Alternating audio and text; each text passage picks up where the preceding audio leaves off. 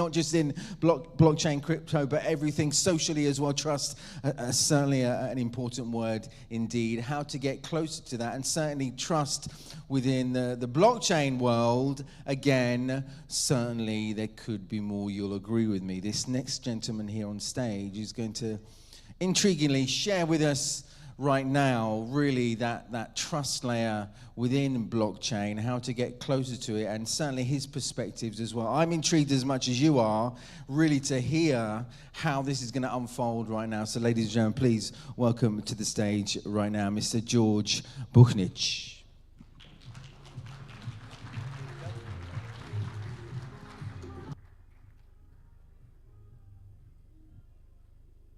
Good morning, everyone. And congratulations on waking up so early on a Sunday morning. You must be here for the tech, aren't you? Still here for the tech after so many years? Now, to get rich or die trying? Some of us are growing gray since the last cycle, so if you're still here, there's something good happening to you, or you still have some tokens, some coins left from the previous cycle. I'm here to remind you, though, that on the long run, it's not going to be about the money. Money is going to be gone, like the tech bros are saying, because AI is coming. I don't know if you believe in this philosophy, this new idea, but we need to address the elephant in the room today. And the elephant in the room today is AI. I'm going to go through my presentation in the next few minutes, and I'm going to try and bring some talking points, let's say, for the rest of the day. If you feel like I'm missing something or you want to add to my presentation, please prepare your questions. I'm going to try and keep it brief, and maybe we can get into some sort of conversation, because I really want to hear your perspective on this. I'm a journalist. I've been doing this since pen and paper. I started doing this in the previous century, I could say. I started doing this for a newspaper, went to radio, television, and now I'm a digital journalist, full digital journalist for the past 6 years. I've been going through all mediums, and I have never seen something like this. We are living through crazy times, and I think you can agree. So let's try and bring a little bit more trust back in the system, because without trust, everything is for nothing.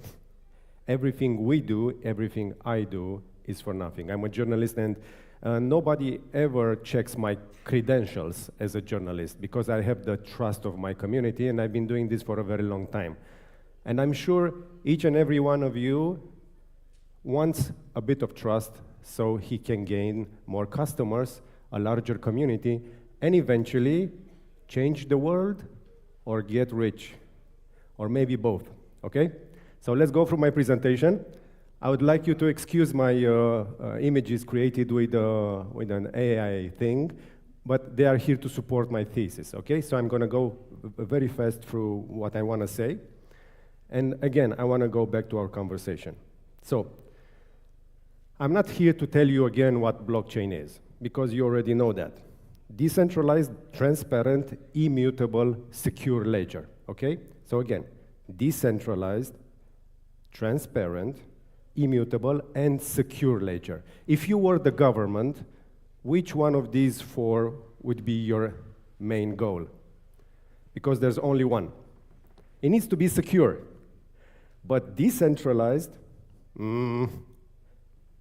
transparent, not so much, and immutable. So you're fighting against the system here, okay? If you want to bring adoption and everything else, you need to go around the government or institutions and whatnot. You need to talk direct to consumer, how we say in the industry. But there's value in this. And every time we get through another crash, another cyber attack, we learn how valuable these four pillars are. So again, no single point of control, visible transactions, hard to alter data, and secure through cryptography. Now, again, we'll see about how secure that's going to be with the new quantum chips. Every week now, we see new chips coming online. None of these have actual, let's say, practical use cases, but soon enough. So it's still early. We're going to need to look into that pretty soon. It's going to be maybe one of yours, let's say, have a quantum blockchain AI project and be the next unicorn in the market. But before we get there, let's look at some current applications of blockchain, because we need to infuse blockchain into the system if we want trust, yeah? So we have solutions for, let's say, for the food supply chain, and we have big issues with that. I don't know how many of you understand that the coffee you had today is more expensive than it was a month ago. Are you aware of the fires in Brazil and how the supply chain was disrupted intentionally by some guys wanting to push up the price of coffee with 40%? It went below the radar, but you're still paying for it. Not you, but the nice people organizing this event through the invoices they're gonna pay here. So again, we need blockchain to see how things are moving, because most of commodities are being manipulated like anything else in society today. But again, there's also value in something like this when you go and bring in efficiency. So transparency, but also efficiency.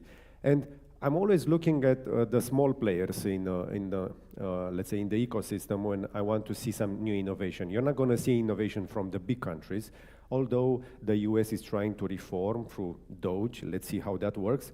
But look at Estonia for their e-residency for identity. And I don't know how many of you know, in Romania we are still carrying a big piece of plastic to prove our identity. I went and saw with my own eyes the servers for Romanian electronic identity, the RWA EID. They are full, they are up and running, fully compliant, everything is there. And then I had to renew one of my domain names. And I went online to this ROTLD, the National Agency for Domain Names. I couldn't log in with my digital identity, although they are part of the same government. And I went to these guys in ADR, the digitalization of Romania, and I asked, what's happening, guys? We cannot get these guys to onboard into RWA EID. So the servers are there. There is also some blockchain technology in there, but these people are not using it, not even the government institutions. So we need to push on that because there's efficiency in the system.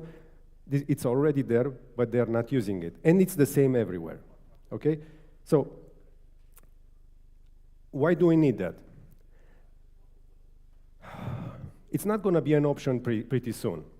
I was watching, like many of you, just the other day, the clash between the leader of the greatest world power and the smaller president that didn't dress up for the visit in the Oval Office. And I was looking at that, and I was thinking, it's the first time in my career that a piece of news becomes news real time.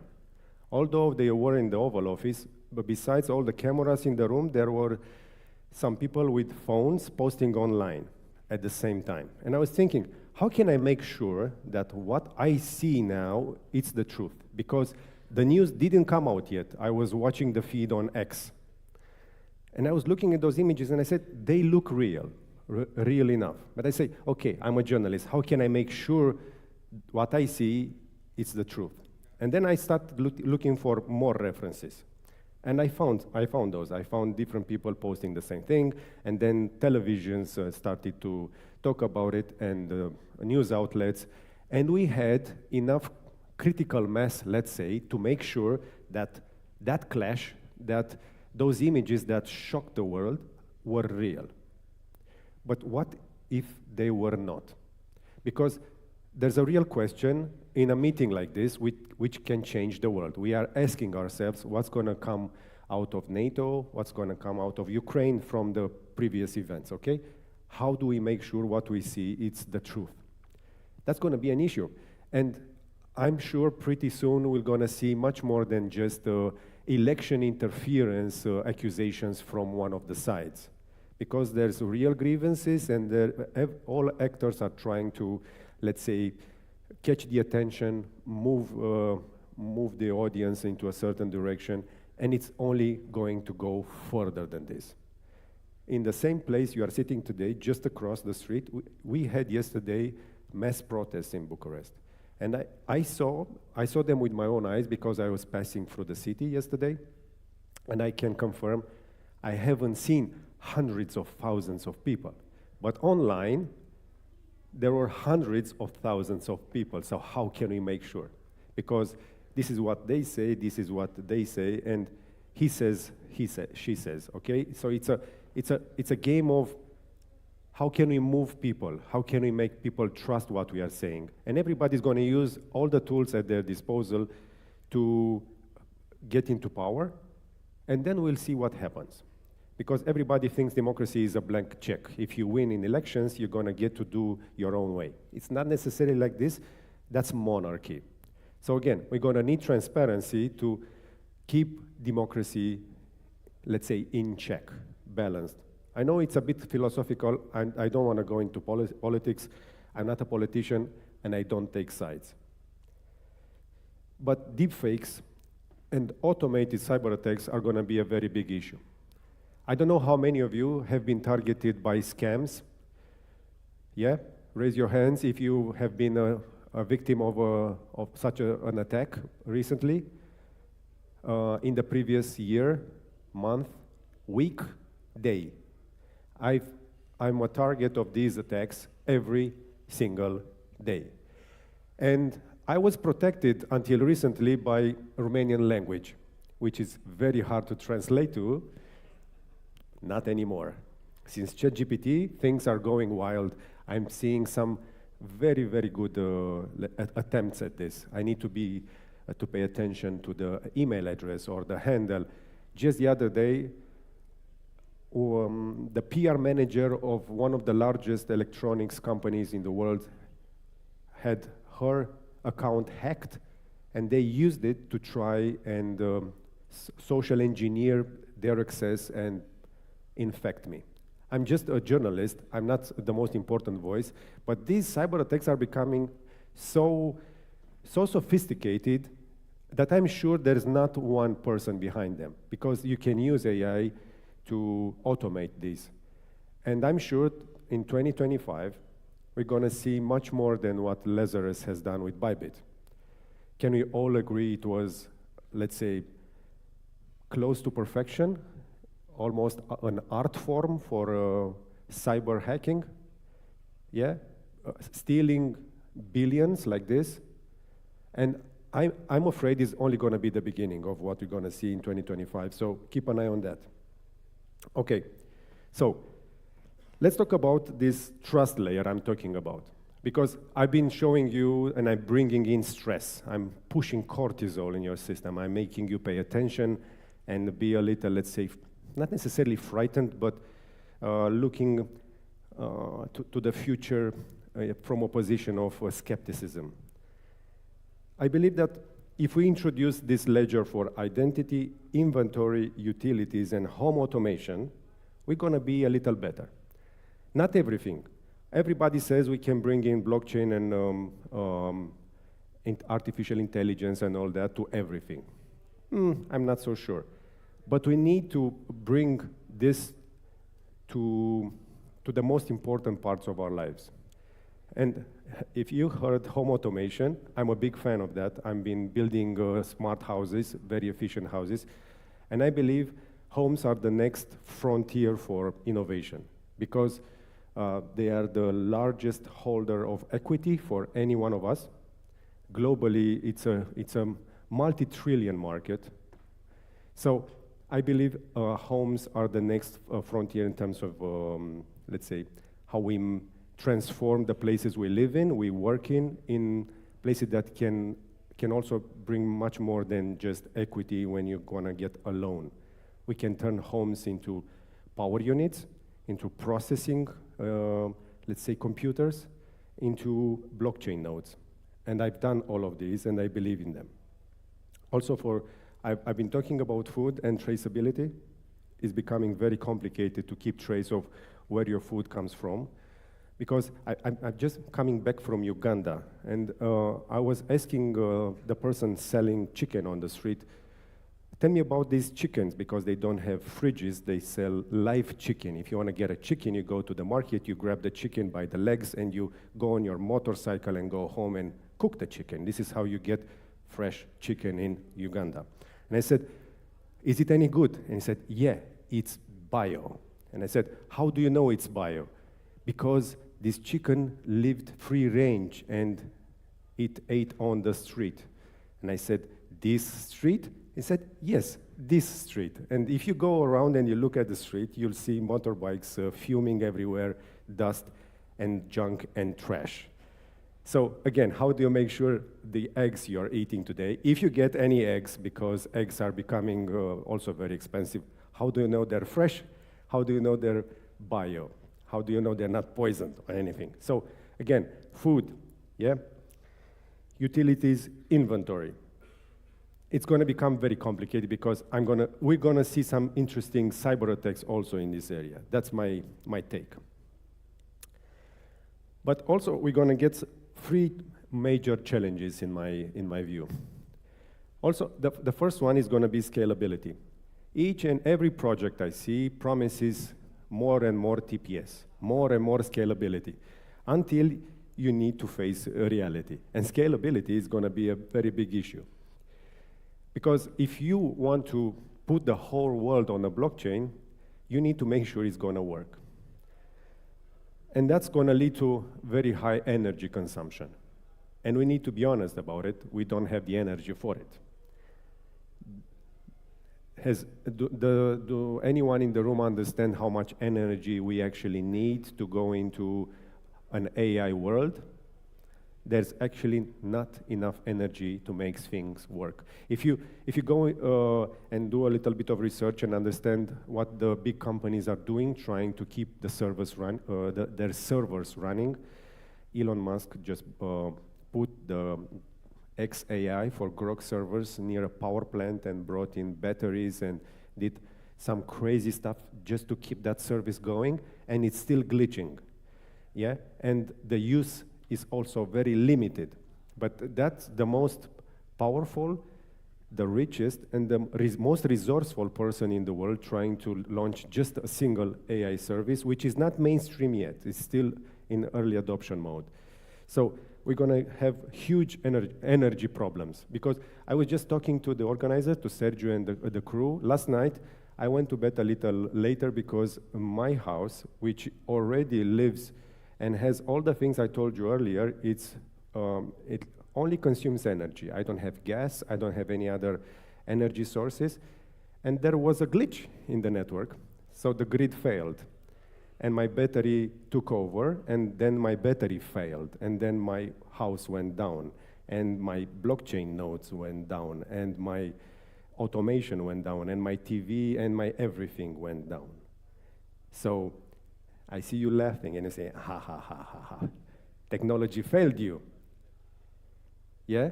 So there's this schadenfreude in the background. Okay, so you want it to be fully electric, and now you're paying the price. Are we sure about this? Do we really want the system to fail? Because I've seen the smirks, I've seen the smiles, and I understand why. You're looking at the crazy guy that went full technology, full sustainable, full electric, and now he's paying the price.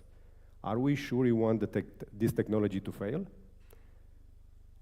We need to think long and hard about this, because if we are here talking about technology, sustainability, the future, that's the future. We need fully electric houses that take good care of themselves and offer quality of life and security to the people inside.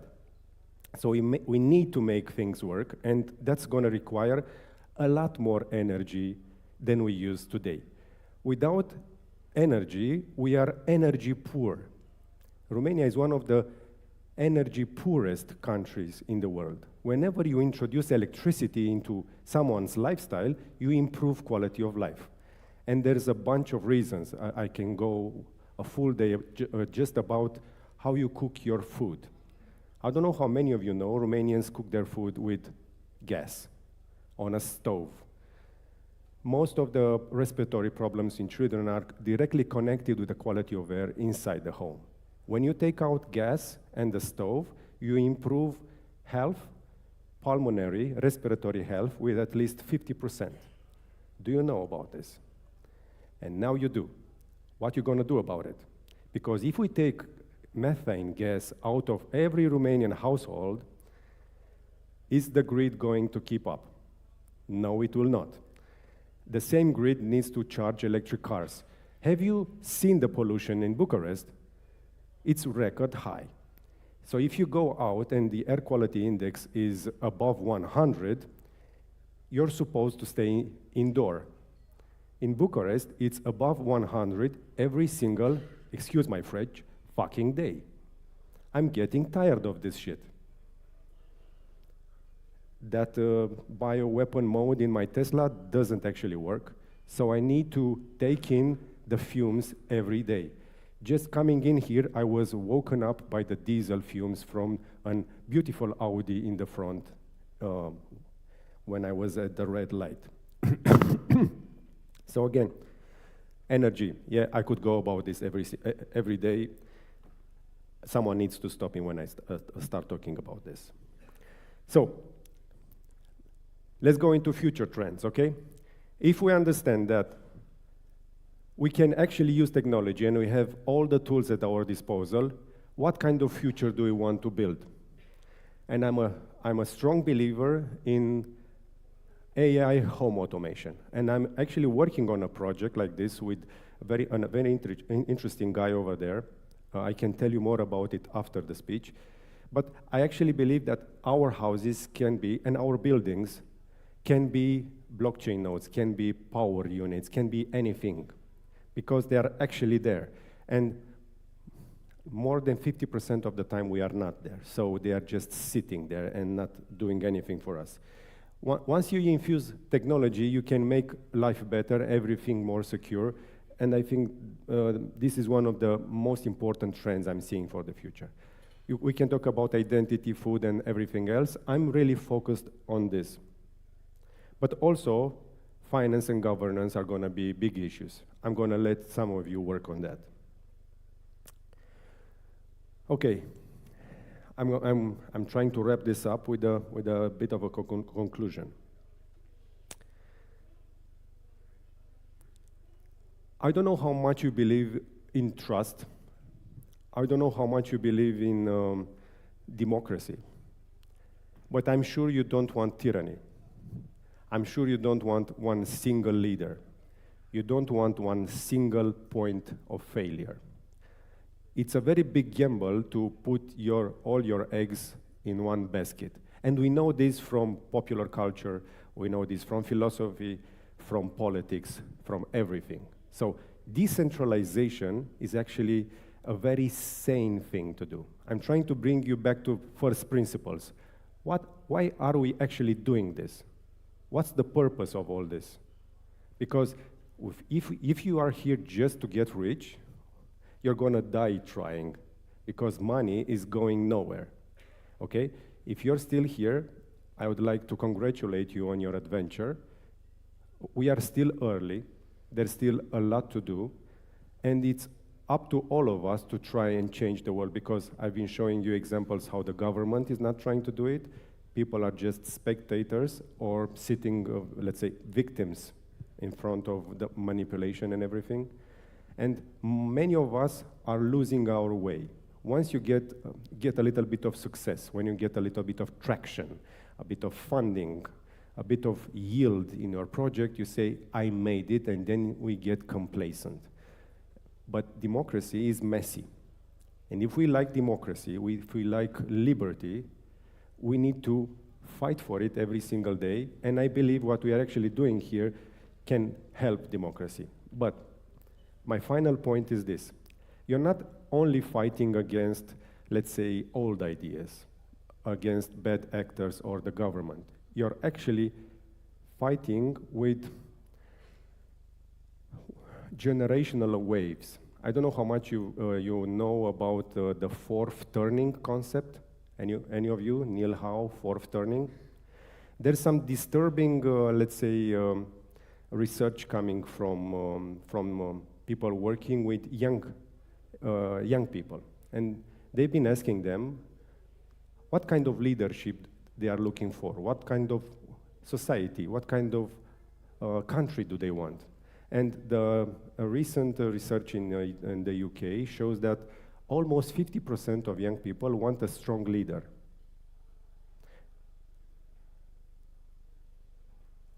You don't believe me? Go ahead and Google it. And I'm sure we're going to hear about this more and more. As the new generation comes into, let's say, into the public square and takes over, they are not talking enough with the previous generation and the previous 2 generations. I am one of the kids from communism that have seen what dictatorship looks like. I almost died in the day of the Brasov Revolution because I couldn't get to a hospital with appendicitis. How do you say this in English? I almost died because of the communist regime. I have very strong feelings against communism and a single leader, because in my own experience, I know that kills, yeah? It squashes everything, and you can actually die from it. But these people don't. So you're gonna have, if you talk about decentralization, you're gonna fight also against a generational wave of people that actually want a strong leader, and you see that everywhere. You see it in the US, you see it in Europe, you see it in Romania. I'm not sure it's gonna happen in 2025, but for the next cycle, we should be getting ready for a more centralized approach from the new generation in terms of politics. But again, I'm speculating, and I really hope I'm gonna be wrong about it. That's it from me. It was a pretty long one. I hope I didn't wreck your morning. I gave you a lot to think about. And I'm really looking forward to talk to as many of you as possible during the day. Thank you. Fantastic. Before George goes, in fact, any questions? We'd like a couple of questions? Yes. Couple of questions before we finish. Yeah. Only a couple. Just here. Hi, George. Good morning. Morning. You mentioned your nice Tesla and statistics from other geographies. How about people in US giving away their Teslas? Well, if you're going to go into politics, I could tell you that what? Okay, I went into politics, but I'm looking at politics from a societal point of view. I don't take sides. I drive a Tesla, and I've been driving a Tesla for the past 6 years. The first Model 3 in the country, the first Model Y, and I still believe these cars are the most technologically advanced cars in the market. Okay, we can go into a debate. But in my opinion, at the time I bought my cars with my own money, they were the most advanced in the market. And I still believe that Tesla is leading this industry. I would like to separate company, technology, and leaders. They are not the same thing. And I'm not a big fan, and I'm not, let's say, like a fanboy for anything and anyone. Okay, another question perhaps. Hand up before we finish. Anyone else, perhaps? All good? Fantastic. Ladies and gentlemen, once again, hands together Thank for you. Mr. George Buhnici. Thanks, George. Fantastic. A great way, you'll agree with me, a great way to kind of kick off our first day one of the event. Lots of food for thought, trust within blockchain, trust within socially as well. And I think we might be having chicken a little bit later on, and I hope that's not the way they count their chickens here at the hotel. Right, we move on now to our next session. Again, if I say to you regulation, clearly means a lot for many people indeed. Making sense of this in the right way, keeping up to date with the change in EU regulation constantly, again, can be quite difficult as well. But hopefully now, within this healthy, productive panel discussion, debate here on stage, again, by the end of it, we'll have more of we can make sense of this just a little bit better to help us make better decisions as well. Ladies and gentlemen, let's now welcome to the stage all our panelists and our moderator as well. Please welcome right now Mr. Stephen Hudson, Bogdan Rotaru, Flavius Jakubowicz, and the moderator who's going to shape this moving forward, Mr. Luca Dejan.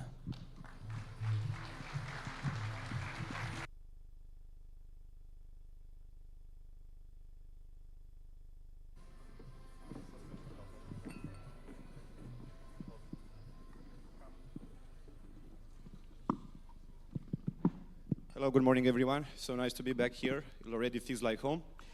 We're here today to talk about an interesting subject, about AML, counterterrorism regulation, challenges with respect to that. And it is funny because if you are speaking 5 years ago or 6 years ago about AML regulations and requirements, all the lawmakers and law practitioners were asking, is the AML regulation applicable in the crypto industry?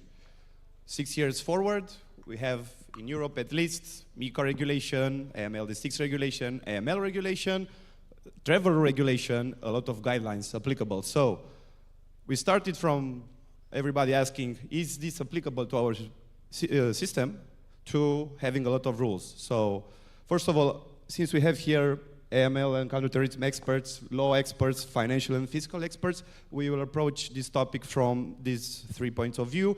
And I will start asking everybody, what do you think are the challenges nowadays when implemented the AML regulations in the crypto industry? Sure. Thanks. Hello, everyone. Good morning. Thanks for the invitation to speak at this brilliant event.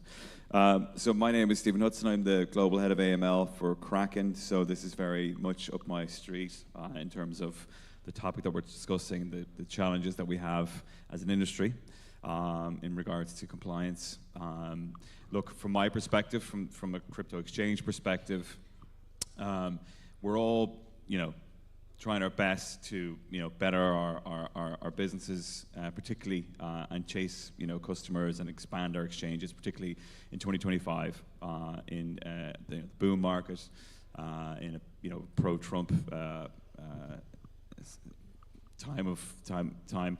So what we have is all of that can lead to challenges in terms of, creaking compliance measures and silos in compliance, and really it's challenging from a perspective of trying to keep up with requirements, trying to manage financial crime, and then trying to have this seamless onboarding experience, as well as an ongoing relationship with your exchange, because there's so many exchanges all vying for the one customer. This can lead to challenges in terms of inefficiencies. I think one of the key areas that I'm keen to explore today is, and I know that the previous speaker talked about the advantages of AI. AI can provide excellent efficiencies and cost-effective solutions. So one of the key things from Kraken's perspective is ensuring that we do have this seamless onboarding experience, but that we keep and we maintain our regulatory footprint. We continue to work with our regulators. We continue to try and manage what is a serious and material risk for all exchanges. From a law perspective, what I've seen in practice, that one of the biggest challenges is for our clients, let's say, when they are talking about AML, when they are talking about imposing some kind of verification, identity verifications, there is some kind of resistance from the people, because they somehow associate that blockchain is anonymous, and they are pretty they don't want to give up their details. And I've had this conversation many times, and the clients also they said, okay, let's try also and comply with the regulations, but let's try and find a solution also with to satisfy our clients. And also this is mostly the discussion with the people. That's where I find the biggest challenge, and also with the decentralized protocols when we are talking about Defi, when we are talking about DEXs, because if you want to launch DEX, it's pretty hard to comply with the AML regulations. But there are solutions, and I guess it will be also see more in the future. And now to say the bad news from the accountant, because the accountant give to their clients only approximately bad news. From our perspective, we don't have a very good regulation from the perspective of the law, because in Romania, if we are discussing from the company rules, we, in this moment, over 6-7 years, when we have transaction of the company with crypto, is not illegal, is very okay to have crypto transaction on the company, but in these days, in our days, the fiscal code don't have a special or particularity article for how to imposing this transaction and how to recording in the bookkeeping this transaction with the crypto. But we have some tricks to align to the law in our days, and we can register the transaction with crypto on the company. Of course, the things are little better when we are discussing about the imposing from transaction from the physical person in these days. But we need to go forward with regulation from the tax and accounting perspective. This is the major problem in our days. From my perspective as a lawyer, I think the biggest problem is that crypto is by essence decentralized, whilst the regulation is very centralized. So you're trying to have everybody's input on something that's everywhere.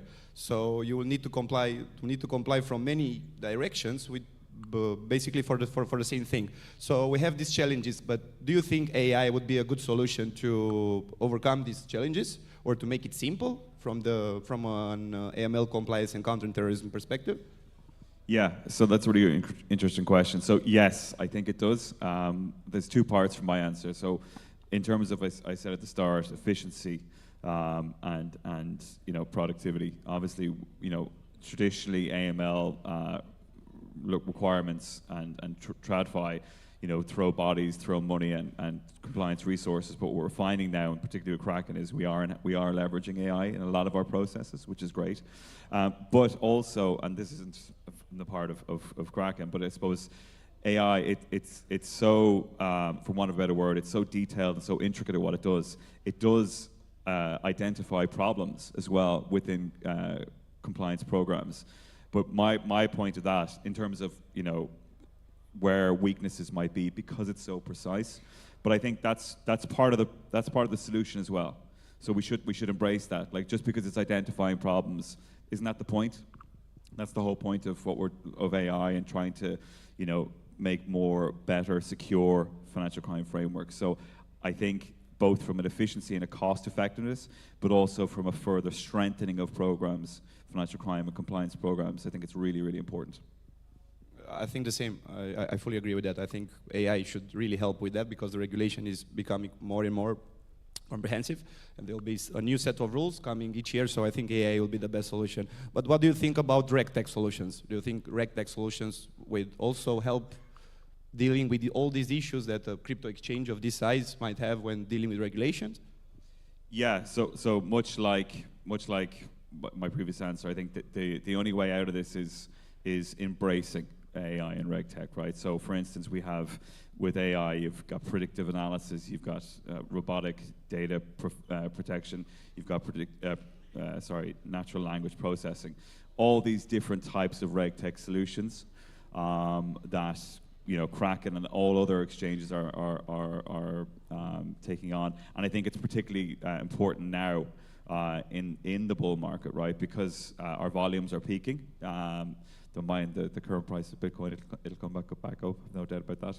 But in terms of maintaining the as I said at the start, the seamless onboarding, because customers AML is a necessary evil, right? Compliance is a necessary evil. We've got these requirements, particularly with MiCA coming down the track, that we have to abide by.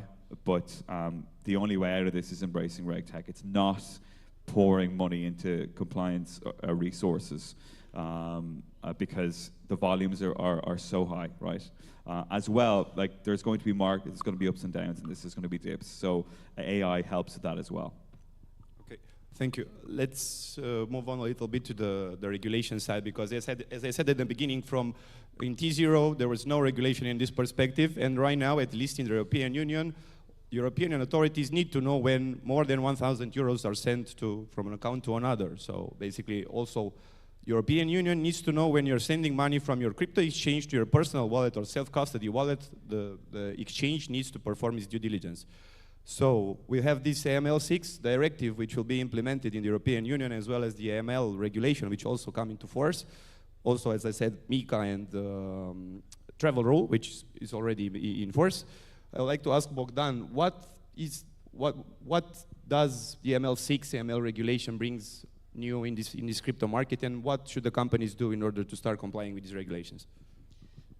Yes, so this is the 6th version, so we see an active concern from the EU to somehow improve the regulations in the EU territory. There are not such big changes with the 6th AML directive. The main ones would be that it somehow harmonizes the definitions of what money laundering means. Also, it somehow expands the beneficial ownership declaration, because in the 6th version, it was the beneficial owners would be determined by looking at the stake in a company, which would be more than 25%. But now the new AML directive basically expands this to also the actual control of a company. So we are not looking only at the stake in the company, but also we are looking at who is controlling that company effectively. Also, there are an increase in the fines, so it is a pretty big stake now if you do not comply with the regulation, or if you breach it, there are higher fines. So it's basically an incentive for participants to comply with the new rules. And also it imposes some collaboration, some rules between the member states. This would be the main keys, amendments in the 6th AML directive. It is funny because everybody around the world is joking about the European Union that we're very good at regulation. So we are famous all around the world for having a lot of regulations. So what do you think, Bogdan? How do you think it will be a very big impact for the crypto companies while this regulation at the moment this regulation will come into force? Big impact, as I said before, I don't see a very big impact, because the rules are well known, because there are 5th versions already. So there are not major changes, but what I see that the crypto industry can leverage somehow to comply with the regulation would be maybe implementing some type of tools to monitor the transactions, maybe automatically, maybe using the AI.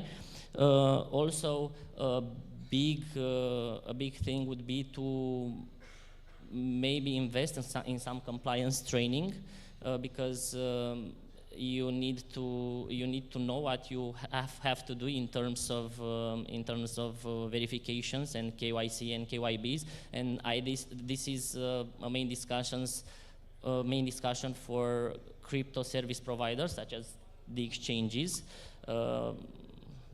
More important for them than for, let's say, someone who just wants to create a token. When it comes to exchanges or custodians or something like that, it becomes more relevant to have stricter AML policies and trainings and employees who know how to act and how to proceed. In my opinion, I think there's going to be a very big impact in matters of costs, because the new regulation says that as a travel regulation, if you are sending more than 1,000 to a self-custody wallet, you need to verify that that wallet belongs to the person holding also the account in the crypto exchange. So this is a simple rule, but European Banking Authority has issued technical standards on how to implement this thing. And they're like 60 pages document providing guidelines with a lot of technical aspects that needs to be provided by at least the crypto asset service providers or the crypto exchanges. So in matters of costs and costs allocated to at least compliance, AML from also legally speaking, and from AML specifically speaking, I think there's be a matter of cost increase. But the most important thing right now is to have awareness on that for the crypto industry, that we have couple of new regulations that are coming and that will require proper preparations for implementation. Let's move on to a fiscal and financial thing. How does this amount of huge regulation impact your activity on a day-to-day basis from a financial and fiscal perspective? When we are discussing about AML in this context of the tax and accounting obligation for crypto companies, first of all, the crypto service providers, they must apply the strongest procedures for KYC. And after, if the transactions are a little bit suspicious, they need to document that transaction, and if it's possible, to reporting to the authorities. Also, AML rules requires the source of funds, which means all the crypto transaction made to have a strongest documentation. We know the crypto transactions are only on the internet, or somehow are they anonymous, but we can provide the sufficient documents and supporting legal information for the fiscal authorities to check if the transactions are legal or illegal. First, then the main important document for the transaction when we are speaking about crypto, we need we discuss about that hash, like a transaction file from the bank perspective. And the second major document is to have behind of that hash transaction an economic substance and or scope of work or a contract to prove to authorities what is the main purpose of that transaction. On the other hand, if a company fails to meet AML regulation and it have a poor documentation in their transaction, the fiscal authorities can reclassify their transaction and to impose higher. Yeah, this is the main important major when we are discussing about crypto transaction with the company. And also the crypto firm is necessary to be compliant with both local and international standards when we are discussing about the fiscal treaty, international double treaty from the tax perspective. And also we have a big issue in accounting and tax when we are discussing about crypto, because we don't know how to evaluate the crypto in accounting, because we know very good they have a very big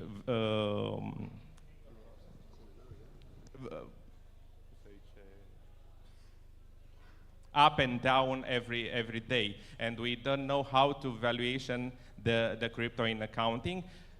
In this time, we have some opinion from the international accounting bodies to record our valuation in accounting, but the fiscal authorities may not be very happy with that valuation because we discuss about deductible or not deductible amount in accounting. Okay, thank you. So again, a lot of more issues to come.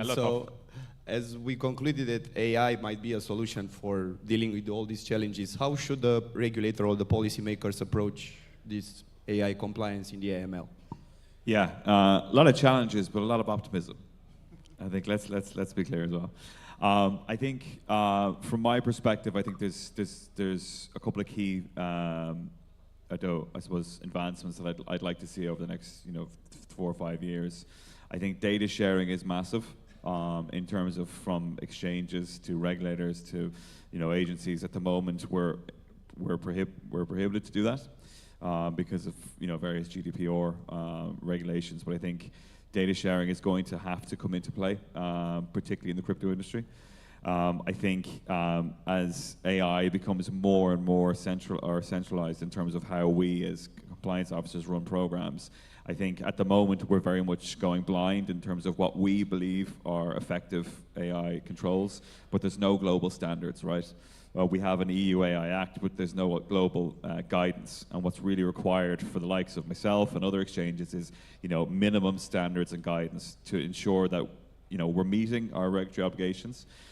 Because at the moment, as I talk to other crypto exchanges and other people in my positions, it's very much a hit and hope. It's like we think we're doing the right thing, and 9 times out of 10 we are, but it's nice to have that validation. And I think, look, the last thing is collaboration between governments globally and institutions as well. It's, let's not be afraid of it, let's embrace it. So once again, it's for also Europe having the regulation. So if we have any questions, yes, we do. If not, I also have a couple of more. Hello, it's Tom Higgins from Goldeye. We're an institutional crypto technology provider. It's very easy today to send coins to the wrong account or even the wrong blockchain, of which I've done that occasionally. And it's also extremely difficult to get it back. What is going to happen to make that change? As in traditional finance, it's now much harder because you have to validate who you're actually sending it to. How will that get better? I think this is a rather technical question. The classical payments industry has these regulations in force, but from a technical perspective right now, I think it is impossible because the technical side of things doesn't allow the reverse of the transaction. Whereas in the payment industry, it's very easy because everything is almost connected and reversible. Blockchain, by definition, is not reversible once the transaction is done. So I think this would be a better question for somebody having a more technical approach rather than from a regulation perspective, because we might issue new rules in the regulations which might not be applicable from a technical perspective. So my view is that I think there should be a technical approach on this matter in order to basically protect the overall market. That's my opinion. Any other questions? Just put up your hand. Gentleman here. Hi. My question is probably for Steve Hudson, more specifically. For more privacy-minded cryptocurrency users, what is the best way to use, transact, and go in and out of Monero while still staying compliant for the individuals? I know that like Kraken was forced to disclude Monero in EU, but not some in the other jurisdictions. And Monero is an example. It could be like other privacy coins and things like that. So what are what should users do to be exposed and use those coins? By the way, I had the same question on my list. Okay, both of you hit me. No, you are right. We were forced to delist, and I think from certainly MiCA, which we're all striving to get, prohibits privacy coin usage. I'm a fan of it, even though it kind of goes against what my role is in terms of identifying the transactions.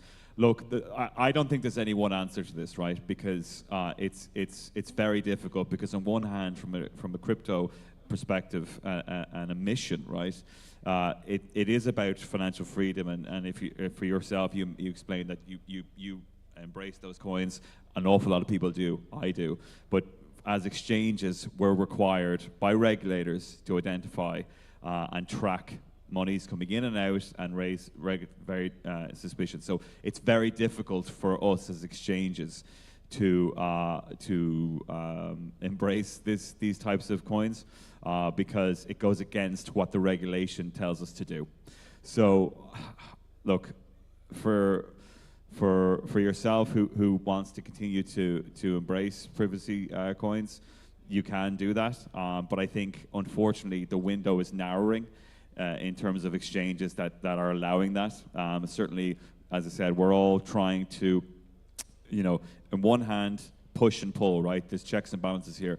We want to do what's best for our customers, but we also want to have businesses at the end of the day in European markets and global markets, which aren't as open and embracing towards privacy coins. So, look, it's a difficult one to answer. Any other questions, perhaps? Just pop up your hand. Gentleman at the back there. Microphone coming now.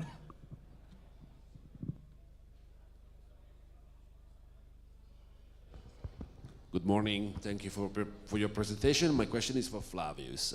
You mentioned that exchanges are required to report suspicious transactions. Does that mean that exchanges are also forced to continuously monitor their customers' wallets in order to be able to label them as suspicious? Yes, first of all, the crypto companies first, when they are start the business, the transaction with the money from their client, they need to have a procedure from AML perspective, and authorities can check that procedure, and is necessary to have files for all the transaction. And if the transaction are between different steps, over 1,000 euro, over, I don't know, 10,000 euros, they may documentate that transaction and to check the source of funds. It's very important to check the source of funds and to record in your archive the documents when the authorities come to control your activity, to check your activity, to put on their support for all the transaction, that you assure that transaction is very legal and the client have the source of funds. It's clear. Thank you. Okay. Thank you very much. We'll have to end this panel, but I think everybody here will be more than happy to answer to any of your questions afterwards. Thank you very much for having us in here, and thank you very much for the discussion. Hope everybody has learned something new today. Ladies and gentlemen, hands together for Stephen, Bogdan, Flavius, and Luca. Thank you so much, gentlemen. Thank you so much. And again, remember, so everybody here on stage, whether it's a keynote on their own or a panel here as well, you're curious, you'd like to know more, you'd like to maybe challenge some of what you've heard here on stage as well. I'm not sure, but I can probably guess they'll be open to grab a coffee with you, have a chat, and take those conversations forward as well. Right. Let's move on now to our next session, all about understanding cryptocurrency in all the many ways that you can understand and make sense of cryptocurrency. Really looking at the essential skills for tomorrow, the trends, the challenges, what's happened the past year, and how that helps us make sense of what's going to happen and our decisions this year. Let's get straight cracking into this right now. Please welcome to the stage we have Ivan Luthra, Adrian Dunek, Crypto Michael, Daniel Nitsa, together with Anthony Karakai, and the moderator who's going to shape this conversation forward, as always he does so well as well, Mr. Sergiu Vasilescu.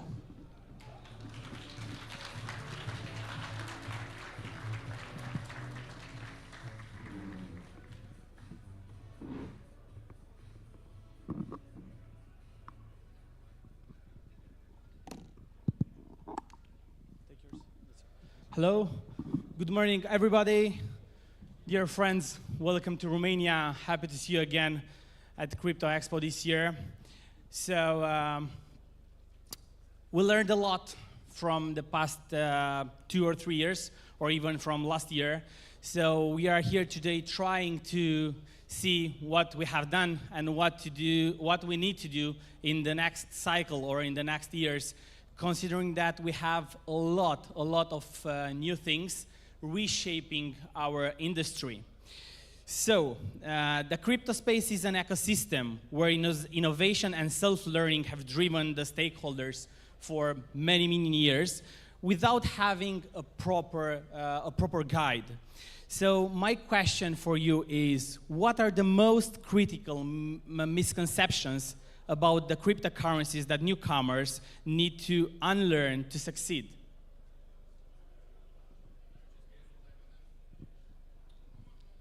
Bună ziua and salutare.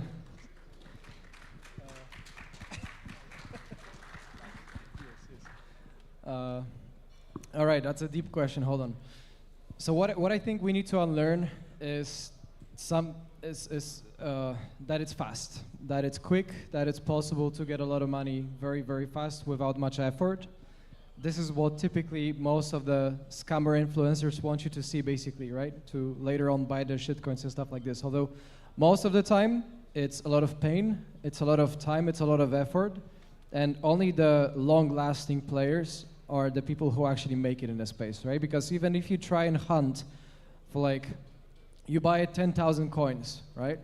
And one of them pumps, well, you're racked with the whole reminder of all those 10,000 minus one. So all in all, repeating what most of the people are gonna tell you is a good move is not a good move at all. It's actually quite opposite, because most of the time, if you see someone win the lottery, you're gonna try to win the lottery in a similar fashion. You're gonna buy a lot of lottery tickets. And at the same time, just because it worked for them, it doesn't guarantee or mean at all that it's gonna work for you, right? Because quite often it's just pure luck. And trying to mimic the luck is well, I think it's not only a big misconception, it's a very expensive mistake. Because actually mistaking luck for skill is what I think is the deadliest of them all, right? So if you get lucky, and if you win a trade, if you win successfully, you know, you make money 5 times in a row, you're starting to think that, you know, I'm a genius, I'm the best at it, and I'm a king of the game, while in reality I may have just got lucky.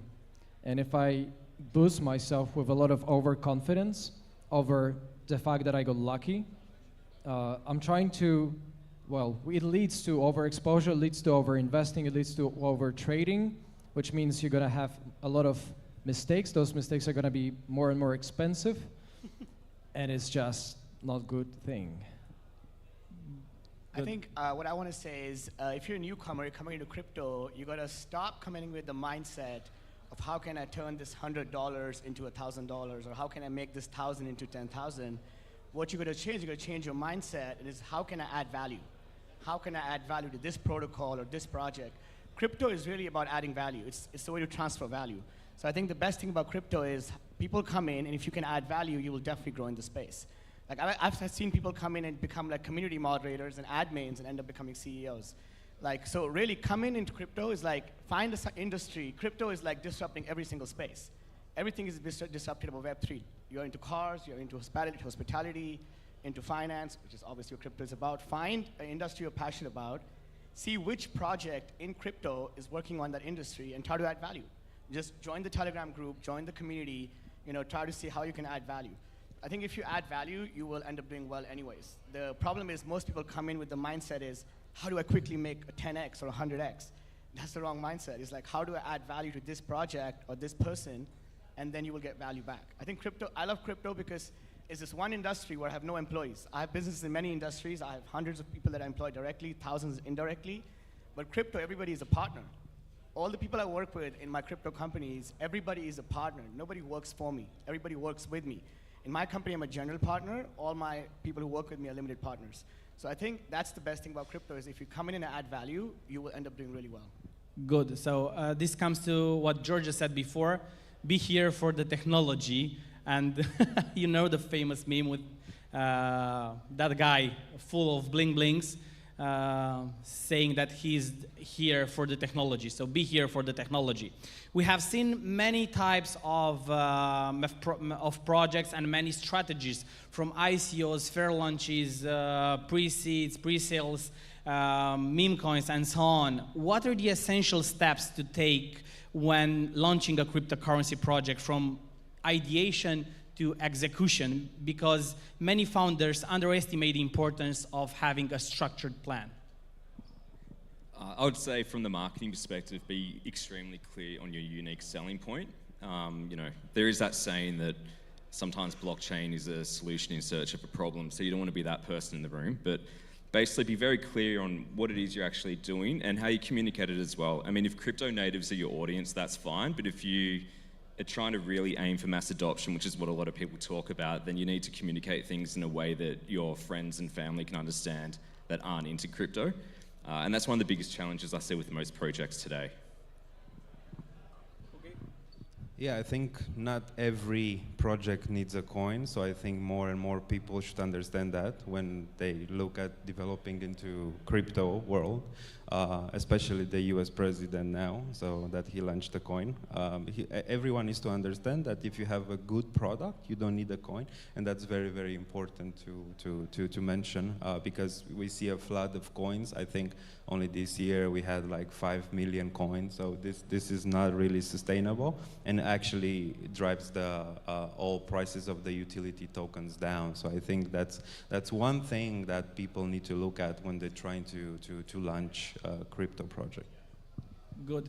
During the last cycle, we have seen a lot of meme coins backed by artificial communities, different cabals. Don't understand me wrong, I love cabals, but when we discuss about a crypto project that wants to bring value, what role does the community building play in scaling the crypto project, and how do you foster a loyal and engaged community? Well, so about meme coins, I think if you're a retail investor, 97% of the people are losing by investing in meme coins. It's a super tricky game to do.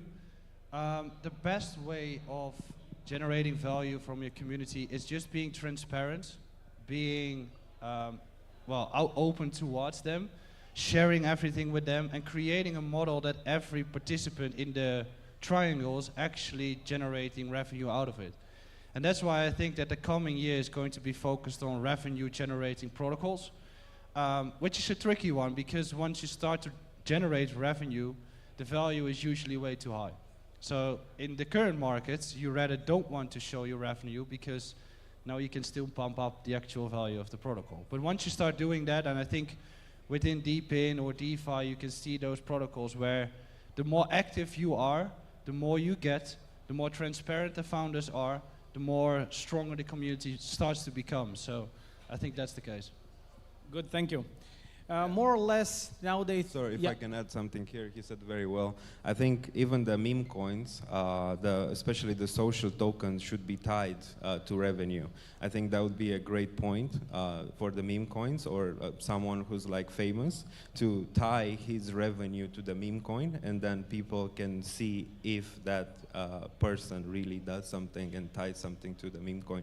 So I think the social tokens might be great, but in a different structure. Good.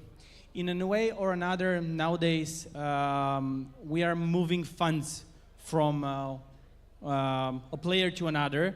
So we exchange funds between us. And this happens mostly when you are focused on a specific chain where the community is quite small.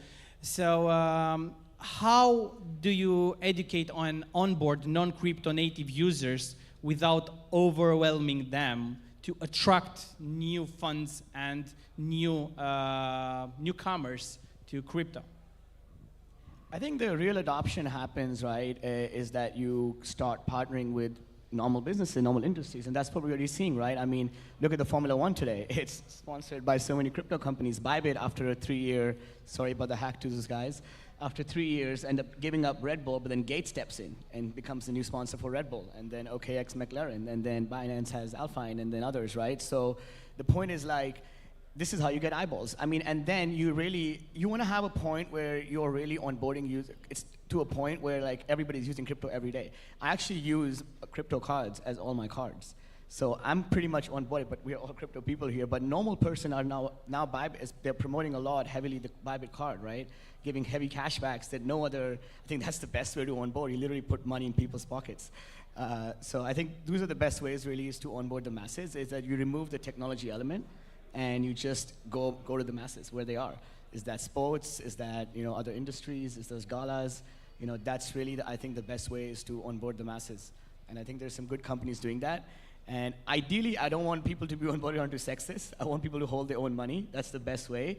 But until we get to the point where the products, even though we're building for 10 years, it's until we get to the point where it's seamless using the different chains. I think the Sexes will step as a stepping stone. Ideally, you all want to hold your own crypto, right? You all want to hold. If you're putting money on the Sexes, you use it for trading, but always bring it back. I can't tell you this so many times. There's so many hacks that have happened. I've lost money in 2017 on Big Grail, on FTX, millions of dollars. So learn from other people. Always keep money in your wallets. Do not keep on your Sexes. But yes, I think the Sexes are doing the best job onboarding the masses right now. Well, I think the best way of onboarding new crypto users is by them thinking they don't need to realize that it's crypto. So it needs to be so easy that, like, if you are going to, let's say, Google, you type it in, I don't care what's behind it. I just want to use Google. So with crypto, it's kind of the same. We need to still make that step where everybody is just downloading an app, using it, not knowing its blockchain. If that starts to kick in, then you get the real adoption. On the last part, I think centralized exchanges, if you are very well known with crypto, I think the best you could do is to have self-custody. But self-custody has a lot of risks as well. And I think that our entire society is not built upon having self-custody at all. So that's why I think that having third parties with proof of reserves, with banks, can actually onboard more people than doing self-custody. So I think we should be embracing the fact that we have multiple solutions. And the recent hack with Bybit was one of the examples where proof of reserves actually are beneficial, where they solved an issue within 72 hours. If that happened to a regular bank, then the government had to step in and you couldn't withdraw any funds at all. So I think self-custody, centralized parties, both can exist, but ultimately you don't need to know that you're using crypto. I agree on the first point he said very much. Like, the real adoption, if you look at why meme coins really grew, was because it became so simple. People go on TikTok and say, download Phantom, paste these numbers, and you can buy it. Like, literally with your credit card, right?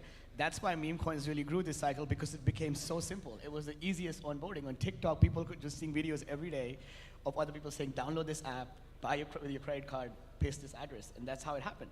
Yeah. So I think that's the best example of what he said, that the real adoption happens when it becomes seamless. Unfortunately, it became more seamless to do meme coins than anything else. But ideally, that's how the adoption happened. Yeah, but on the second part, I do disagree. Like, definitely self-custody is the way to go. I have lost multiple millions of dollars on FTX, which was also proof of reserves in a way. I don't know how legit, but they claim to have all the reserves. So definitely, I disagree on the part that keep your money on Sexes. I do believe we should reach a point where self-custody is seamless, but which it feels like a Sex, but I think this is the last, probably very last cycle where we have Sexes as prominent. I think the next cycle, DEXs are really going to rule the market. Yeah, I agree with you and with you as well. But first, I think we need to understand what's the use cases now for crypto. As you said, it's like the Solana Defi, basically, which it's a casino. So it's like a casino for now. I don't know if it's going to transfer to something else. But it's DeFi. Then you have the tokenization of real-world assets, which is now maybe it's going to be on Ethereum, maybe it's going to not be on Ethereum, maybe it's going to be a layer 2, maybe not. And then it's stablecoins. Stablecoins was the most use case of crypto at this point. So we need to find something in between and bring people that are not only from Web 2, but Web 3 as well, but engage them in a way that they will understand basically what's going on. And I agree with him saying that we need something that it's not that difficult to understand, and Solana did that great, but we need to change that. We need to change from casino and we need to change to real utility. And I think it's coming. I don't know if it's going to be Ethereum. Probably part of it's going to be Ethereum. Might be actually SUI or other networks that will come from the back, from behind with this. But I think it's going to happen. Just to build on that as well, I mean, if you want people to get involved in crypto, just like I was saying earlier, you really need to sort of chill out a little bit on the jargon, again, unless it's a crypto native audience. I think it's one of those cases where the sink or swim mentality will most likely sink people because it just seems too hard when, you know, for example, if you go to your electrician or your mechanic or your accountant or your lawyer, they don't speak to you in technical terms that only they understand. They know their audience, so they explain it in layman's terms, and I think that's something again, that we really need to do in this industry if we want to actually get mass adoption. Good. I'm mingling between two questions, but I will choose the sexiest. So we have been involved together in many projects, but I want to hear your opinion. The crypto journey is rarely a straight path. What's the biggest mistake that you have ever made in your crypto journey? The mistake I made, I'll just kick this one off, in 2016 is that I set notifications on to go off at all times of the night. So I was waking up at 2 or 3 in the morning and it's like, hey, your portfolio went up 18%. You're like, yes, gonna have a great sleep. And then the next day it's down 10% and you're stressing out. This went on for about 6 months, went through that emotional roller coaster as most of these guys up here would have, and then eventually you just become desensitized and sort of zen out to it and understand that they're the market conditions. So essentially what I'm getting at is that I learned to manage my expectations and learn to understand that volatility is just part of the game with crypto. Yeah, I'll be fast. For me, I think the people here, if they're newbies here, that would be great. I think the most important thing that I did not understand like 8 or 9 years ago when I entered the financial markets was risk. My risk profile, I think it's very, very important, and the first thing people should do when they enter these financial markets and to really understand their risk profile. To make an exercise of imagination, if they buy something, if it dips 50%, how they will feel. If that thing will go up 50%, how will they feel? So do these exercises and they will help you a lot of like navigating the financial markets in the future. It's a thing that's simple that people don't do. So I think for me, that was the thing when I entered the financial markets, everything was a roller coasters, like what's going on, my portfolio is going up, down, and I was like just stuck on that, but that's not good on the long run. Ivan, I'm sure you have a nice story.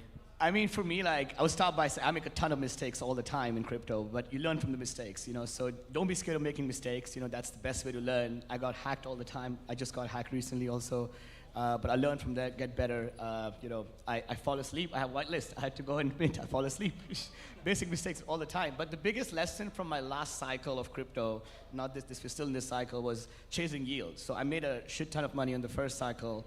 Did also well starting the second cycle. I was like, I have all of this money. What do I do with it? How do I try to make 20% of it? That was the goal, just to make 20% of this tens of millions so I don't have to work a day more. And then not just one, but multiple protocols that I was putting capital into chase yield, all rugged or all went under. FTX, I lost millions of dollars putting on my Solana just to earn interest on the Solana. Then came Orbit protocol. I had multiple millions of dollars there. It was giving me 16, 20% a year. So many more protocols I used. Celsius was a big one. I made money on the Celsius token very well, so that broke even for me. But I had a lot of money on Celsius that I lost, right? So it's like, don't try to chase yield so much. You know, that's like was my biggest lesson. It's not about trying to make, how do I have all these different crypto assets, try to make 20% of it. Because crypto, if I just held on to it, I would have made like 200% on a very bad case scenario. If I just held on to all of the portfolio, worst case scenario, right? So that's the main lesson that I want to share is that, you know, try to stop chasing yield. That was my personal biggest lesson. But I think that is really something that comes in when you're already very deep in crypto. So if there's a lot of newcomers, you know, make your own mistakes. And that's the best way to learn. Good.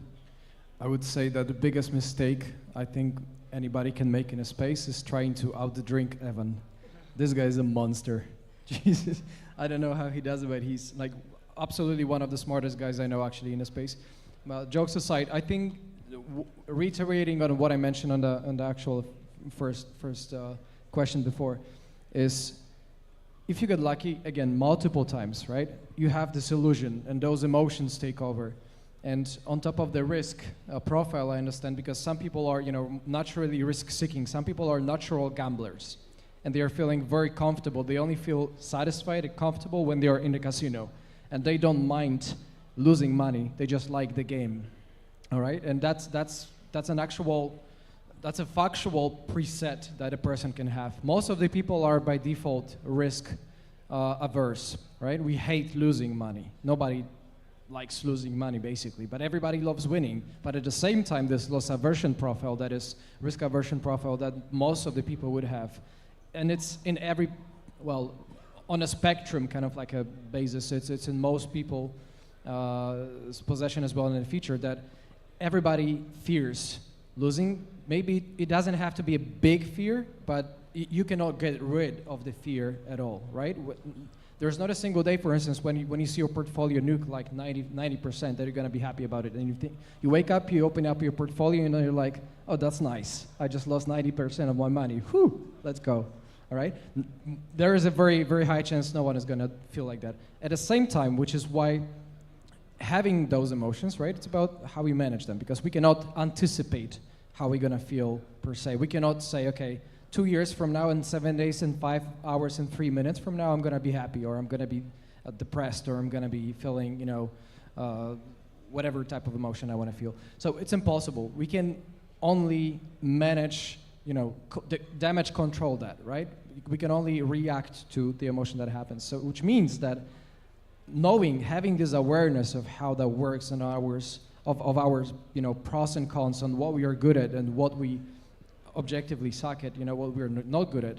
I think this awareness makes it easier to manage those emotions, manage those reactions, all right? And that's about what sort of behaviors we instill in the decision-making patterns, right? Because if we know we are overreacting most of the time to when under stress, when in losses, then we're gonna try to tame ourselves. We're gonna try to get a hold of ourselves, because maybe we're going to do something stupid, but I know that I may do something stupid, so I'm going to try to tame myself not to do it, all right? So the awareness. Good. The advantage of being a moderator is that you can express your thoughts without being asked. So from my perspective, and also as a lawyer, I don't incentivize you to sell. I don't like numbers, especially when they are destroying a project.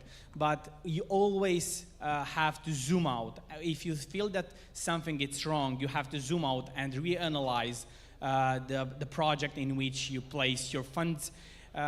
So don't marry to your tokens and don't sell if it's not necessary.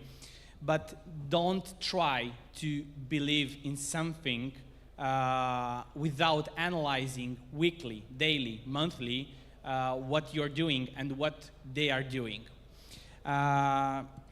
Talking about strategic things that a project needs to do, what are the key operational pillars that every crypto project must establish from day one? After legal, of course. You said what are the pillars that... Yeah, so what they need to focus on from day one. Technology, legal, team, funding, communication. Honestly, for me in crypto, the most important thing is the community. You gotta focus on building a community, and you can never start too early, because end of the day, in crypto, your success, if it's a good thing or a bad thing is a different discussion. Your success really depends on the token price. The token price depends on how many holders. And a lot of the time, the people who hold your token is really your strongest community and your strongest fans, is not actually your biggest users. I actually advise this to companies, when you decide to market, you want to target a different type of marketing to your target user, totally different target marketing to the people who can actually buy and hold your token. And that really decides the token price. Like we just talked about yesterday, like I'm investing in over 150 GameFi projects, in gaming Web3 projects, and I don't play a single game. I never play games. So it's but I hold so much supply of so many different tokens. I'm part of the community of so many of these GameFi projects that makes a big difference to the project, what I do. So I think it's, I would recommend the first thing is obviously start building community. And really when it comes to building a project is you want to move fast and you want to break things. Like you want to start building and start iterating and see what works and what doesn't work. The best thing about being in crypto is that it's the Wild West, still the Wild West relative to other industries. And you can go and do things and build things and try them, and what doesn't work, you go try something else. So really focus on your community is the first key thing, and then second, yes, try to build the best product and don't be scared. Move fast and break things. But in that particular order, right? Because most of the traditional projects, companies, they think product first. And they come to crypto, they have an amazing product, no one buys it, no one gives a shit about it because that's not what they want, right, at times. Just like I said, the crypto very often is a bunch of gambler people, very often, gambling addicts, let's face it, who are just there in a casino and they want to make money. They don't care about the product. But at the same time, because of the pure kind of like a herding instincts, there's a whole community around those types of people, those leaders, right? And they're going to create those massive movements, basically of people who are not going to care about the product, which, of course, lowers the, I think, esteem of the crypto on average at all, right? Which what makes it so difficult to communicate crypto outside. But all in all, is the community first and a product second, not the other way around. And the word outside crypto, it's completely the other way, right? It's backwards. Good. And here we have the last one, and I want to go through it. I've heard a lot of times, let what is already dead die. So when rebranding is accepted, when do you accept for a project to rebrand, to retry to access the market after they failed? I think at least in early stage startup investing, pivoting is really important. You got to know how to pivot. Some of the best founders I've invested in, one of the best companies I exited was AdMix, Landval, just sold for $500 million. They just raised $3 billion more, $12 billion valuation. I invested $50,000 at $1.2 million valuation. When I invested, the company was doing a totally different thing. The founder pivoted to totally different, went from AdMix to be called Landval, totally different now, infinite reality. And I made over 200x on my money, and the founder was really good at pivoting. So I think it's okay to reinvent yourself. It's okay to reinvent what you're doing if the intention is to do right? If the intention is to add value to the community, try to find a way your company works. If it's not working, and you come in and try to pivot it and make something out of it, well, yeah, great. Just make sure you take care of the early supporters. What I don't agree with is you reinvent, bring a new token, because a lot of projects have done this, where they've brought a new token in, and then fuck the old holders, and that is not good. You don't want to do a situation where you forget about your old community and use the proceeds and from the last project to do a new one. But it's okay to reinvent your project all the time. If it's not working, then yeah, go and try to make something out of it. Worst case is you fail, you learn something. Best case scenario, it works out. Yeah, well, I mean, crypto is all about trial and error.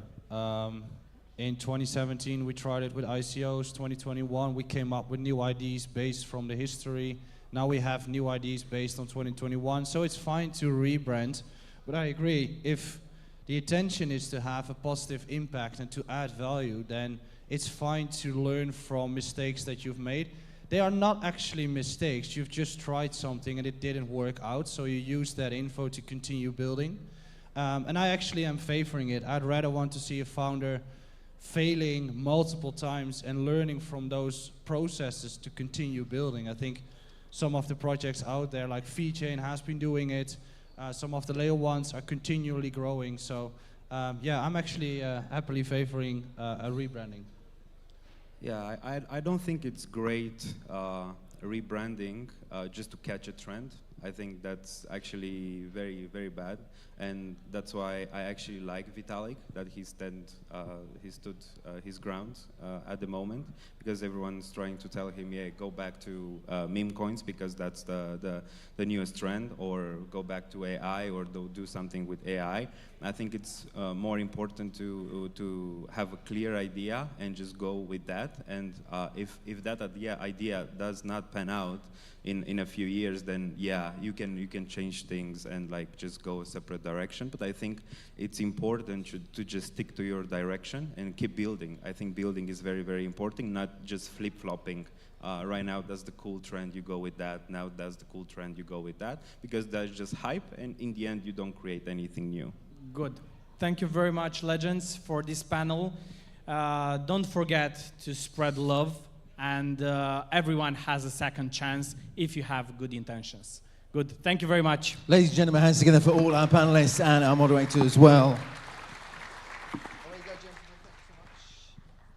Thank you so much. And again, remember, as you can see, everybody walking off this stage, again, you're curious, you'd like to know more. You might like to challenge some of what you heard as well. Again, I'm sure for the rest of the day, it'll be a chance to have a conversation with them and take those conversations forward as well. What we're going to do right now is essentially jump into a frictionless future. Frictionless future, what does that all mean? The crypto KYC that converts. Let's find out right now what that's all about. I'm intrigued again as much as you are to find out what this is all about. Please welcome to the stage right now, Mr. Guillaume Rodinat.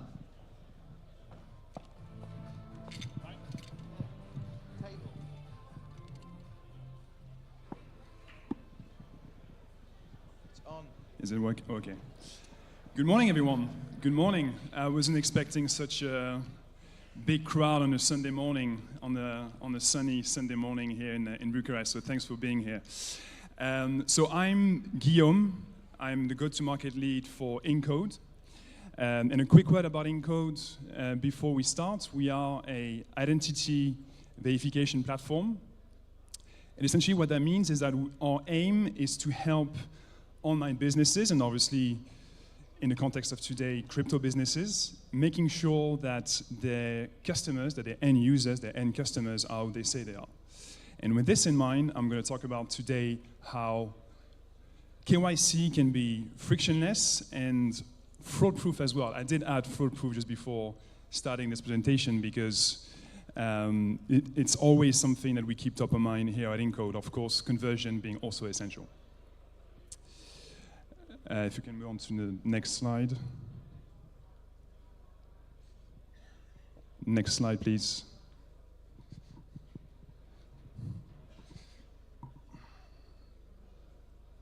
Okay. Here we are. So yes, obviously the situation that you want to avoid, the situation that you don't want to have as a sort of growing crypto business in 2025, in this one.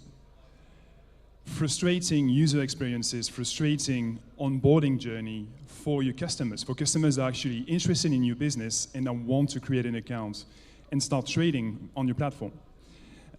This is probably the number one barrier for growth, and this is probably the number one thing, the number one issue that our customers and partners are telling us today. So obviously, if you know this, you know that long onboarding journeys, sort of full of friction, onboarding journeys that essentially take a long time to complete, take a long time to get verified, are number one reason why you're losing business, why you're losing paying customers. This is a study from, there you go.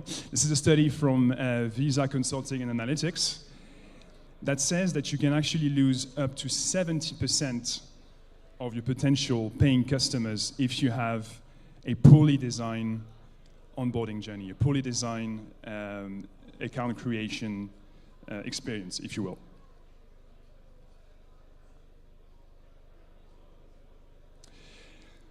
Now, obviously, frustrating can be somehow personal, that can be somehow relative to the person, but what we see in general, what we know that is common to those complicated and sort of frustrating user experiences are these elements.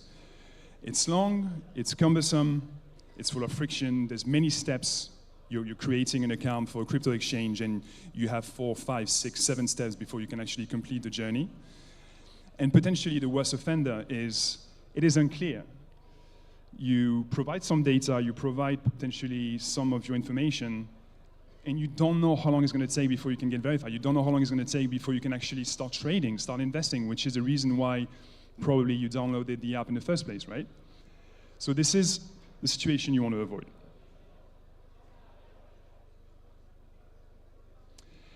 And this is exactly what we're fighting for at Incode. We're aiming to design smooth, seamless, and easy-to-use user experiences. And in this context of our space today and of this presentation, onboarding journeys. Now, it's fairly simple. Obviously, as I mentioned before, Incode is an identity verification platform, which means that you want to make sure that the person, the end person on the other end of the phone, or the other end of the laptop, or whatever the case may be, is the right person. So there's a certain amount of information that you need to provide, and typically we have these sort of 3 steps. The first one, and I think we all sort of used to doing this, if we ever created invested in a wallet or created an account for a large crypto exchange, for instance, you need to provide your ID document. We provide your ID document, we make sure that it's a real document, we make sure that it's been issued by government, we extract data from this document, meaning typically, and this can be configured by the way, but the name, the date of birth, document number, for instance, expiry date, all those things, which are done extremely quickly as you take a photo of your document. The second step, and this is also something which is quite, I think, common, is acquiring a selfie from the user. So if you're a user, you want to create an account, you take a photo of yourself, you take a selfie, and we will make sure that you're not only a real person, that you're not a deepfake, that you're not, it's not a photo of a photo, that you're actually you in front of the screen. And we will then face match. So we'll make sure that you're a person, that you're the same person on the ID document. Obviously critical. And then we'll come to a decision, which means that we will tell our customer or partner, so again, we work with some of the largest crypto exchanges in the world, and my marketing team is telling me that I cannot share the name, but I think you can all think of who that could be. That crypto exchange will get that decision, will get the response within a few seconds. Now, it's taken me just about potentially a minute or 2 to explain this process, but in practice, this literally takes 10 to 15 seconds.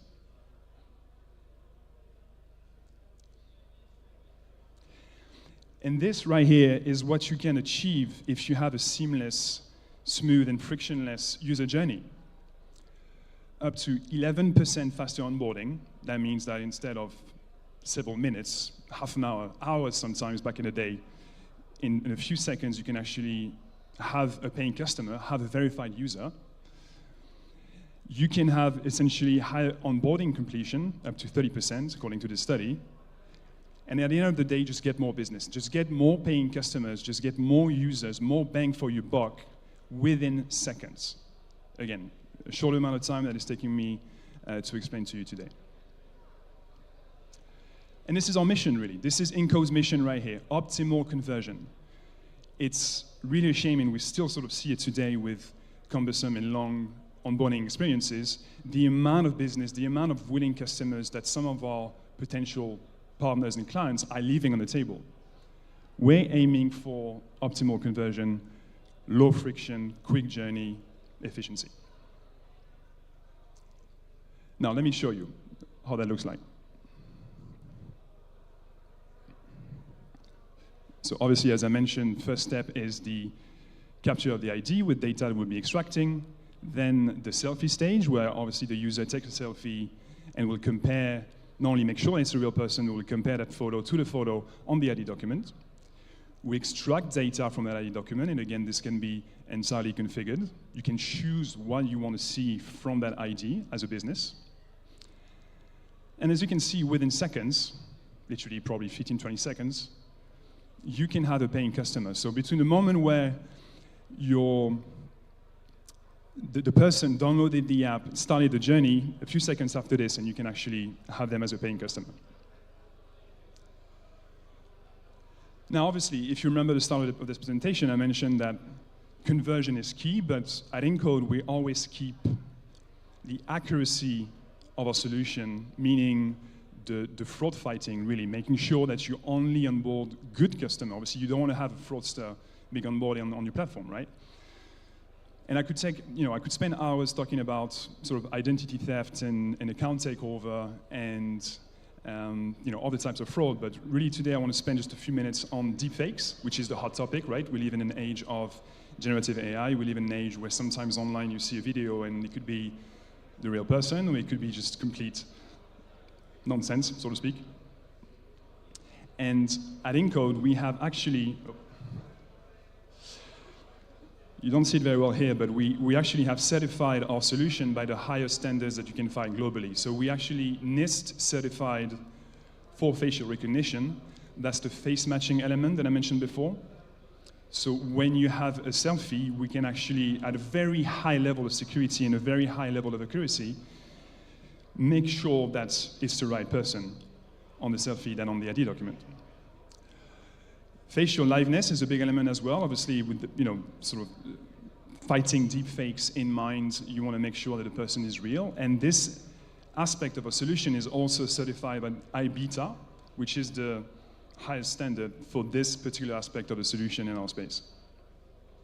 And of course, there's all the elements as well.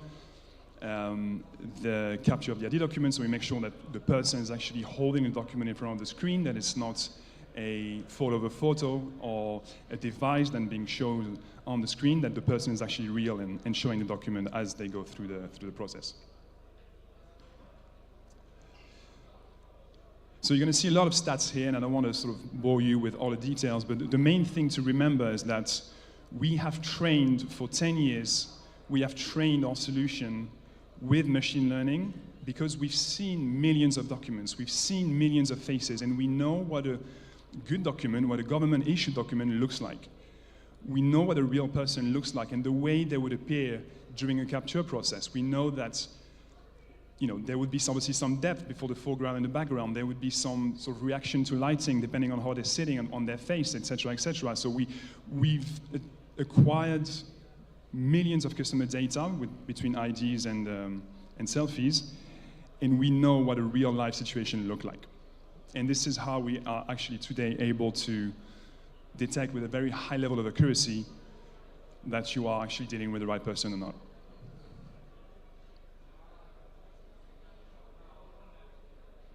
Now, I talked a lot about KYC, which is, we've all probably done this, opening a crypto account, maybe back in the day an Airbnb account or a dating profile, whatever the case may be.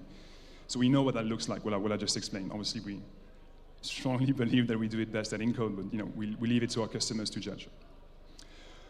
But as I said, as I started this presentation, Incode is very much an identity verification platform, which means that not only do we do KYC, but we also do things like KYB, so we can actually get you to know the business that you're dealing with more efficiently.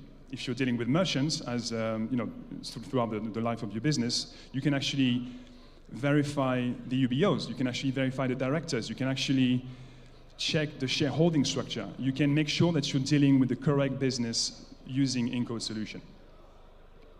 Things to also complete the KYC process: proof of address, AML screening, where we, after having verified the identity of the user, can say, hey, this user doesn't actually present any risk to your business because we would have checked them against global watch lists, such as politically exposed persons, sanctions, or adverse media that we would have found about them online. So answering the question, do we want to do business with this particular user? We can help you answering that question as well.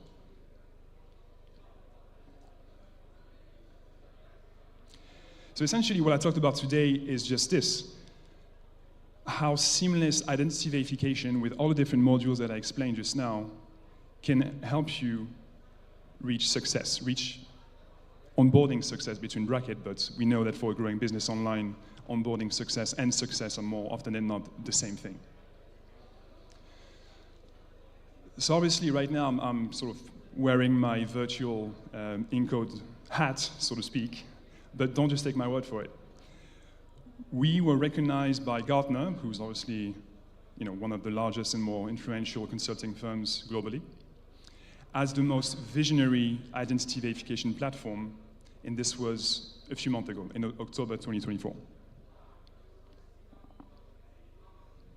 So obviously you long debated whether I should leave the competitor's name on this quadrant, but it doesn't really matter, you will find them if you do a search online anyways. But as you can see, Incode in blue at the top right place in this quadrant is deemed as a leader, which means that we're sort of paving the way with our technology and with our offering when it comes to what is a seamless and high-performing identity verification solution in 2025. But also, we are one of the best to execute. If you want to work with Incode, if you have a growing business and you want to become a partner, we're your best choice when it comes to scaling with us.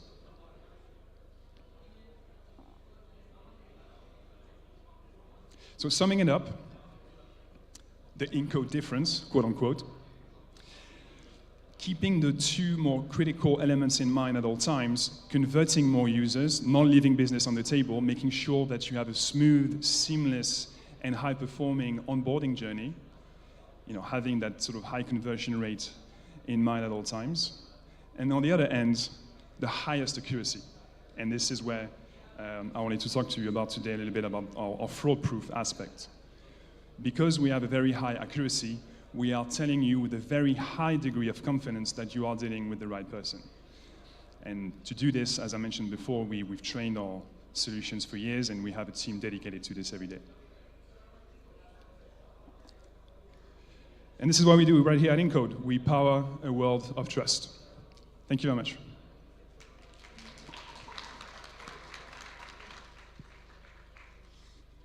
So we have a bit of time, so I can take a few questions if anyone has any. Microphone coming now, just bear with us. If there's no question, we're literally just at the entrance of this floor today. There's a question there on the left. Hello. Short question. How many countries do you support? Yes, very good question. I'm not sure where it came from, sorry, but... Here. Okay. Okay. Hi there, sorry. Yeah. Yes, so very good question. This is obviously a key difference in our space today, right? So we are a global company. Something I didn't really mention, but we are based in San Francisco and we have offices all over the world. We cover all territories. That means, in practice, 5,000 documents, different documents that we have today, covered by our solutions and counting. Typically, what we do if we find, by any chance, a document that is not supported by a solution, and you tell us, hey, we want to onboard people who have a residence permit from Romania, for instance. We'll tell you, okay, no problem. Within a few weeks, we'll support this document, and you'll be able to have it as you grow your business.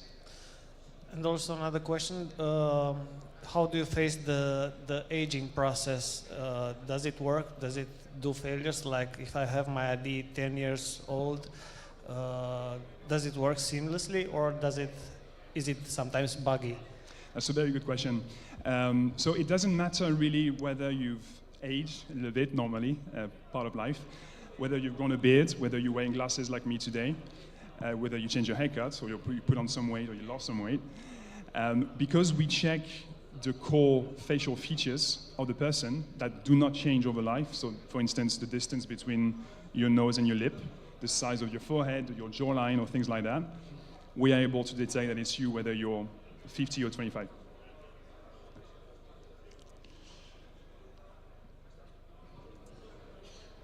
I'm doing fine on time, I think.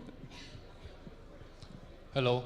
In terms of storage of the biometric data, how do you secure it? Do you comply with some security standards? Yes, very good point as well. So obviously we're a global company, which means that we use a global sort of cloud provider that we all know. And we actually can let you decide whether you want to store the data on your side if you're becoming a client or a partner with us, or whether you want to have the data stored on our side. And there are also some sort of duration that you can choose. You can configure the sort of the data retention duration. So you have a few options there when it comes to data hosting. Very good point. A couple of questions. One, do you integrate identity with the government IDs? Sorry, I missed it. The ID of the person can be integrated and validated with the government databases? Yes, so that's a very good question as well. So there's really two aspects to our business, and at the end, on the sort of orchestration platform side, I was kind of showing this a little bit. Obviously, we deal a lot with customer data, meaning the document that your end user will provide, but we also rely a lot, and this is a key part of our strategy, to what we call an Incode source of truth, which means that we do connect locally. There are some nuances, of course, around the world, but we do connect to regional databases that can be government linked all around the world. This is a key part of our strategy, so this is another way to verify the person if you want to either complete or do KYC not using the document. Very good point. I think that's it. Ladies and gentlemen, hands Thank you very together. much. Guillaume Rodena, thank you so much.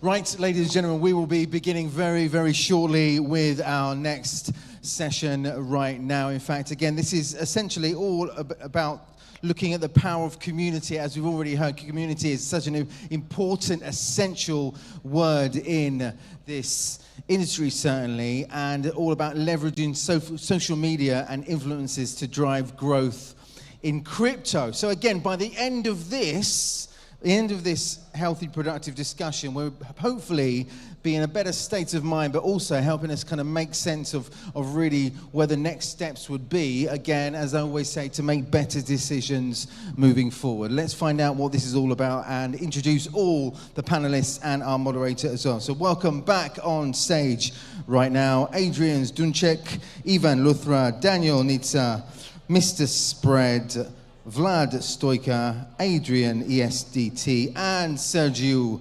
Vasilescu.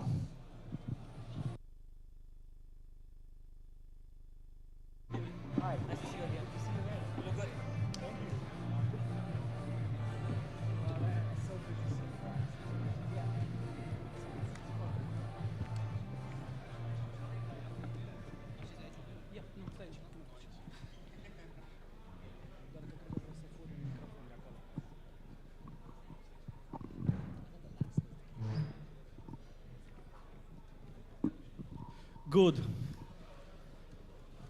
Hello, everyone. Good morning. It's a pleasure for me to be in the same panel or to moderate this panel, having a lot of friends and Romanian and international legends here with us. I'm pretty sure that you are following them, so you know a lot of things from them and about them.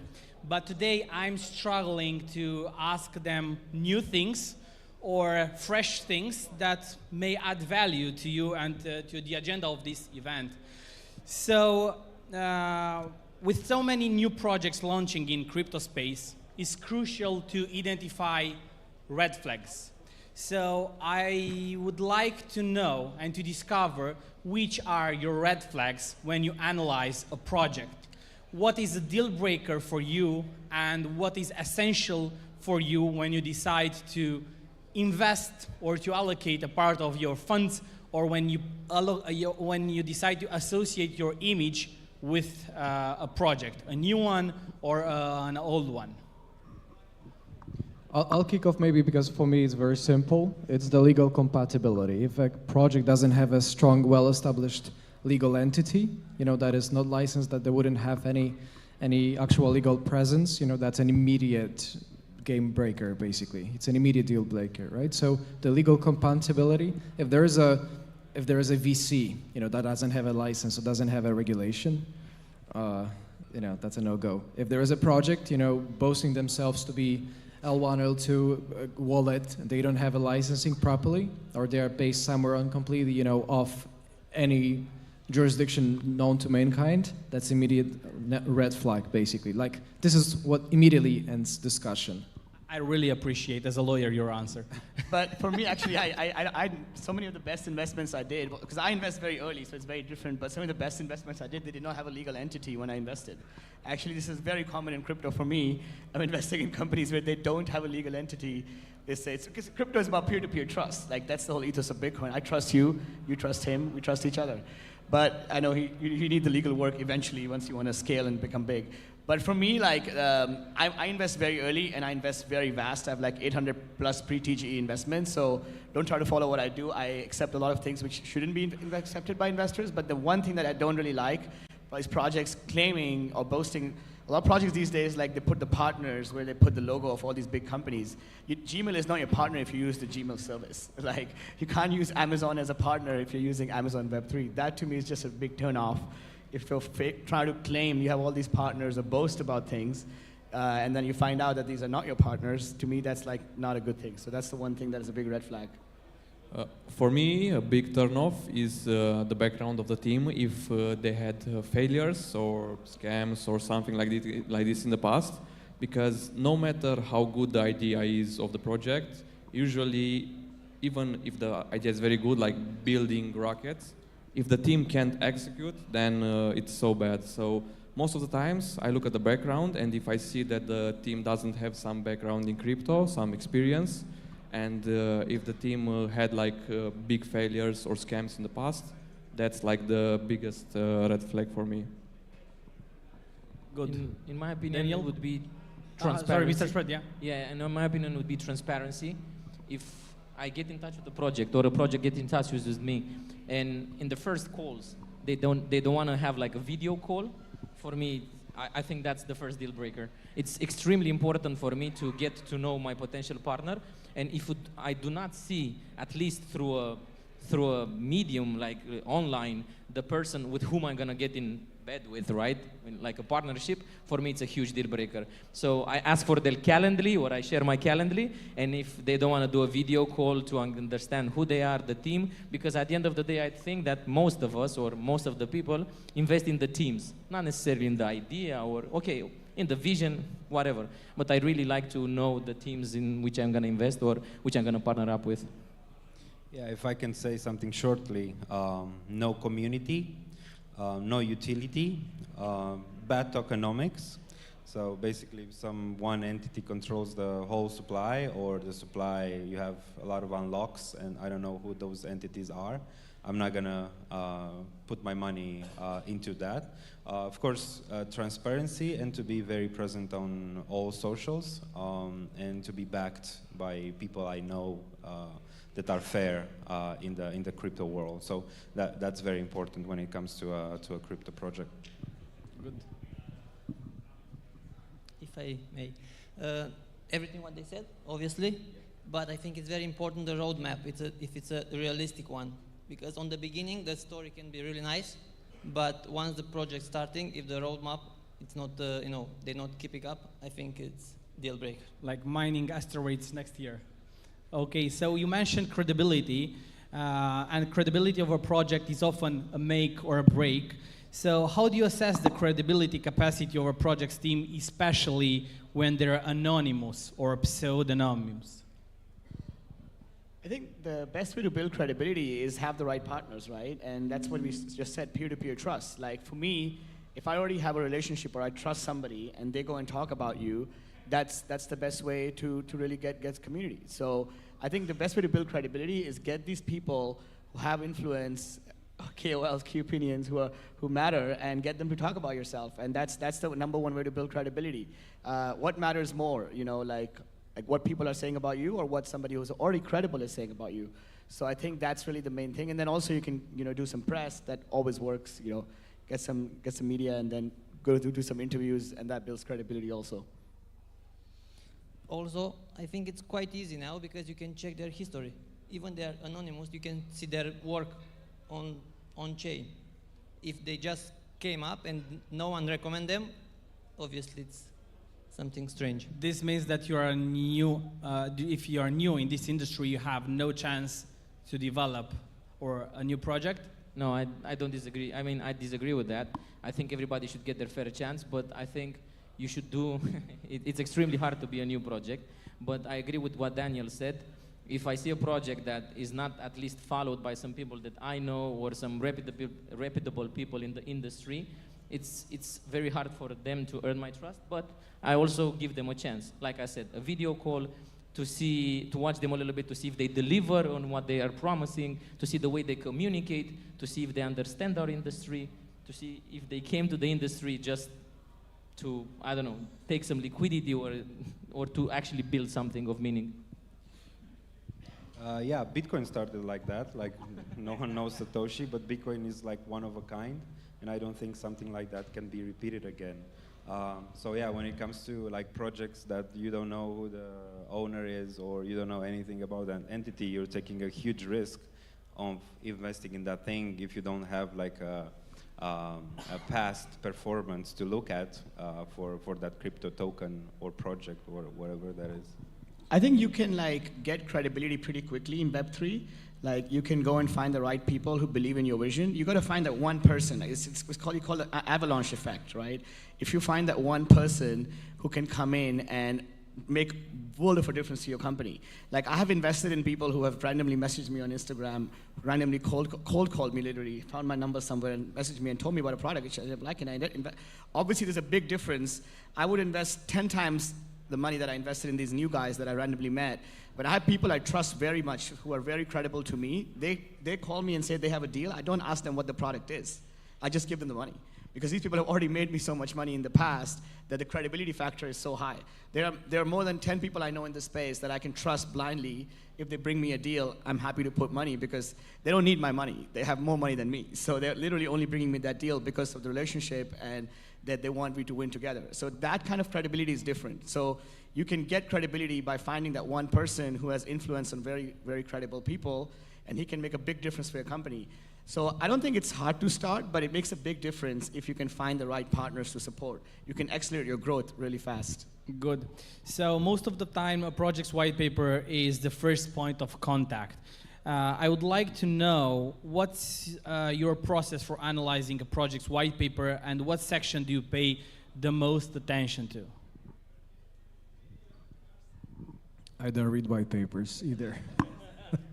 No, actually, like, well, so on an example of my Web3 accelerator, right, where we help a lot of early stage, basically Web3 projects come, and again, with the go-to-market, with VC funding, with market makers, exchange listings, and I agree with Evan that it's all based on the relationship, right? At the same time, this trust is earned, first of all, over time. It can be trust via the regulatory aspects, as in you want to talk to someone who, again, who's holding a license, to someone who's not gonna, someone that's gonna have this legal protection behind them, right? Which is, I think, a good environment to make business in at all, because it gives you, it tackles the entry barrier, let's say, right? But in our accelerator, we have a 10-grade due diligence process. One of the points being basically the legal kind of like legal counsel approval, if you will, right, from our lawyer team. In terms of the white paper, you know, as any other paper, it can take everything you put in there. Most of the time, you know, you can put so many lies in the white papers, and it's gonna, you know, you attach a couple of nice pictures, you attach a couple of nice looking, you know, mathematical schemes, and you provide some, you know, fancy looking equations, and it all looks nice, and that's a problem, right? Because it may just look nice, and it doesn't get you anywhere. So all in all, you know, in terms of the white papers, I think many people overestimate the importance of it. I mean, it's what it's supposed to be. It's supposed to be a little bit of a scientific proof, you know, for why the project has a reason to exist. All right, the scientific explanation for why we do what we do.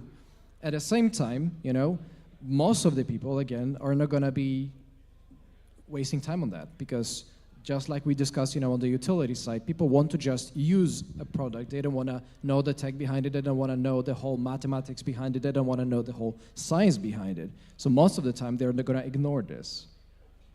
Yes, I agree with this. The most important thing is just to understand if that token makes sense to exist, or it's just like another brick in the wall.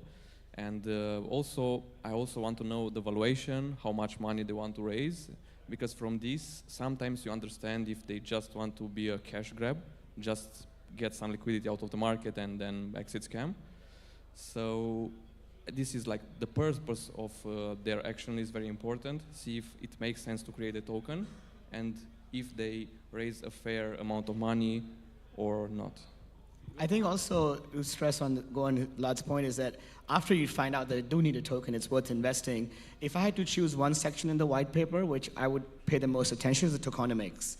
Is like, because this is an investment for me, I'm trying to put money in, trying to make more money back. I want to see who's getting tokens before me, what is the vesting, when is the team unlock happening, because it's basically, the price goes up is a question of demand, buy versus sell. How many people are buying and how many people are selling. So as more and more token supply unlock, there's more sell pressure coming into the markets. That's why this month, March, is the biggest unlock of Solana that ever happened, and that's why it's not in the right price right now. So I think you want to keep in mind when is the tokens unlocking for the team, for the advisors, and also the early investors, people who bought before, before you in the different rounds. Very, very short. Also, when it's an unlock, it doesn't mean that the price is gonna drop immediately. It depends on the project if they can find other investors to make deals over the counter with that tokens, or not. If not, probably the token is gonna go down. There is some manipulation as well. When some people know that unlock is coming, maybe the price is gonna pump first to liquidate some positions, and then it's gonna go down, so it's not that straightforward. In relation to white paper is so 2017. Now it's more like a light paper and an MVP and a working product to show me something that is working. If you speak about utility, if you speak about like the meme coins, I want to see what hype you have, what community you have, what marketing you have. Good. I'm always advocating that blockchain is a technical thing. It's not a marketing tool. So if you have a blockchain, or if you're using blockchain, or if you're aiming to launch a token, you must do it for a technical or economic purpose, not just to raise funds. So this is my red flag. But let's jump to more juicy things. Let's discuss about market manipulation. So what are the most common market manipulation tactics you have ever seen in crypto? And how can investors identify them and protect themselves? I think crypto has become a very player versus player mentality. So there is a lot of market manipulation that happens right now. What is the state of the market? Ideally, I want crypto to be player pump player, where everybody helps everybody grow, and that's what it's been for the last cycles at least. Everybody's been growing. If you were just around and just held through, you would have done very, very well. With all the meme coins that came around this cycle, became player versus player. So you really want to know, there's like, and even the last panel, somebody said 97% of people in trading meme coins lose money. I would say it's over 99%. Like, most people actually end up losing money. When you see these tweets about this guy put $10 and made $1 million, most of those are manufactured to bring people on and make them gamble, because that's the easiest way to get money from them. The idea is there's a lot of manipulation. It's very hard to actually predict. Even me, who's access to a lot of information, I'm also manipulated all the time by all these things that you see through. So you want to know that the idea of tokenization really is that aligns incentives, right? It makes a token holder a part owner and a part manager. And that's when you can see exponential growth in the business. The downside of that is tokens also allow to transfer value very quickly. So people can manipulate the token to make the token look doing something else than it's actually doing. So you've got to be very, very careful. If you're already expert, you can start reading more, understand how the blockchain works. You can see how the token is distributed, how the transfers have happened, if there's real trades or actually just manufactured volume. A lot of the volume is manufactured. A lot of the VCs, I was reading this new project, OG Labs, claimed they raised $400 million. That's bullshit. They didn't raise $400 million. That's a commitment to buy this maybe in the future. So also you read articles about companies raising this much money. A lot of that is manufactured. They did not raise that money. It's just an agreement that maybe they will get money in the future if that ever happens. So yeah, my advice is it's almost impossible to stay away from the manipulation. You just got to get smarter and learn from your mistakes. I would say that also regarding manipulation, in 2017, the manipulation happened at like our level, like normal people level, let's say it like this. Then you had like exchanges, then the manipulation moved to like stronger entities like exchanges, etc.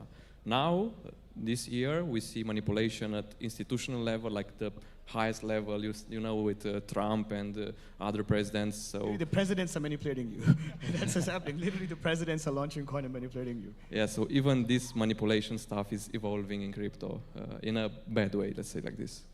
I think that the best way to protect yourselves as investors against manipulation would be to always buy Bitcoin. I'm not the Bitcoin maxi, but believe me, although it sounds like a boomer strategy, long term, if you're heavy into Bitcoin, your portfolio, depending on your risk level, your age, etc., if you have 50, 60, 70% in Bitcoin, believe me, even if the manipulations happen, you would be less and less effective. Because Bitcoin, unfortunately, for a lot of people think that, oh, it's so expensive.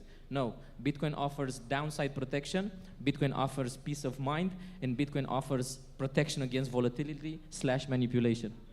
That's great advice. I agree 100%. That's great advice. Is if you don't know what you're doing, just buy Bitcoin.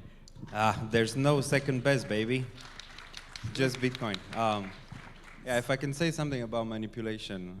You say manipulation, you say Wintermute, you say manipulation, you say Citadel. Maybe yes, maybe no, it's a joke. But is it? I don't know. But people speak about manipulation when the price goes down. How many of you speak about manipulation when the price goes up? Zero. Like, yeah, like price goes up, everything is fine. Price goes down, manipulation. No, it's not. It's both ways, basically. So right now, basically, the market, yeah, maybe was highly manipulated to the downside.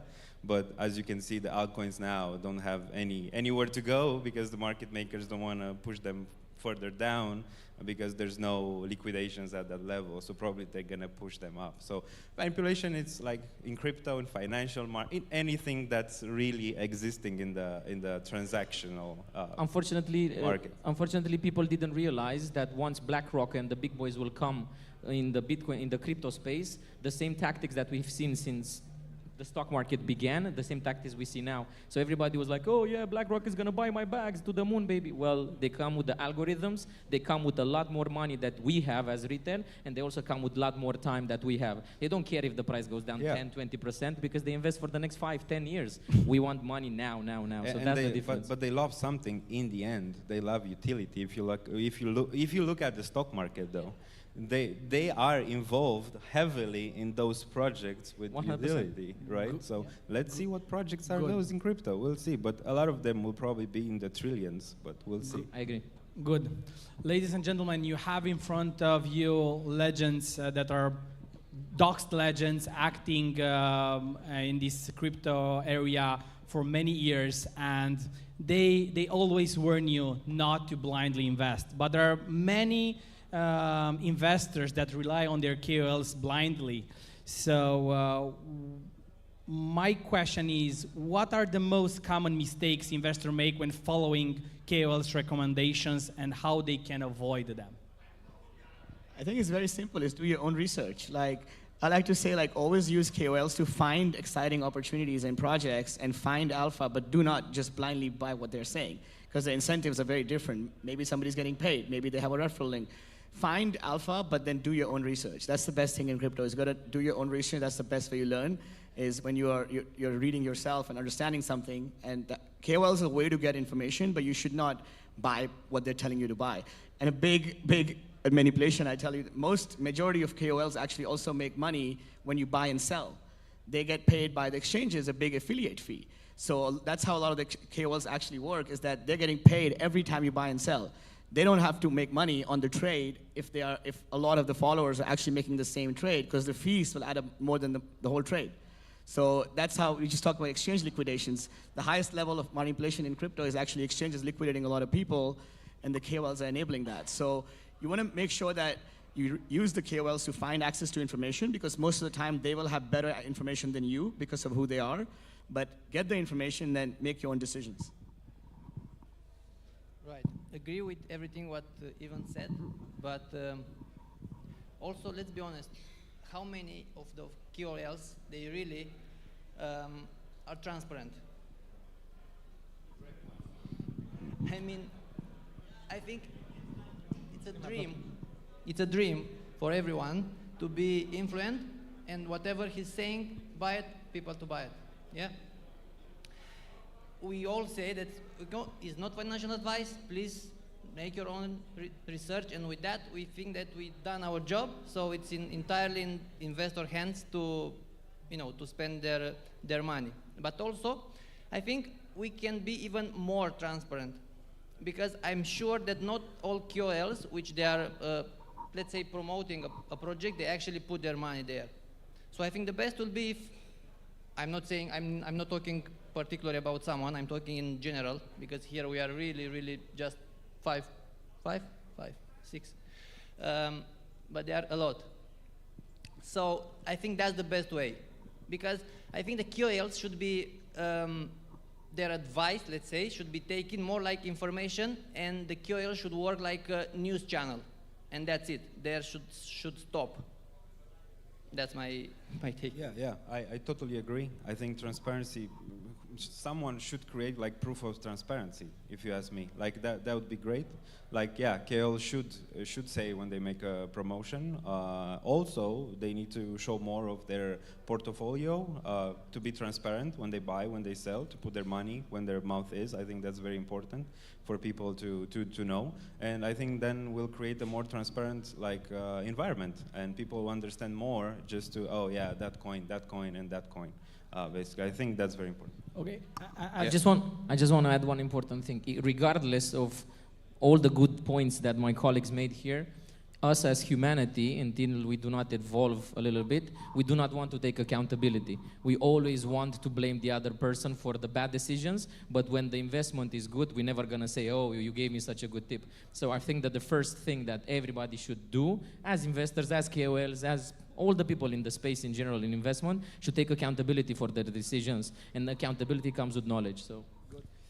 The point of this question is that KOLs are extremely good because they are speakers, like speakers of the industry. They spread the voice of the industry, but you should not expect to make 10, 20, 30x after the information is it's public. It was published, because there are others behind that will do this. So you should do your own research, and don't be greedy at the end of the day. We are talking right now, I want to very quickly talk about market sentiment. How we identify if a project is valuable or it's overhyped? Usually how I do this is comparing a certain project to their competitors and see if it is undervalued or overvalued. For example, let's say we take one project in, I don't know, real estate niche, let's say, like this, real world assets. And you see that it's $100 million market cap, and it has competitors at like 1 billion, let's say. But this small project is even better than the other one, then you know that one is undervalued. And this is the first thing I look on the subject. Yeah, I think one important thing is to look at where the tech is, utility, compared to the hype. There's periods in the market when utility and tech is like staying behind and the price is going up and you don't see anything building, and that's a red flag basically. You should consider like maybe selling a part of it of your investment if you think that things are not going anywhere and they're stagnating, but the hype is going up. In the other direction, you need to look if the tech is improving, but the price is going down. So when the tech is improving and the price is going down, that's where you want to look. So there's a few projects now that do that. Of course, I'm not gonna name them. But usually, basically, people look at KOLs and say, "Oh yeah, they know where the price is going." No one knows where the price is going. Just that's certain. You have probabilities, you have experience, and you put your money based on that, and based on like the balance between where the tech is and it's undervalued or not. So in traditional finance, you have it a little bit easier because you can just compare, put and call ratio. You can look at the price to earnings. You can look at the VIX itself, the volatility implied index, and as close as you can get in crypto in a quantified manner to mimic those types of indicators. This is, well, an undeniable proof of what the sentiment is, right? So you can observe this. Also by the amount of, the mind share that with platforms like Kaito recently, I think very, very widely, that show the sentiment of how many people are talking about a specific subject, right? That brings the virality. If it's viral, if there is this virality effect, if everybody's talking about it, it's more likely overhyped. If you see those spikes, the signal amid the noise, this is what you have to pay attention to, right? So on the more quantified trading related matter, you can always observe longs versus shorts, for instance. Of course, fear and greed index, which for Bitcoin, by the way, it's at 10. It's way worse than it was when FTX collapsed, right now, which is interesting. But there are multiple tools that you can use in a quantitative manner, and that's the quantitative manner instead of the qualitative. I think and encourage is going to be the right choice because you have the numbers, and well, it's difficult to argue with the numbers. So, ladies and gentlemen, my conclusion is that this industry is still at the beginning, and it's our responsibility to shape it, and do your own research, and don't hesitate to follow them and ask them if you have any particular question, because they have a lot of things to share, very useful inside information about their techniques, tactics, and strategies. Thank you very much, legends. Ladies and gentlemen, hands together for all our panelists and our moderator as well. Fantastic. Thank you so much. Once again, remember, I say this all the time, but it's so true. All of everybody, I guess you're going to dance. Anything else? No? Off you go. Away you go. Fantastic. Just so we can get on with the next session as it's flowing throughout the day. Again, remember, you're curious, you'd like to know more, you're intrigued, or you might want to challenge some of our speakers here on stage. You can have a chat with them, have a coffee over lunch perhaps, and take those conversations forward. Right, ladies and gentlemen, we move on now to essentially the next generation of crypto finance. Will it be faster? My question to you is, will it be faster, safer, and easier for everyone? This next panel, they believe it is. Whether you do or not, that's the question. By the end of this, hopefully, again, we can kind of make sense of this in a better way, better decisions as well, and helping us move forward in what we're doing. Let's now invite all our panelists and our moderator to the stage right now. Please welcome, first of all, Nelson Lopez, Andrei Duma, Andy Pushkash, Pavel Lazareski, and our moderator, Adrian Paraskievescu.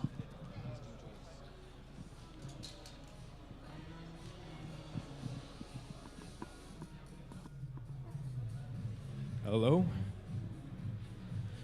Hello? 1, 2, 3. All right. How are you guys? Thank you so much for being here. We will have a very interesting panel because we will talk about the future of money. We know that DeFi, it's a buzzword that we heard a lot in 2024. We heard a lot in 2025. But the first question for our panelists, it's what's the difference between DeFi 2.0 and DeFi 1.0? Because anybody knows about DeFi, but what can it make better? What are the use cases, and how is DeFi 2.0 better than 1.0? I can jump in. In my opinion, there are a few differences. Like at the very beginning of the DeFi market that we've seen, the first problem was liquidity. Like there was zero, so we still have a liquidity crisis in crypto, but it's way better. You have new assets like stablecoins, etc. So basically this market become more mature. That is the first thing. Second element of DeFi 2.0 are regulations. It's inevitable, regulations are happening. In Europe we have at least 3 DeFi, MiCA, DLT pilot regime, DORA, etc. And the whole world is providing a new regulation, which means before you could create a DeFi protocol which did not care about KYC, validation, AML, fraudsters' wallets, etc. Right now we need to take it into account, which is making this kind of solutions much complicated. So you see, for example, new blockchains that have natively built into the blockchain KYC solutions, etc. I believe that this DeFi 2.0 is making it much more closer to the traditional market financials than it used to be before, and that's, in my opinion, the also good direction for DeFi 3.0, where we will see a very blurry border between TradFi and DeFi, and there is going to be huge intersection of these two markets, and we will not anymore speak about DeFi, we'll speak about financial markets. Thank you. I can pick it up. So just before I go into this, I just want to do a quick check with the audience. By show of hands, who here knows what protocol controlled value means? By show of hands. Who knows what dynamic token models are? By show of hands. Who knows what cross-chain composability is, by show of hands? Okay, cool. So this kind of goes towards my point. By the way, 0 hands. This goes towards my point of these 3 designations are, to me, key of what separates DeFi 2.0 from DeFi 1.0. To your point, I do feel like the difference is the change in the market maturity. I'm not sure we can call it DeFi 2.0 yet, maybe DeFi 1.5. I don't think there's been a change in values. I don't think there's been a change in the players, in the offers around DeFi 2.0. I think the market, and by market I mean the users that today use DeFi, they've matured 5, 3, maybe just 1 year since they started using DeFi. They're not the G-gens they were 5 or 2 or 1 year ago, and they're asking for different products. So the offer is changing the market, really. And what does the market ask for? Sustainability, security as well. So towards the point that you were saying, we are getting closer with DeFi 2.0, I believe, to TradFi. There's good things about it as users. Others, depending on where you sit philosophically, is this approximation to TradFi good? How far can we get, or how close can we get to TradFi and still call ourselves DeFi? Is anything DeFi as long as it's self-custody? I don't know, that's the question, by the way. So more questions than answers. DeFi 2.0, I object to the term. I don't think we're there yet until our values change. I think this is just players in the market chasing the requirements of the users that we already have, not necessarily changing their mindset. Good for us. The market is asking for more security, more sustainability, more resilience to these like pump and dump cycles. But again, this is a crypto conference, and not a single person here knew what these 3 terms meant. I didn't know what 2 of them meant, by the way. I purposely looked for terms that I didn't know what they meant. But this, to me, is a great evidence that it's not that the market or the product has changed that much. We're just looking at a small indication that we need to change our ethos. Our ethos is bringing us closer to TradFi. Is that a good thing? That's a question to you guys and to my peers here as well. So I guess I can talk a bit more about cross-chain composability, one thing that you mentioned. So what we do and what I do at DeFi, I'm the head of DeFi, which basically means that I oversee the whole DeFi expansion. Now, what we do is cross-chain aggregation. So we aggregate bridges, DEXs, DEX aggregators, solvers into one API. Now, we saw what the actors were 5 years ago, 4 years ago, when we first started in this market, and where they are now. Now, I can tell you that, for example, for bridges, we don't have any more liquidity pool bridges. They're not cool anymore. After the multi-chain hack, the industry kind of pivoted away from there. And now going to the point of getting more and more TradFi, I guess that people really don't care if everything is more centralized. Because by definition, TradFi is just a centralized single entity with one single point of failure. But that single point of failure is reversible. So what in crypto we would probably define as a chain reversal. So taking the chain back, which it's a no-no, we're never gonna do that.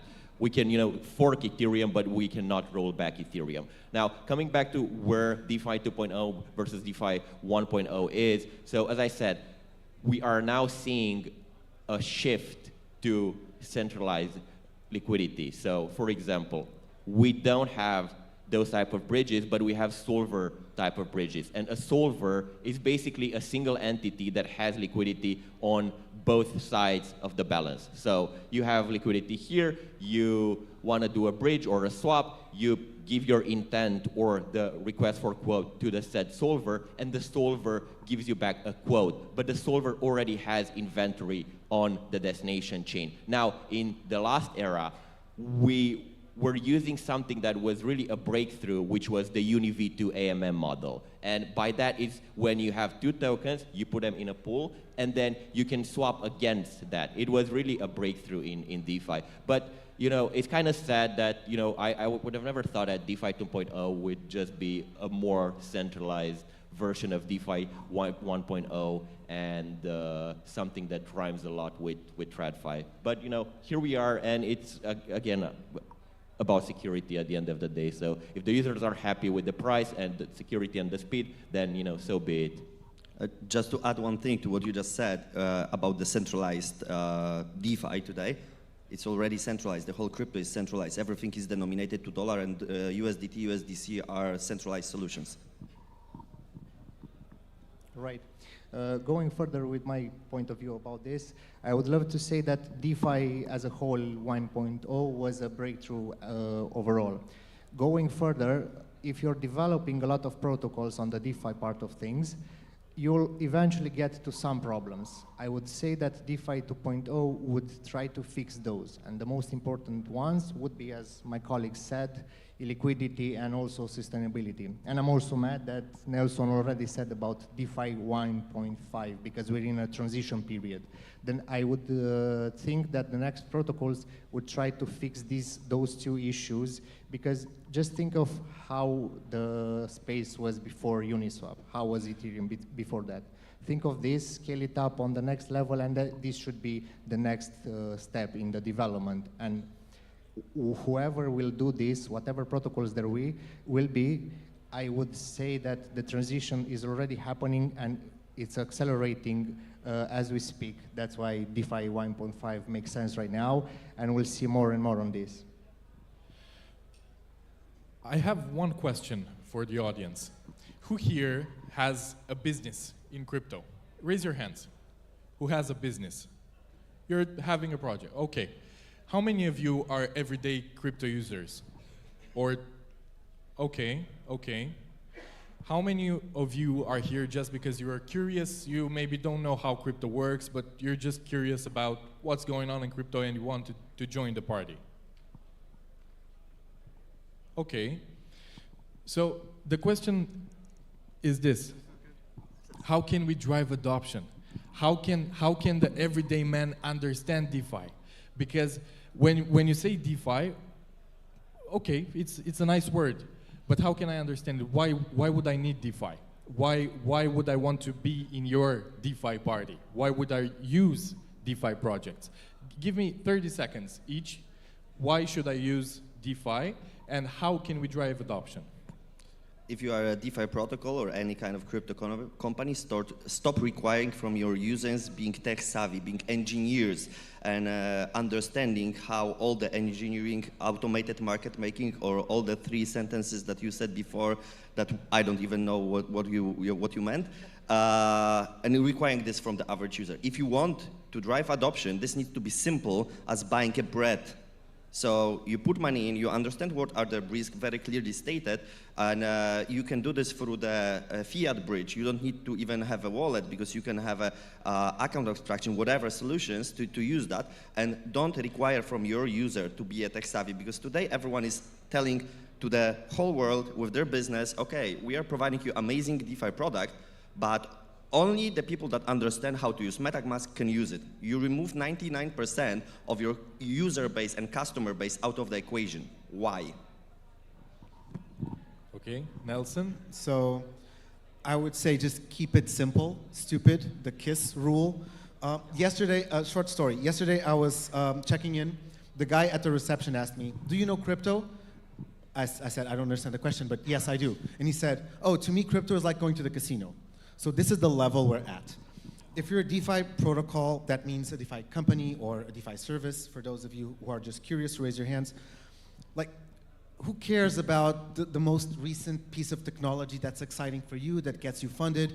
Keep it simple. There's technology from 3, 5, 7 years back that can solve problems in people's lives that we're not tapping into because we're excited about whatever is ZK, EVM, whatever the hell people don't care about, yeah? There's real problems. People want to own their money. I want to send you money. I don't want to ask my bank for permission. Yes, that's the only thing. I don't want to pay fees. I don't want the bank to give me 24 hours. I don't want the bank to ask me where my money's coming from. If he's in front of me right now, I can give him €5. If he's in China, I have to go to my bank, give my bank €5, my bank gives his bank €5, and his bank gives him €5. This whole thing takes too long. With Bitcoin, and that was a revolution that Bitcoin brought, I can give him €5 peer-to-peer without anybody in between taking money or credit or rules for the transactions. That's what decentralized means. It means you own your money. So for everybody here that has protocols on DeFi or DeFi 2.0 or 1.5 or whatever the hell, this is my recommendation. Solve problems. Keep it simple, stupid. People just want to own their money. Find out how, and you'll drive mass adoption. That's it.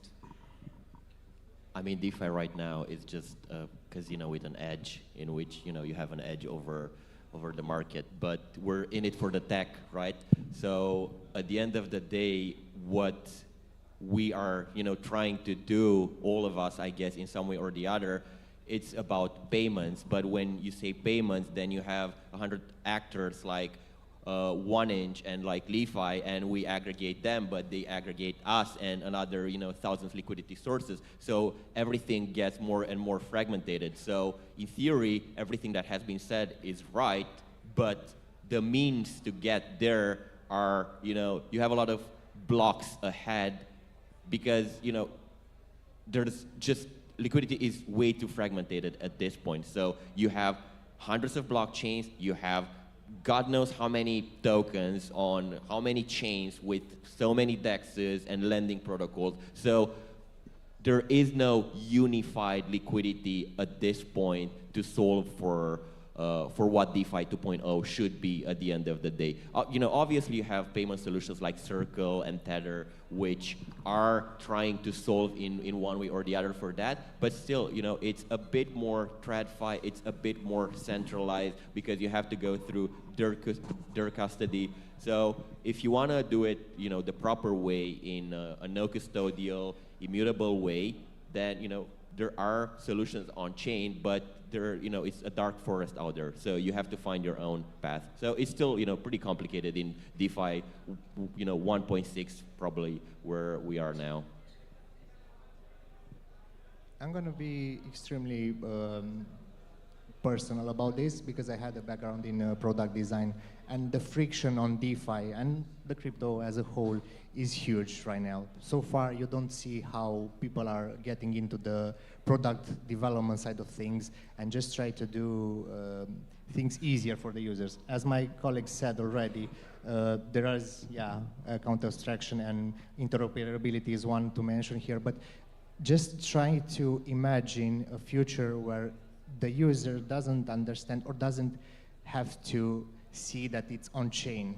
He just does, as my colleague said, whatever he wants with his money, and that's about it. It's not on blockchain in your face, and you have to sign this transaction and that transaction. As fast as possible, I would say this would be the biggest helper in getting adoption there.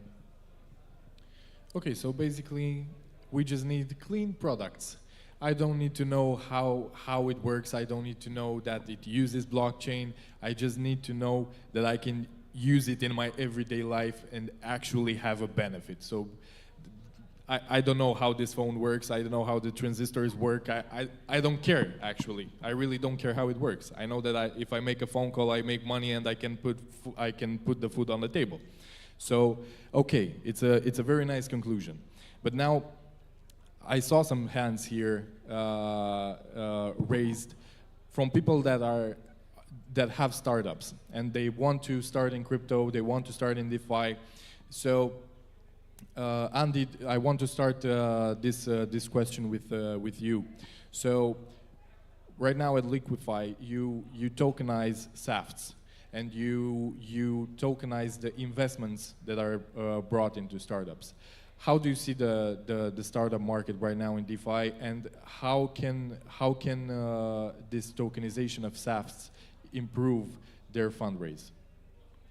Thank you for the question. On short, as I started at the first question, this would be the biggest issue that we saw personally in the market, illiquidity. Basically, you have funds, whatever money you want to put into a project or another, and you just lock them for how many months or even years at a time sometimes. So taking this, as you said, we started from tokenizing SAFs. That was the main idea and the starting point of view. And then obviously we are able to tokenize every asset on the market eventually. The point of doing this is to just bridge the VC ecosystems, the entities that actually fundraise for projects, whether it's a KOL, a community VC, a VC, delegators, validators, whatever entity is fundraising for a project can use Liquify to just fundraise in a more liquid way. That's why we are saying every time we are saying stay liquid. On the other side of the story, there are users that are locking their funds. The point of tokenizing the SAFs are for one, you decentralize the access to private deals. So not only some entities and some VCs have access to those, and the other one, you get to let everybody invest, not with a minimum ticket of 100K, because that's a lot of money for many individuals. You do this, you open a new layer of liquidity, and hence, we just want to bridge those two sides of the same coin, because whether you like it or not, whether it's a VC or a private investor, the idea would be, one, obviously to make money, but we're here also for the tech and help a project develop, start their dream. So this would be how we envision the problems being solved, through the illiquidity, and in any way, also about the subject of DeFi 2.0, I would say that also this is the way many good protocols will develop eventually in the future. Okay, thank you. And Nelson, I want to know how 1inch or how the ecosystems are helping these startups that are just coming into the market, and what kind of benefits can they get, and what do they have to give in return? Because nothing is free in this world. 100%. So both at 1inch and at X Founders as well, which is the accelerator I'm the CEO for, one of the dilemmas that we find a lot of projects fighting with is who are they serving? Like Andy said, we're in it for the technology, 100%, but crypto is for the people at the end of the day. Like, I'm sure at one point in time, there was a conference where people were super excited talking about the technology behind a QR code. I don't know how a QR code works. I don't give a damn, you know, I don't care. I know that it works. And QR codes onboarded me because they work more so than, you know, a conference on the technology behind them. So, particularly at X Founders even, we come across a lot of projects that face this dilemma between, like Andy was saying, what's fundable? You know, how can I get investment? It's the technology, 100%. But at the end of the day, if you want a long runway, you got to talk to the people. I mean, you saw just now, the minority of people raise their hands if they have a startup. The minority of people raise their hands if they're well into crypto. Of those that raise their hands, the majority were curious. So this is who we're talking to as well. Not just here on stage, but also the products that we develop. So when you're looking into a project that wants to onboard an ecosystem like 1inch, or that wants to be part of a cohort of an accelerator like X Founders, this is the one thing that I always advise, even other VCs that I advise for, is a good indicator of how long their runway can be is this balance between how much they serve the technology, how much they serve the audience, and actually working towards adoption.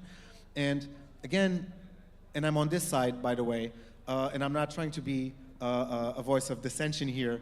As much as I love technology, the more a project is focusing on technology, the more that's an indicator of a short runway, because technology changes, and what's sexy today will not be sexy in the next kind of like even 3-month cycle. But the people will always be there waiting for a problem to be solved. So I would say, to your question, more often projects have to learn to let go a little bit of the excitement of the technology and learn to chase the mass adoption that often comes with technology that already exists. And I know this is not a very popular opinion when I'm on this side of the panels, but it is honestly based on observable evidence, both as an accelerator and both as an ecosystem like 1inch that onboards other projects. So yeah. Okay, Paul, I saw that you were playing with the mic a little, so let me know what you think. I'm gonna move here. What was the question? Because I was listening for the answer. Okay, so we're talking about startups. Yes. And how do you see the startup ecosystem right now, and how can a startup prosper in the DeFi 2.0 world? So let's start from the definition of business, because startup is after all the business. The definition of the business is to generate revenue stream. 95% of the companies in crypto do not generate revenue stream, and we are not speaking yet about the profit, which is a problem. So if you want to structure a business that only revenue stream is dumping the tokens onto the market, that's not the way, right? If you want to survive more than a year or 2 months after the listing. So try to build your business and analyze the market, the capital flows and everything to be sustainable in a longer manner, that you can onboard some users, some capital that will allow you to generate revenue stream, to sustain the business, to extend the runway, because the runway is the key, right? Because you want, after all, to have more income than you spend money on building the business, because again, that's the definition. And that's the first thing. So try to do a bit different than 95% of the scammy projects in crypto. Sorry for that, but it's true. So first thing. Second thing, if you want to build a business in crypto, like I will ask the question, who on the audience is the person that is having any kind of idea in their head and would like to build and open a project in crypto? Hands up. Cool. So if you have idea, most probably there are 5,000 other people in the world that have exactly the same idea right now, in this particular moment. The key is execution. So start now, make things, make mistakes, move fast and break things, because only if you will start building, you will have something. If you have an idea, it's worth nothing after all. So there were many people that had an ideas and then sometimes took over them. And it's also, if you have good idea and you have this first mover advantage, this is also supporting you on a few fronts. So like first thing, try to build a revenue, try to build attraction, something that is solving some kind of problem so you can attract the customers to extend the runway, and start building right now, right here on this conference. Okay, we have only 20 seconds left, but Andrei, I want to know your opinion as well. We're talking here about interoperability. How important is for a startup to be connected with the whole ecosystem? Yeah, sure. Really quick. I'll give you the breakdown in 10 seconds. There's a reason why every single wallet has swaps or bridge inside it, because it makes them money. So we offer that DeFi tooling, and you need DeFi tooling like cross-chain aggregation and interop in your DeFi app if you want to make money besides the business, the direct business that you have, because you can charge your users a lot of fees, and you make your users more sticky, having them on your front end and not go on other front ends. So, you know, there is great DeFi tooling out there, so please use it. Thank you so much. So we learned today that, first of all, if you want to create a project, don't rely just on the token, because the token, it's bullshit 95% of the time, and you should definitely have some real revenue streams. You should have some revenue. Then you need to find the right ecosystem, and you need to maybe talk to Nelson after this panel to get some more insights. I actually advise you to talk to all of our panelists. We heard that tokenization of SAFTs can be a way easier method for you to get the funds that you need and to actually start your business. And of course, interoperability, it's very important, because the more people you get to, the bigger the business gets and the bigger the revenue if you do the right things. So thank you so much for being here for the DeFi 2.0 panel. Thank you to our panelists, and let's give them a huge round of applause. Absolutely. In fact, just before you go, maybe there's somebody here, perhaps you're again curious, like to ask a question. We've got a couple of minutes, actually just a couple of minutes for any questions that anybody might have. Are there any questions at all? If there are, just pop up your hand and we can give you a microphone. Don't be shy, bring it on. Preferably. There's one there. Yeah, he's bringing it on, hopefully. We'll see.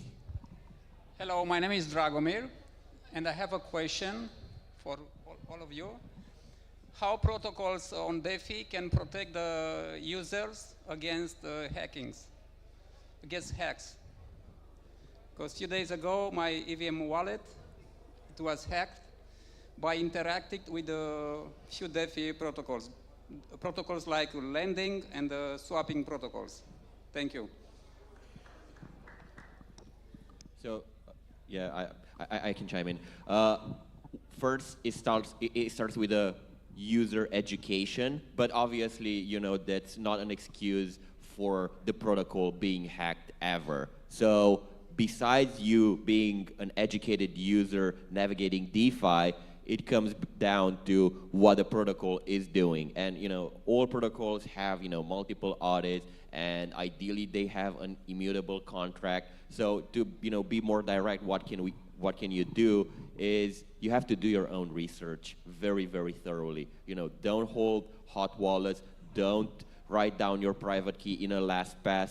You know, it's things that might seem obvious after you get hacked, but prior to that, you know, you might not care because, you know, okay, it's just, you know, funny money, you know, something that I can afford to lose, but after you lose it, it's actually something that, you know, pretty much hurts. So I will add one thing to that, like, you never will be 100% safe. Even Bybit got hacked for $1.5 billion just recently with the biggest security in the world you can imagine, more than all of us in this room can have.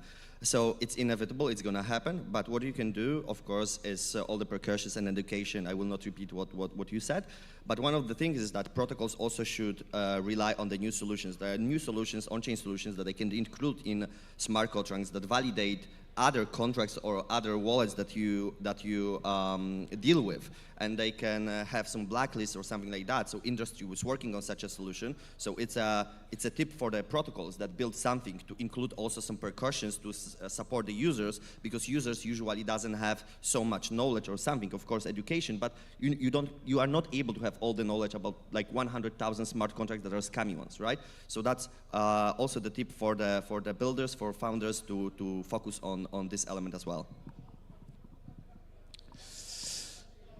I mean, it sucks as an answer, and I was trying not to say anything, but it does start with you, dude. I've been hacked myself. I did learn an expensive lesson as well. Twice, actually. So I am in a place to say it starts with us, but it does start with our education. I mean, if they can get hacked for 1.5 billion, was it? And they have an expensive team of people dedicated to avoid that. I mean, it's so easy for any one of us to get hacked as well. It does start with us, so I really don't have much more to add than what you said, without kind of twisting the nail and saying it does start with us in our own education for sure. I just have to add something beside everything that my colleagues said.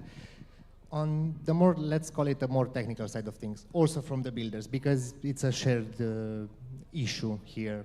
You should focus on security, as Andrei said about multiple audits, as we did, and I'm talking fully from my experience. There are many other ways to ensure your users and your funds and your everything, like insurance protocols, yeah, like multiple ways of handling such things, such issues. There is obviously the main point that my colleague said about doing your own research would be the first. But on the product side and the development side, the developers should also put a lot more care into how they are developing and their security, because it starts from there as well. Okay, thank you so much.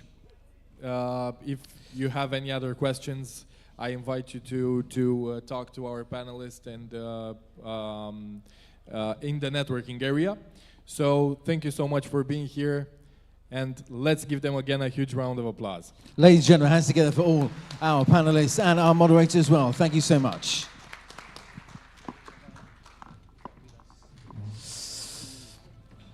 Right, ladies and gentlemen, we move swiftly on to our next session. I ask you right now, the crypto endgame, what's it all about? What does that look like? How does that feel? And how does that unfold if there is actually a end game for crypto? We're going to find out right now. Ladies and gentlemen, please welcome back to the stage here on the stage, in fact, Mr. Adrian Dunek.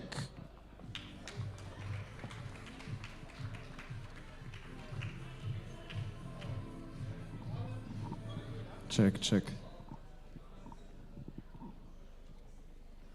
All right. So again, my name is Adrian Dunek. I am a CMT. CMT is a Charter Market Technician. It's an official Wall Street accreditation about market timing. because there are so many misconceptions, so many popular opinions flying all over the internet, basically saying that you cannot predict the markets, that you cannot make money off reading charts, which is not true. And there is scientific reason for that.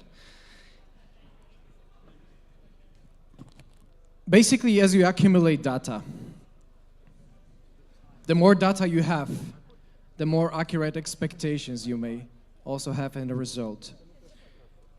And by tracking the developing tendencies in the market, you can actually anticipate and get ready for what's potentially lining up in the future. And that seems to be the end game for this year. As we're living in an uncertain world, this uncertainty that we're dealing with on a daily basis makes us act irrationally more often than we would want it. It is a source of an unwanted variability, something that we cannot get rid of, something that is an itch, but we can never escape it. And there's a perfect book on that note as well by Daniel Kahneman about noise, how much noise there is, how much this unwanted variability, how much this changes that happen within ourselves that make us disagree with ourselves quite often throughout the day. There is often, it is a popular saying that there's a crowd within. Actually, when you think about it, you disagree with your own self much more often than you would wish. And this noise creates a lot of tension, a lot of irrational behaviors, a lot of mistaken financial decisions. And then there are 8 billion people in the world, which basically makes it a big, big pile of unpredictable chaos. And this chaos cannot be removed, it cannot be retracted, it cannot be evaded, it cannot be escaped. It's always going to be there. And once in a while, when there are 8 billion people on a planet, even if you think you got it, you think you finally cracked the code, you finally found the Holy Grail, then magically something happens, it distorts everything that you know, proves you wrong, and then if you bet a lot of money on you being right, you lose a lot. And this is, in the statistical function terms, it's called entropy.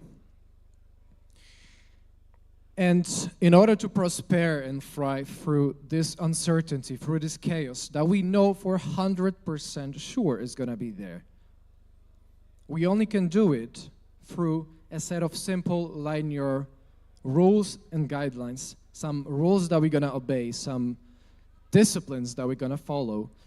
And because there are a lot of people following similar models, similar disciplines, as in all of us ate breakfast. Who ate breakfast earlier today? Hands up.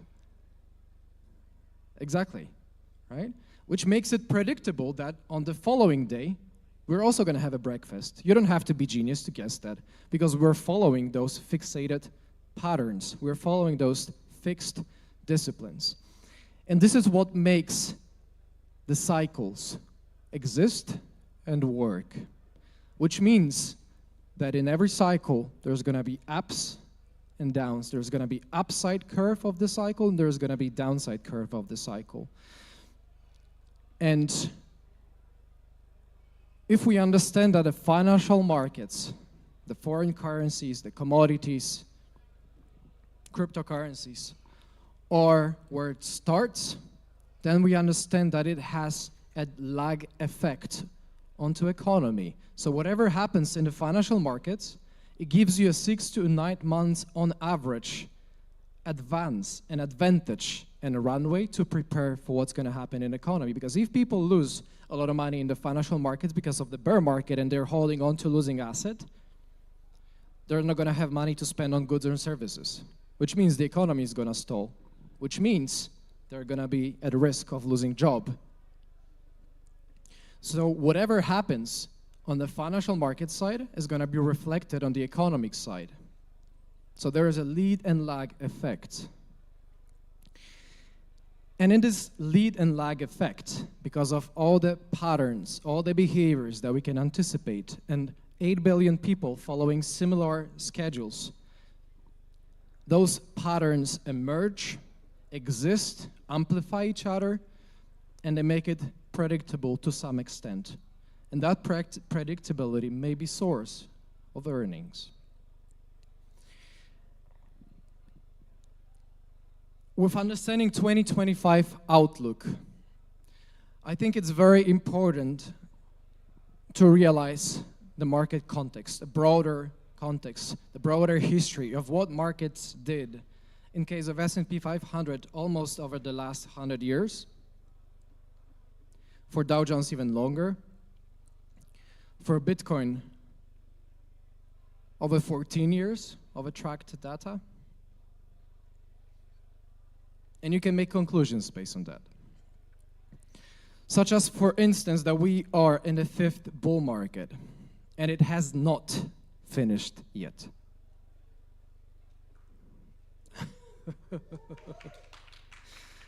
Yeah, I mean, it's true, it hasn't finished. There is no proof, there is no scientific reason to claim that a bull market is finished. It's only very often illusional and delusional thinking of the heralding instincts of the masses that are raging in fear, that they feel the world is earning.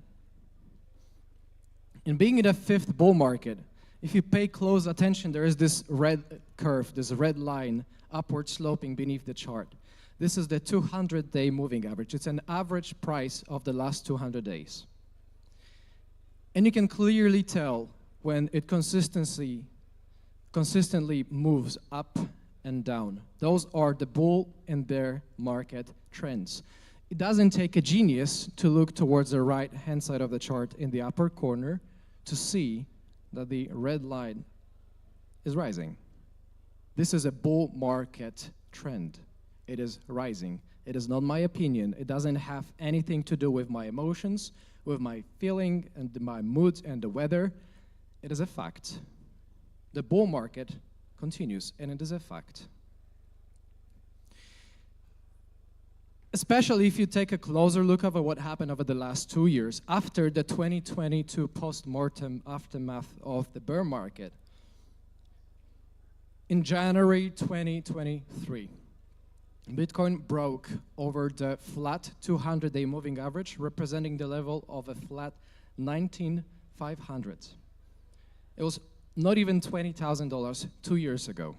The 200-day average price of Bitcoin was flat for a couple of months at the early 2023. And look what happens. Look what's happening. Look what's been happening for the entirety of the time. There's been some more stagnancy periods, yes. However, it cannot be denied, it cannot be argued, it cannot be discussed or refuted that this bull market trend continues to an extent that it's right now over $82,000 on a 200-day average basis, and it was 19,500. It doesn't take a genius, again, to anticipate and understand that the trend is lifting, which means that on average, everybody who holds Bitcoin over the last 2 years made 420%. And there's whole lots of other contextual findings that I think we should be aware of, because the market cap right now of Bitcoin oscillating between $1.7, $1.75 trillion. Of course, it's been reduced recently by almost 30% with the recent crackdown in the market. However, Bitcoin has a long history and long track record of having those types of corrections throughout the bull markets as well. The 30% corrections are natural. They are to be anticipated. There's more likely going to be 2 or 3 more of those before you see the bear market come up. And yet still, in 2023, Bitcoin reached 155% gain. In 2024, it landed at 124% return. And over the last 14 years, on a geometrical average level, an annualized return for Bitcoin is 145%, which means that if you held Bitcoin over the last 14 years, on average, you can anticipate 145% benchmark gain. For reference, for S&P 500, it's 10 times less. It's even more than 10 times less.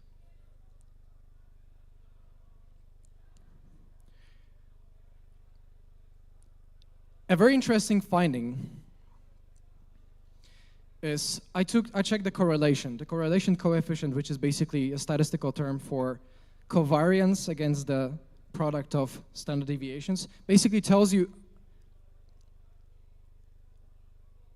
how many times out of 100 Bitcoin and S&P or Nasdaq or dollar move together, how they covary, how they move in the same direction.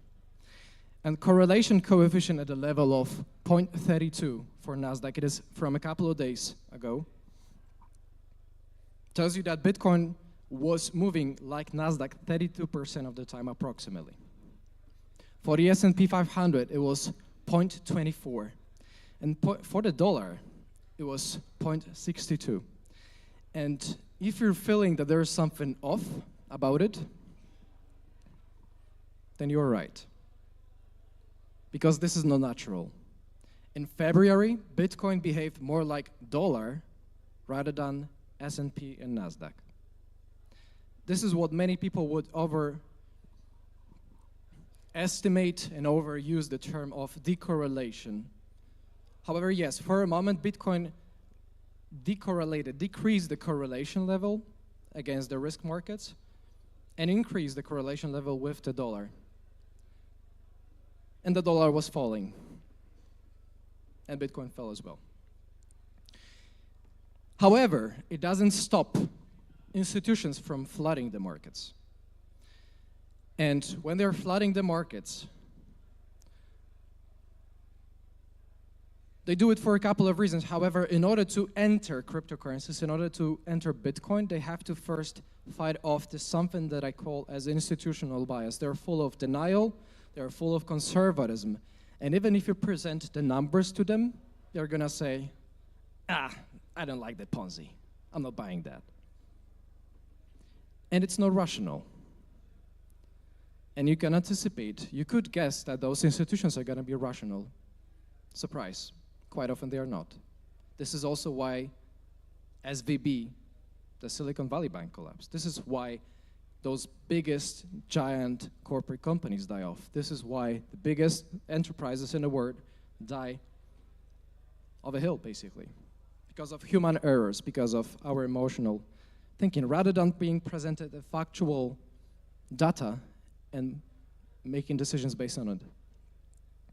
So there is a gigantic cost of missing out those rallies. We are talking 9,000%, 3,000%, 700% over the last halving to peak cycles.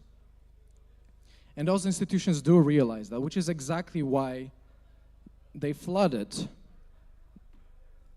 the ETF scene with over $100 billion in assets under management, with more than half of it being presented by BlackRock itself on the iShares. And why is it so popular then? Why is it so attractive? What's so special about Bitcoin that institutions feel like engaging with it? Well, here are the numbers. Bitcoin is relatively better, if not the best, is relatively far superior to most of the known high-risk assets. If companies, funds, exchanges, entities, traders, investors want to make money, they want to place a capital in an asset that's going to work well for them. They don't want to see you lose money. And Bitcoin on a risk-adjusted level, on a Sharpe ratio level, works better than Nasdaq, than Nvidia, than Tesla, than Apple stock. It's just better on a risk-adjusted basis, which means that the same amount of money you put at risk, the same amount of money you put on an investment, it's gonna work better in Bitcoin to generate returns for you than for Apple. And realizing the context of what's happening beside Bitcoin, well, it's lately, again, been a decent decline also on the altcoin side, because Bitcoin represents currently 60% of the market approximately. Ethereum stands for 10%, which means that 70% of the entirety of the crypto liquidity is in two coins. It's fairly illiquid. And it's fairly illiquid because the monetary supply has been rather tight lately. And realizing that post-election year of 2025 has the history where the presidential candidates or the presidents typically change the direction of the monetary policy is exactly what you can expect for this year to be, so that the monetary tightening is not a thing anymore. We're going to be talking about monetary quantitative easing. And that means you're going to have more liquidity in the markets. That means you're going to have more traders, more investors, more risk-seeking institutions and traders in the markets. That means that there's going to be demand, and demand improves and ascends the prices. On a fun fact basis, meme coins are half dead. I wanted to say dead, they are not dead, they are half dead. They're about 50-60% decline on a total market capitalization level from the peak, and the peak was in November. Needless to say, paradoxically, how much damage the meme coins have caused to the space, with an example of devastating losses of 80% on Trump coin or Melania coin, not to even mention the Libra coin.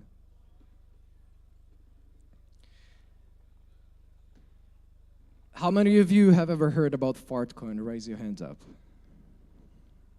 All right. So it is a funny asymmetric bet on how much irrational there is in the market, right? If you think about it. It's a little bit of a fear and greed index. It's a little bit of a risk appetite indicator. We made it be so. We made this public general consensus that fart coin is a meme coin of choice, and whenever it runs meaning that there is a lot of risk-seeking capital in the market. And it's reverted and came back to the pre-massive bull run levels, which means that we're back to normal. We have reset the gains. We have reset the irrational. We are back to normal. And back to normal means that the value and utility is going to reign again. That means that the RWAs, tokenized RWAs space, which has been one of the best performing sectors lately, is back on track to becoming one of the leading sectors to place your money. Larry Fink talks about tokenization of assets as the next generation of assets. He talks about crypto as the flight to quality. He talks about the assets that tokenization of stocks and bonds is the next generation of assets. It's a next level. He talks about it publicly. He urges SEC to regulate it. And to prove, so that you don't have to just trust my words, this is a chart representing the RWA's space growth in terms of tokenized private credit, tokenized bonds, tokenized treasury debt, tokenized commodities, and many more. And we're talking about 100% year-over-year growth over the last 2 years. When the whole cryptocurrency market turned and shattered, basically, turned down lately, the tokenized RWA's real-world assets were on the top. When everything went down 80-90%, Bitcoin corrected 20-30%, Ethereum even more, RWAs were floating above the surface with a 20% relative gain. And before I move on, if you turn your heads towards the right-hand side, there is this massive spike that lately happened. And that's a signal, a bit noise. This means there is a rapid interest incline and change over the RWA sector, which means there's a lot of money flooding in right now, inspired by this comeback to utility. So it's something to pay attention to.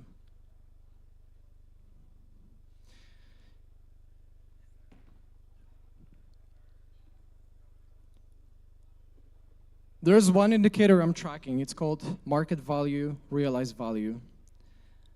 expressed in the Z-score terms. Z-score terms is a number of standard deviations above the mean level. It tells you how much bloat there is in the market, how much gain load there is in the market. It tells you how much liquidity there is against what it should be. Historically, Bitcoin peaked only when the value of the MVRV on the Z-score terms exceeded 7, which means that there were 7 standard deviations above the mean. It was so crazily overvalued, so crazily detached from what it should be, that it aligned with the market peaks. And using the same metric that historically has a very good track record and success of anticipating the peaks and key reversals, having this magical threshold at 7 or higher, we are now at the levels of 1.85 or 1.87. Which means that by the very direct arithmetics, by the current rates, the MVRV Z-score model would anticipate and project the market peak over $300,000 as of today. Would that happen? I have no idea. I hope it does. However, there is not a single reason to disbelieve that.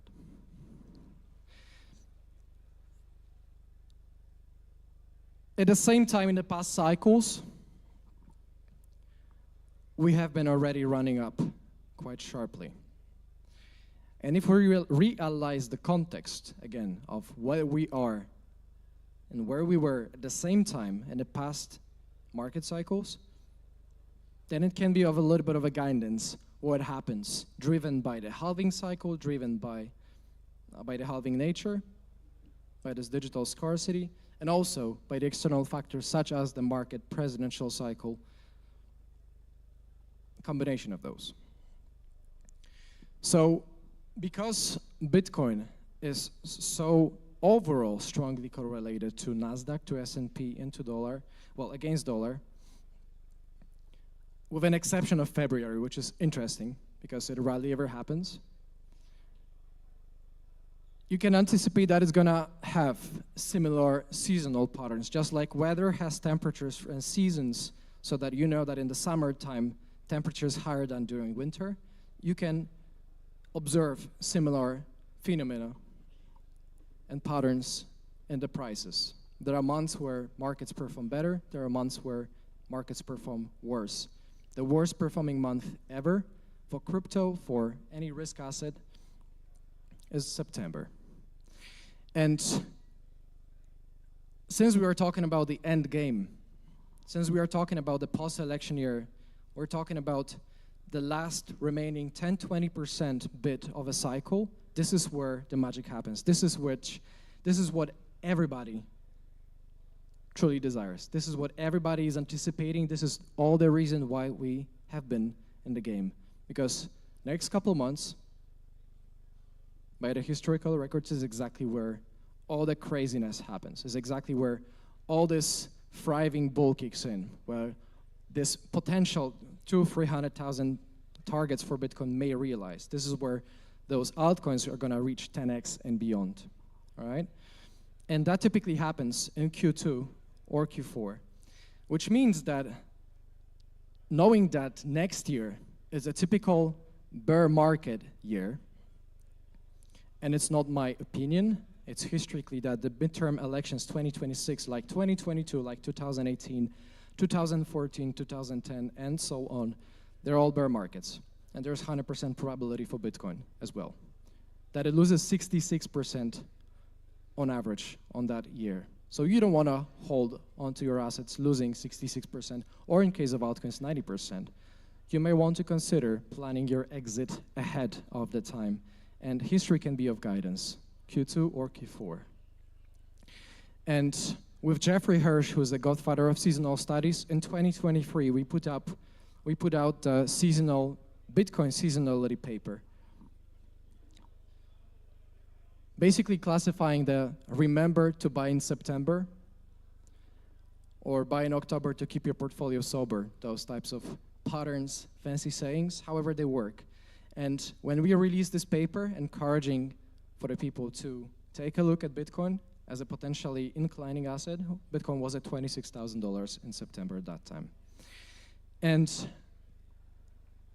putting all together, again, on the horizon, the next couple of months are the wildest games, the wildest gains, the wildest patterns, the wildest altcoins. All of the irrational is going to be through the roof. This is what everybody is fighting for, all right? And if we time it well, we're going to walk away with shitloads of money. If we ignore this and we get all those money into 2026, we're going to lose 90% of that. The choice is yours. Warren Buffett once said that the best investment you can make is an investment in yourself, because the more you learn, the more you will earn. And I'm here to strengthen the words today as well, so that I encourage you to invest in yourself. Thank you.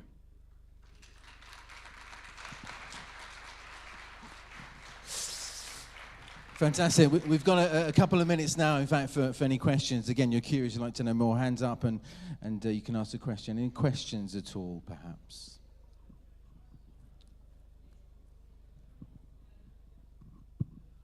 First of all, brilliant presentation. And my question is, you mentioned that more and more institutions are coming into the space. Do you think that will affect alt season, because on the top of Bitcoin, like, they will sell but into fiat, not swap it into altcoins? Thanks for the question. I think it will have an effect on the altcoins and the altcoin season as a result as well. And it aligns with this kind of like a exit endgame plan that I'm talking about, right? Because they're gonna support and incline and pump our bags, if you will, right? On the uplifting side of the curve, but they're also gonna dump right on our heads very aggressively when the market turns around. So it's going to have, it contributes to the volatility, it just increases the stake, all right? So you're going to have more of the upside aggression in the bull, you're going to have more on the downside aggression in the bear, which means that, again, it's even more important because of that to time the exit well and have an exit plan before, all right? Because if it's late, you don't want to find yourself on the wrong side of the trend where the institutions are dumping hundreds of billions of dollars right onto your portfolio. Very good question. Any other questions at all?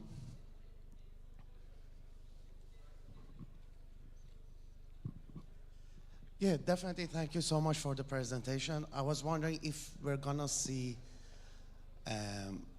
like, if the capital gonna move from, for example, Bitcoin to Ethereum, then top 20, and then altcoins, and then meme coins, and then back to a stable coins, or we might just want to see like the Bitcoin goes to 200K and then there will be no altcoin at all.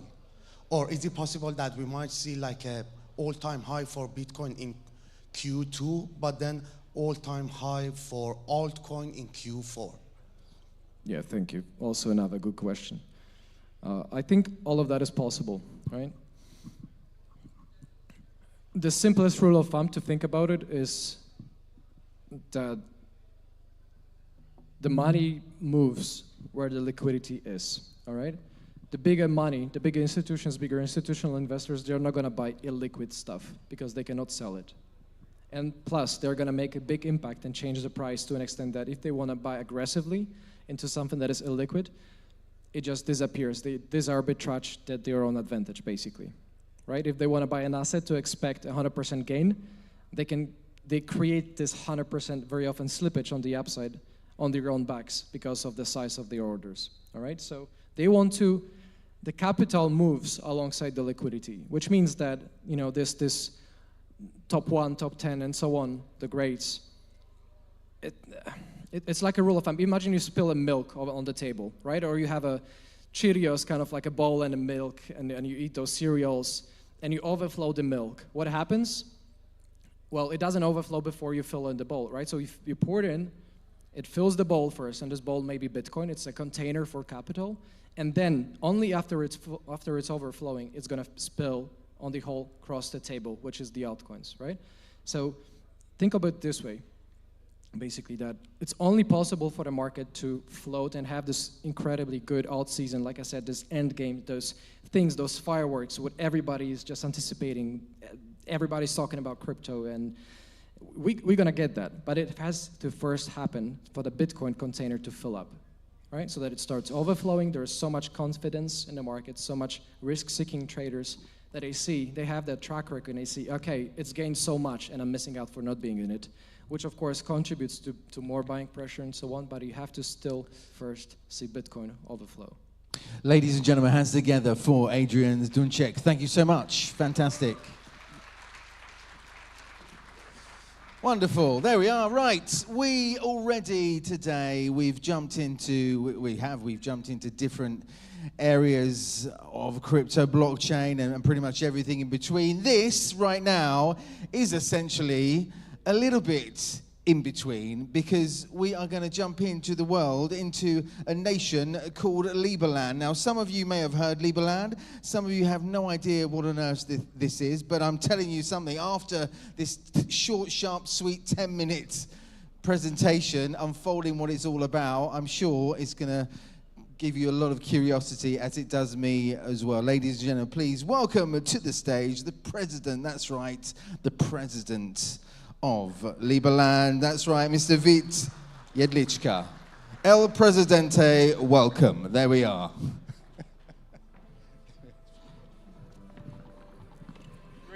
Great to be here in Romania. It's an amazing crowd, very nice conference. I'm just wondering how many people actually have heard about Liberland ever?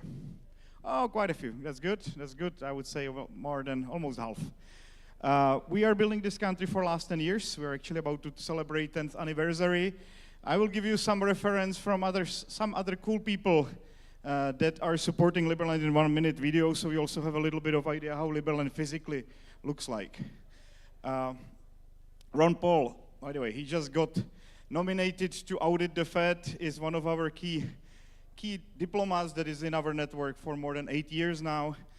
Javier Milei, he was actually running on the platform of coming from Liberland to save Argentina in his presidential campaign. And yes, some other people like Vitalik Buterin are generally interested in what we're doing and are supportive. I'm actually going to host one of these pop-up cities in Liberland right after the anniversary, which is quite exciting. And we have grown to a country with more than 800,000 people that applied for citizenship. It's not a small nation. We are not a micronation from this respect. We are actually bigger than Malta or places like Iceland, if we accepted everybody. And yes, it's a beautiful piece of land between Croatia and Serbia. How did it came to be? For more than 28 years, not a single country claimed this territory. And we had a very strong idea in 2014 that there is a need to start a new country, and a country that will be using the latest technologies as well as the best ideas how to run society. And we know that these best ideas are, of course, ideas of liberty, of free markets, letting people do their business. And that's how we picked Liberland, because that was literally the last reasonable piece of land unclaimed on this planet.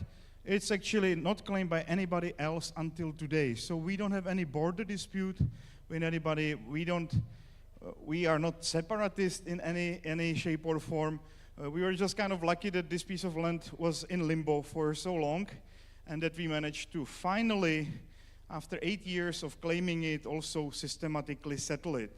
So the big fun starts now, or started already last year, when the first settlers came to Liberland. Just a little bit about Serbia and Croatia. Serbia, I would say, has a neutral stance. They said they don't mind creation of Liberland on this territory, but the chances of them directly recognizing us are very low. Croatia is saying that somehow the border will be recognized or determined in the future, but they are still not claiming territory. We've got a great support from architectural design companies like Zaharit Architects, which is #1 architectural company in the world that help us put things together. And the biggest advantage of Liberland is that we are the first country in the world where the taxes are voluntary, but not just that. Whenever you pay the taxes, you actually become the shareholder of the country where you're living in. And I think that's the biggest thing that Liberland has brought to the world. Main upgrade, ideological upgrade that we are bringing in. So whenever you basically voluntarily pay taxes, you become owner of LLM. Those LLM help you to have bigger voting right. They help you to also have some relation to the piece of land. And they also allow you, for example, to become validator in our blockchain, which we have finished developing 2 years ago and successfully running it since last year. And the whole idea of the blockchain is to basically get rid of all bureaucrats. We don't need them. Everything is automated in our system of governance. No matter what you need, everything is basically a smart contract. If you go now to blockchain.liberland.org, you can immediately see how much is the Minister of Finance spending today on different areas. We don't need any audits. We're directly auditable on our own blockchain. So I think we're a little bit ahead of any other country in this respect, maybe 3, 4, 5 years ahead of any other country that will be so transparent and so quick. For example, in changing land titles, you don't have to wait for land register 2 weeks, 10 weeks, 5 years, like I'm now waiting in one country to change the title. Everything happens in 1 second if the conditions of the smart contract are met. And we have finally launched also our election system. This is our latest congress. I'm excited that we do have interesting crypto people. Maybe you have already heard about Evan Lutra. He is sitting on our congress, or maybe you heard about Justin Sun, who has also great diplomatic experience from World Trade Organization, as well as being ambassador for multiple countries. We have people like Dr. Tariq Abbasi, who is also representative of British King, and many other quite skilled individuals, including Michael Ptáčnik, who is our Minister of Justice, but also former lawyer at the Ministry of Defense in Czech Republic. So very skilled individuals that are pushing Liberland forward. Judiciary is a very important part of Liberland. It's the last missing piece of the puzzle that we're finishing before our 10th anniversary in April. Everything is automated. There is a market of judges, and AI plays a very important role because it really cuts down the cost of pre-assessment of these cases, even though we are not kicking people out of the business completely, but we are giving people a chance to basically get a dispute resolution done very quickly based on an AI decision without any extra cost.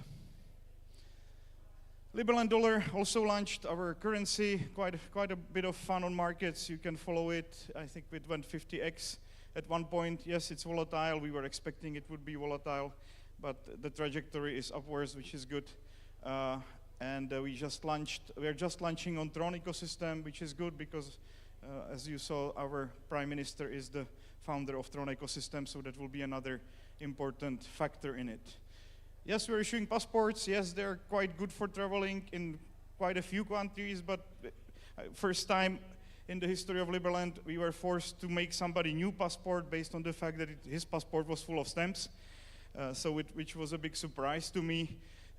Right now, it is of course more useful as a proof of the fact that you're a Liberlander than for traveling, but again, it's the part of building a country which we are also taking care of. And we are actively developing Liberland. This particular building we started to build it last year. We plan to finish it this year. We do have quite a bit of challenges with Croatia doing that, but you can come and help us to do it this spring. I hope we will finish the first small medical clinic despite the land blockade that Croatia is trying to impose on us. And it's kind of exciting because think about it, for 8 years we couldn't even access Liberland. After this very cool video from Nico Omilana, maybe you saw that, with 11 million views, we finally managed to open the borders with Croatia. If you put Nico Liberland to YouTube, you will see a very popular video there, which was a lot of fun. We were able to host now events for up to 200 people in Liberland, and we are planning an event this spring for 600 people.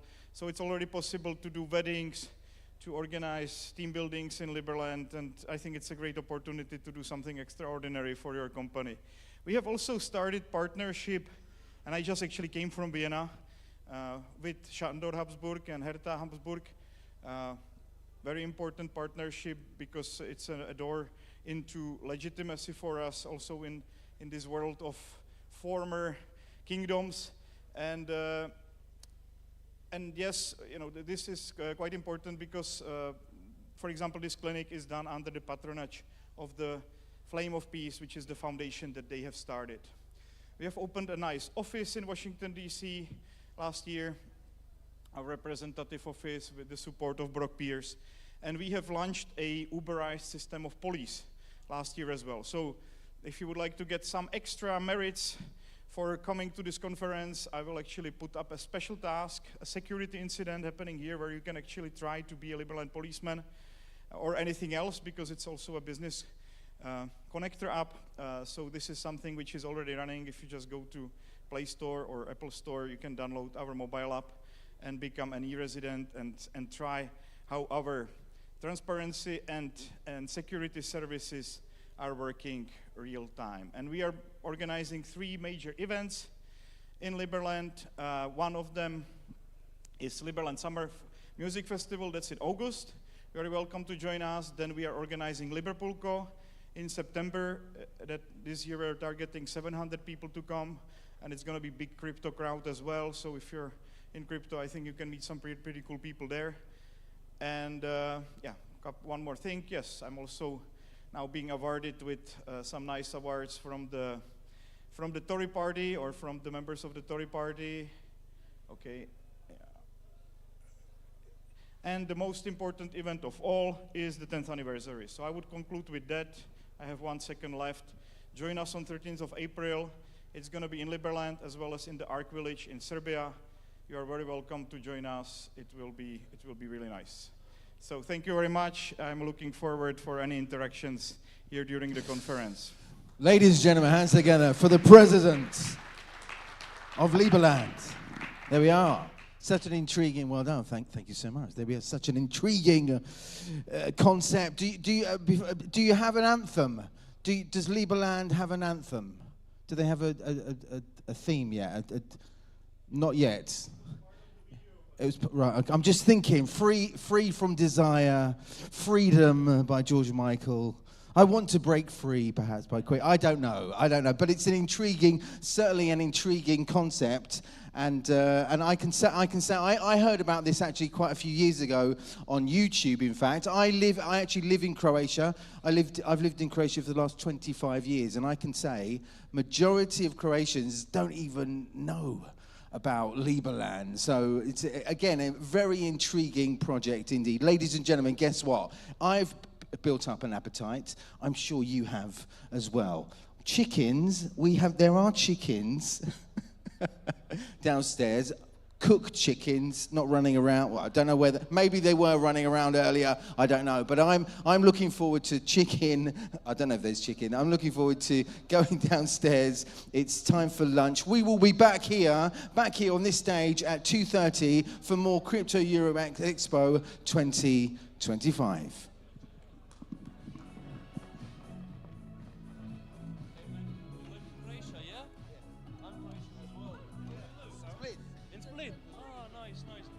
But you English, yeah? Yeah.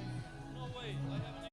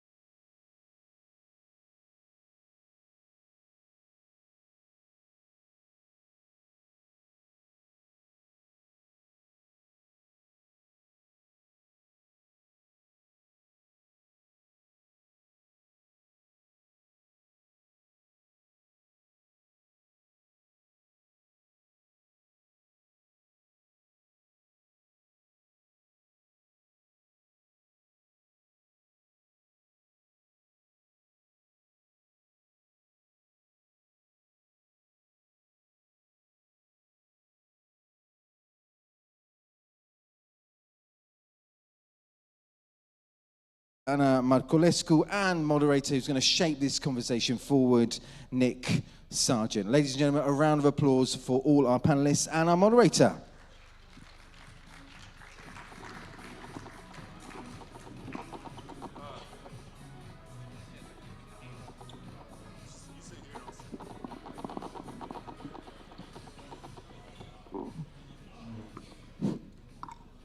Hello.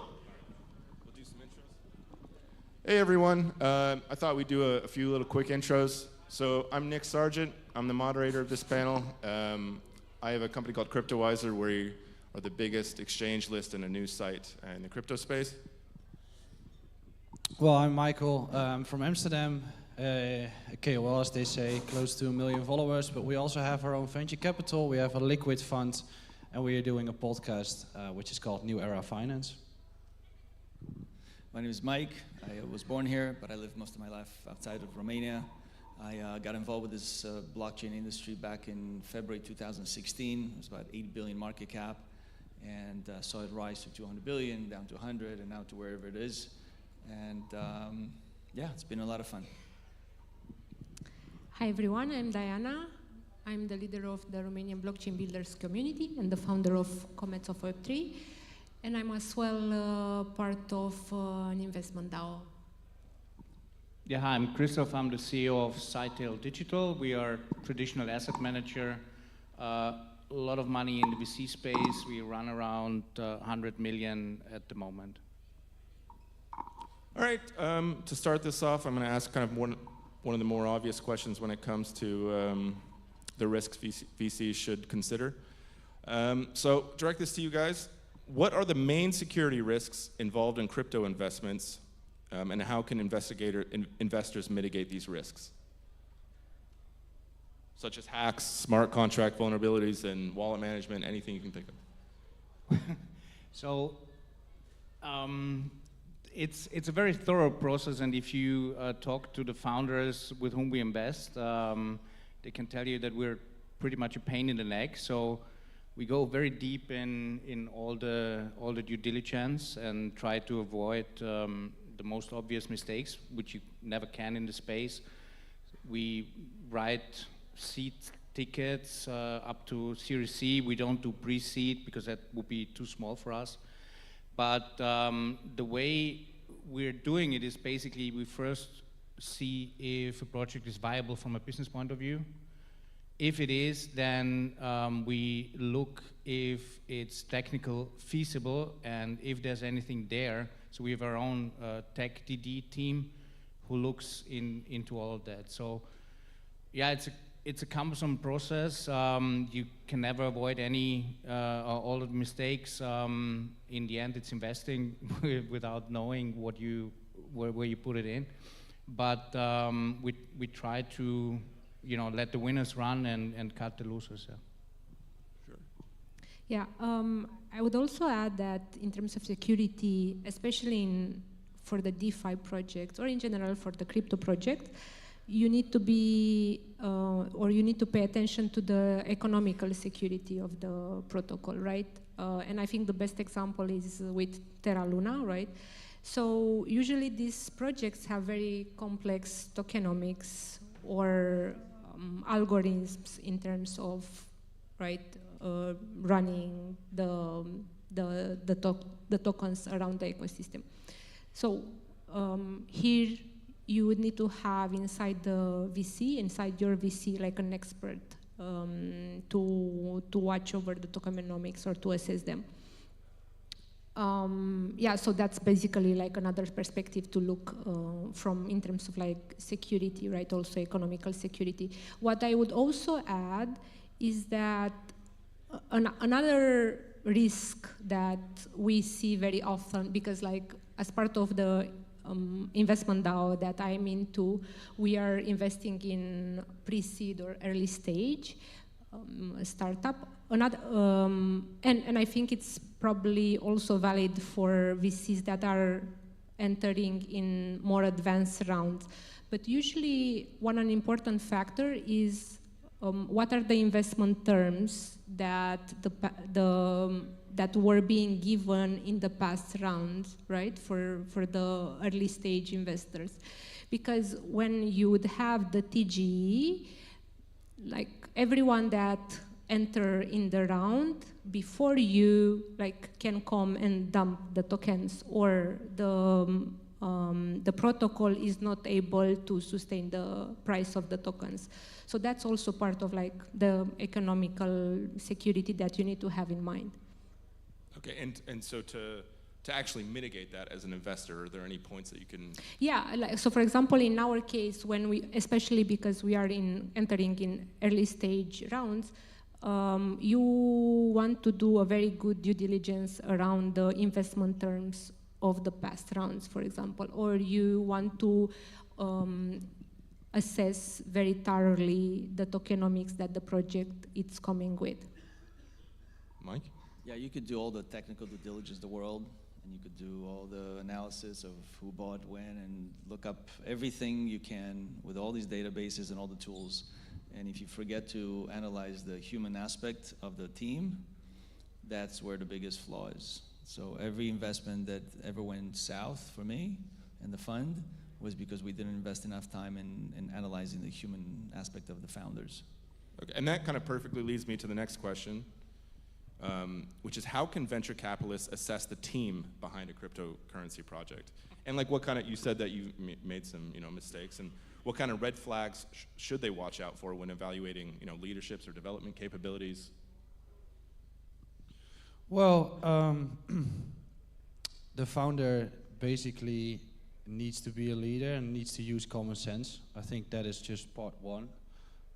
If the founder is not passionate or not able to explain the project in layman terms or in very easy to understand words, it's going to be very hard to get the actual growth for the project. And then I think the key aspect that we are seeing in the markets is that we have a lot of great Web 2 founders coming into Web 3 to integrate blockchain, which I think is actually what we want. But then they underestimate the impact of all the Web 3 elements of having that in your project. So they underestimate the impact of marketing, they underestimate the impact of TGE, all of the Web 3 factors that you have that can destroy your project. So when assessing the team, we are looking at, do all the parts actually exist? Which partners are there? Which backers are there? Which ecosystem projects are connecting with them? And if that is solid, then the chance of going, to zero from the start is getting smaller. But there's always a risk, and that's why VCs are getting a higher return normally for their investments. Yeah, I think it's super hard to assess because many of them are first-time founders, so you don't have a big history. I mean, for us, if someone was in prison, we might not invest. That's kind of a red flag there. So we do background check.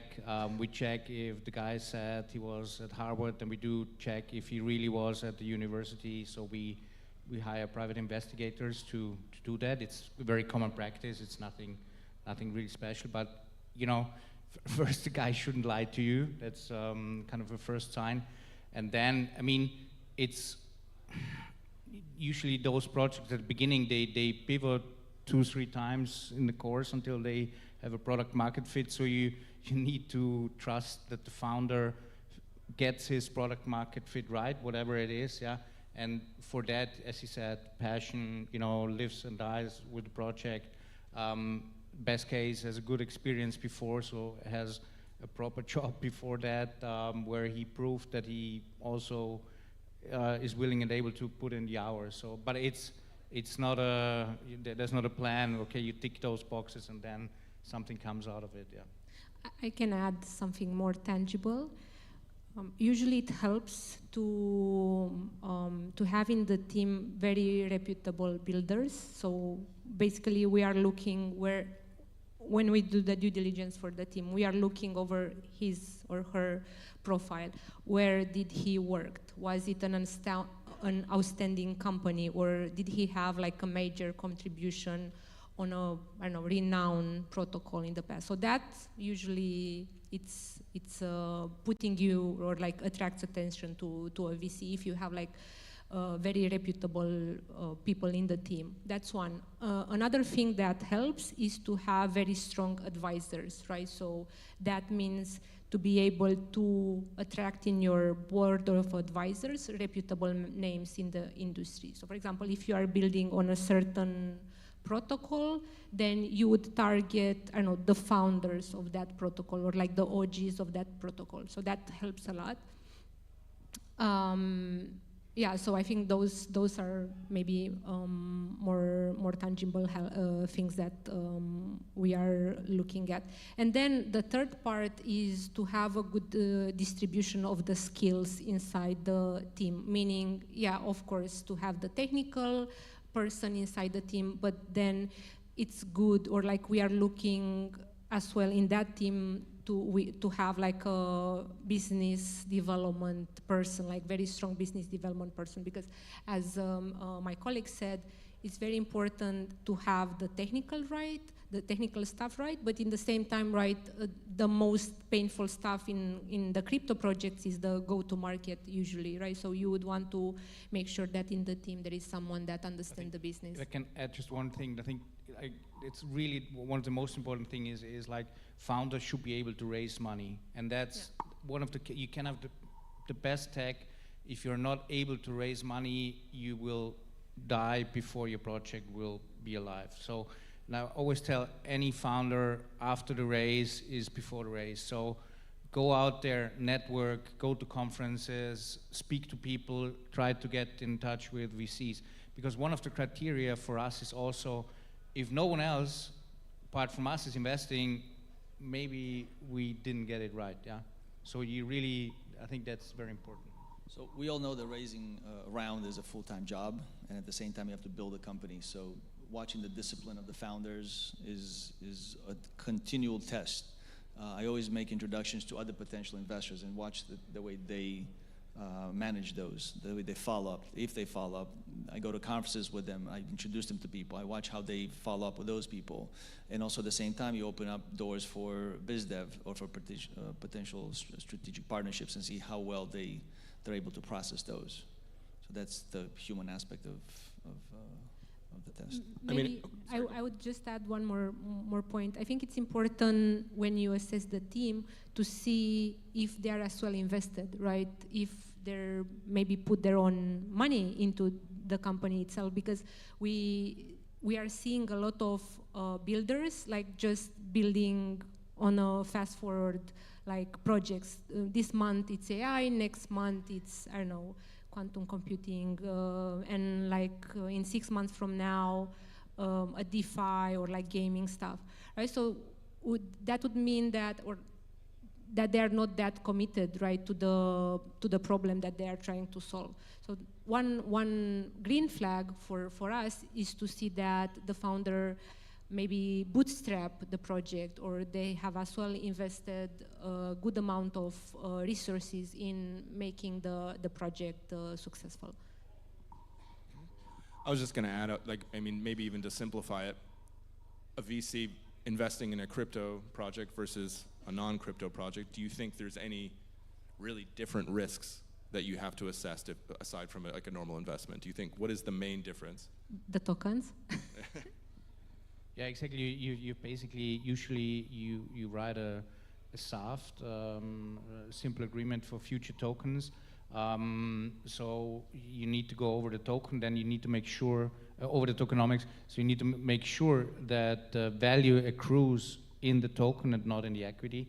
So I think it's a very interesting proposition where you have usually you have an equity part and you have a token part, whereas in traditional VC, you only have the equity due to the nature. I mean, it looks very different right now. You usually have much faster liquidity because it's much simpler to list token than to list equity. And also, you need to make sure that the project is not only good from a technical point of view, but also from a hype point of view, meaning that, if there's no interest because the token, is not so much in demand, then it's not going to help you, yeah. All right, and to kind of lead off from that, I mean, what role does liquidity play in crypto investments, and how can VCs ensure they're not exposed to illiquid assets or tokens that could become difficult to sell in the future? Yeah, for us, it's definitely a big issue. It's like, I mean, the tickets we write are a little bit bigger, so we clearly need to make sure how to get, how to exit, yeah. So that's a very important part, yeah. If you don't see the liquidity, there's no, if you are the market, yeah, you can't get out, yeah. Michael? Well, like we are currently doing it for a year, so we have the luxury of not really having positions that are locked at this point yet. There's all the TGEs are getting postponed. But I think that is an obvious risk, and I think that it's going to increase over time, because I think that the Web2 VC space is going to be integrated into Web3, where the cliff is going to be longer for VCs, but then the reward will be bigger too. How to do that? Well, you can basically hedge, but that is very expensive. So you need to have your treasury and to make sure that the liquidity is going to be there.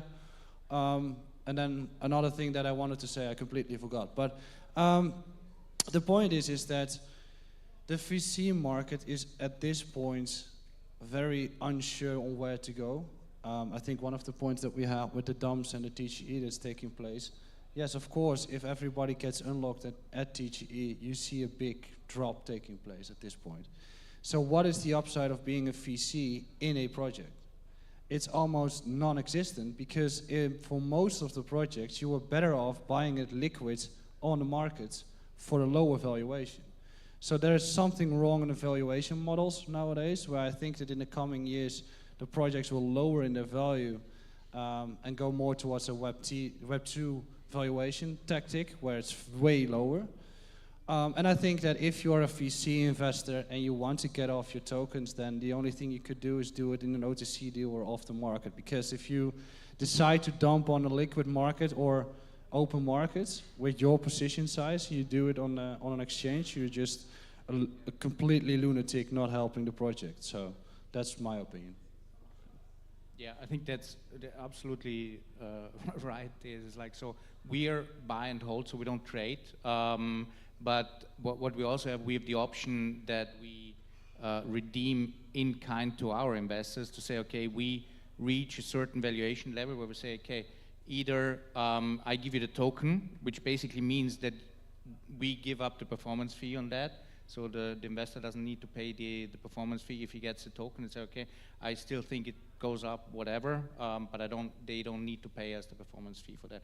But the liquidity issue is definitely, if you look at the markets right now, apart from the top 10, there's zero liquidity in the market, yeah, if you run anything bigger, yeah. So, and that you definitely should bear that in mind when you write the checks, and that's why we, for the second fund, we gave back more than 40 million because we thought we couldn't deploy it. You can't get out. That's, yeah. And I mean, kind of, anyone else wanted to add to anything to that?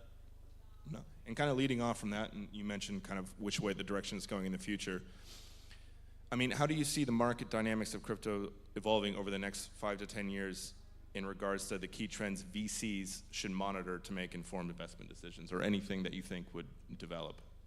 Well, I mean, I think in the coming 5 to 10 years, I think the VC group is going to be the group that gets hammered the most, because some VCs are literally deploying at a valuation that you're like, why?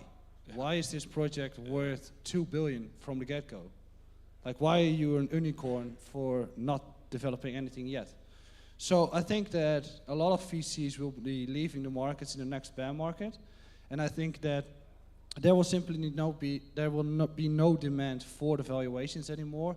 So it starts to go lower and lower and lower again until it comes back to common grounds where we can just kind of invest into projects selectively on a normal value.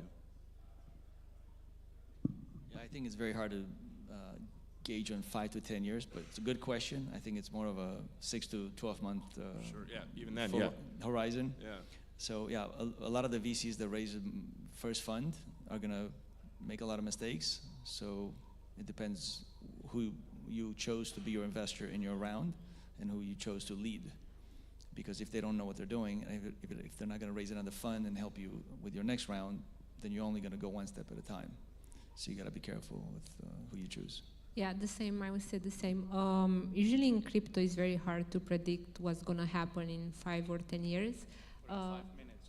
Or yeah, exactly. So till 2023, I was the ecosystem lead for Cosmos, and I was leading like over 25 teams, and I was working with them in doing the roadmaps, like for the entire ecosystem, and I was like pushing them to give me a 1-year roadmap, and they were thinking that I'm crazy. They were saying, Diana, we don't know what's going to happen in 3 months or 6 months. Usually in blockchain, it's a lot of research happening, especially in the infrastructure side of the things. So it's some protocols may not even know for sure if what they are doing is technically feasible, like till like the end of like the capabilities that they want to bring to market. So yeah, I would say like 6 to 1 month, it's like a very good amount of time to try to predict stuff. But in terms of that, I think probably the market will start to become more regulated, right? Like we are seeing in all of the markets more regulation happening, and the government understanding better what is this space about. And this is a good thing, right, in the end, because we are normalizing the rules, and more traditional businesses can enter in the space. Yeah, I mean, that kind of leads me on to so this will be my final question with regulation. So given the regulatory uncertainties surrounding cryptocurrency, how should VCs approach legal risks when making investment decisions in this space? I want to take regulatory questions. Look, I mean, you can't influence it anyway. I think you will go, or we will see a much more regulated environment, but this environment is also necessary to get fresh money into the space, because at the moment in Europe you basically have 0 institutional investors. In the US you have a few big names, but that's about it. And unless you get into a much more regulated environment, institutions will shy away. So we actually embrace regulation. We think it's a good thing, but you know, it will also make things much more complicated. I mean, it will wash out the smaller players for sure, like in every other industry, because even for us, I mean, you need accounting, legal, tech guys, everything. It's a numbers game. And I think it's fine, right, to have regulations. I don't know, like, I feel that this term is being used almost like something that we should be scared about, but I feel that actually this is normal, right?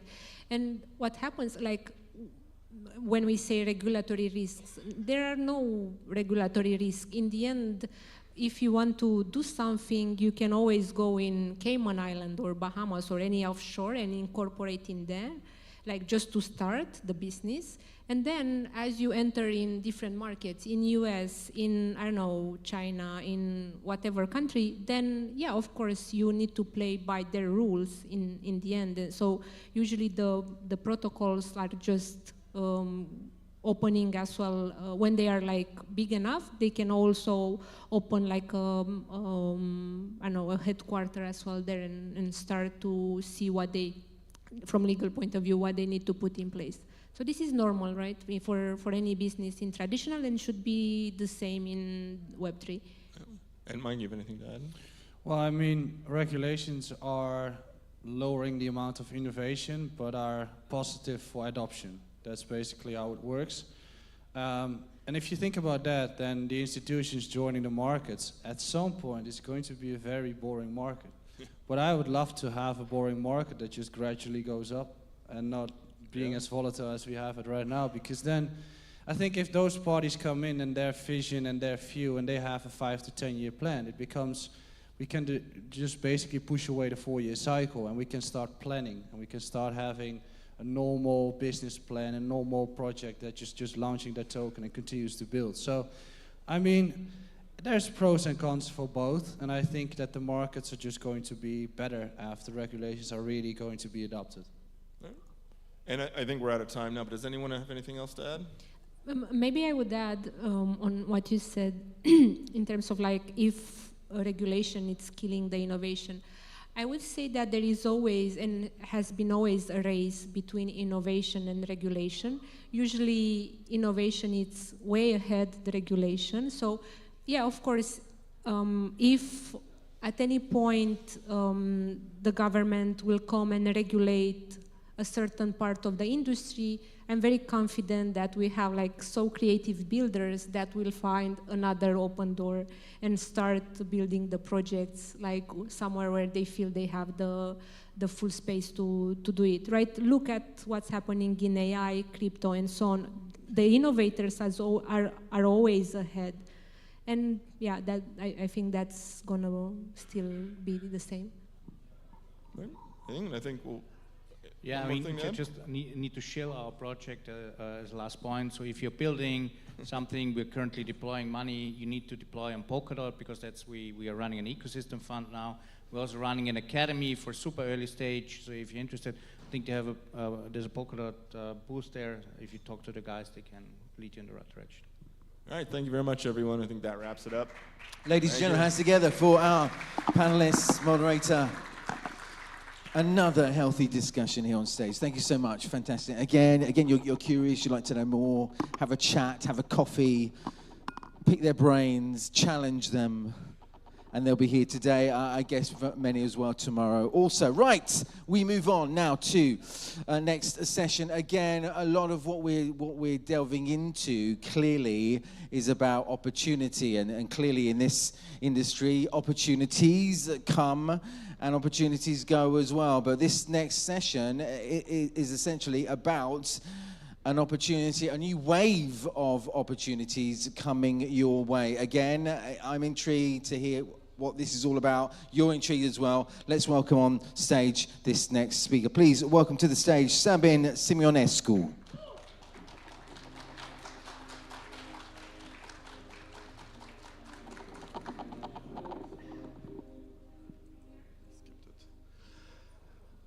Guten Morgen. Oh, nicht Deutsch. Hola. Ni español. Hello, everybody. It's been a few years in the making. We've been on the market since 2018. And across this presentation, you will find out what Tokero is building, what we have been building, and some pretty interesting news.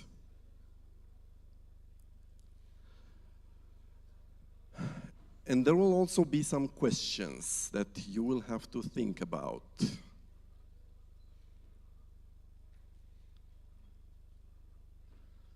And you might not like the answers that you come up with. But let's see. We've got 30 minutes together and 46 slides. Yeah. And as a general disclaimer, this is not financial advice and not contractually building. So what is a capitalist? Are you really a capitalist? I found two different definitions, one that supports capitalism and one that has capital invested. And it's been 250 years since we've been doing this, officially. Now, the difference between supporting capitalism, owning capital, investing capital, and exploiting capital is huge. Everybody in the room must, one way or another, support capitalism because otherwise you would not have paid your tickets to be here, or nobody else would have paid your tickets to be here. You own capital, well, you get a salary, you own some money, that's pretty good. Crypto investing, okay, but what about exploiting the capital? What about making the capital work for you? So, are you really a capitalist? Or are you an employee? Or are you your own employee?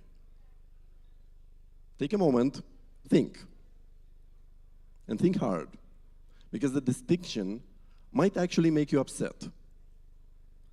Do you use money to make money, or do you use time to make money?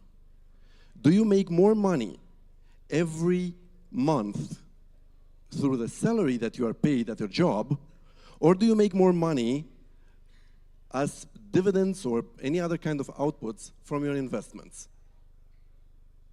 Where did you get the money to pay to be here? Some of you flew here.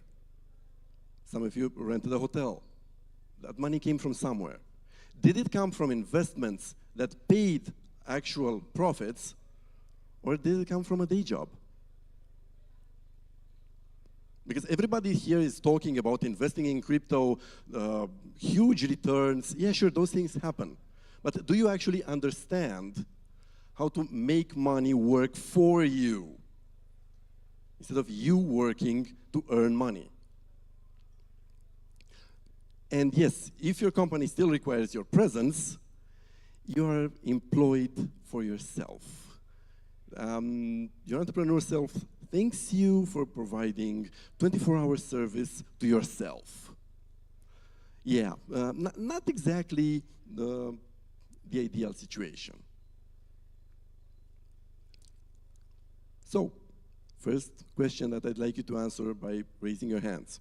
Have you made more money by investing in actual outputs than you have made from your day job? One hand. Okay, we have some hands. Okay, we have some people that actually understand the benefits of this. Let's see if by the end of the speech, everybody understands the benefits of this.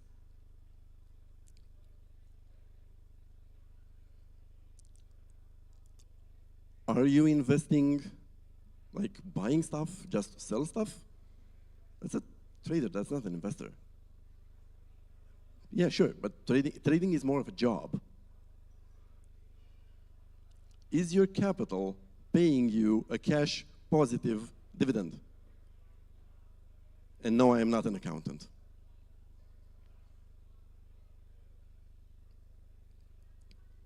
In my case, yes, I have bought Bitcoin low, 16K last round, and I'm waiting for it to be big enough so that I can sell.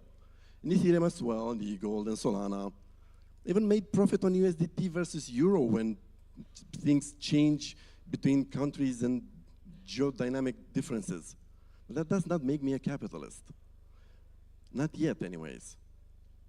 And the beautiful team, the Tokero team that you have seen across the conference, and now most likely every one of them is now in the room, they don't make me a capitalist.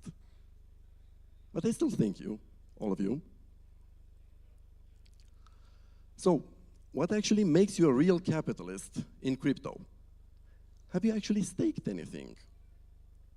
Farm yielded anything? That's the difference. You can own Bitcoin and it appreciates, but you'd have to sell it to get anything out of it. And at that point, you no longer own it. Or you can invest in assets that support staking natively, and then you have something far closer to what buying an apartment to lend, to offer as rent. Because you get the money from the rent, and you get the revenue when you sell the apartment at a higher price. That's the advantage that you can actually get with stakeable assets. And this is just one side. How many of you in the room have ever staked any kind of coin? Much better. Much, much better. Do your rewards from staking, if you are not a staking agency, do your rewards actually pay you enough to live month after month? I'm not seeing any hands. Okay. Interesting. I wonder why people stake, but staking isn't enough to cover daily expenses.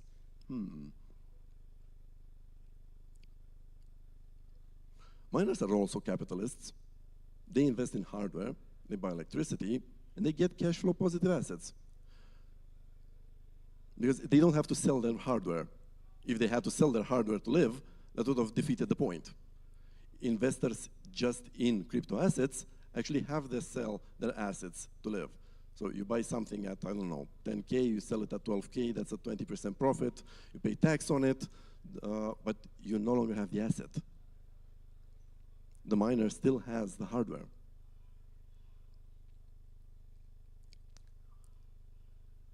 The point I'm trying to make here, please divorce your cash flow from your time.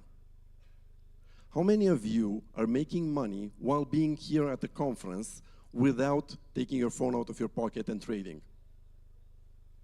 Some hands. Okay, that's better. Are your assets making money for you, or are your employees making money for you? Difference between entrepreneur, employer, and capitalist.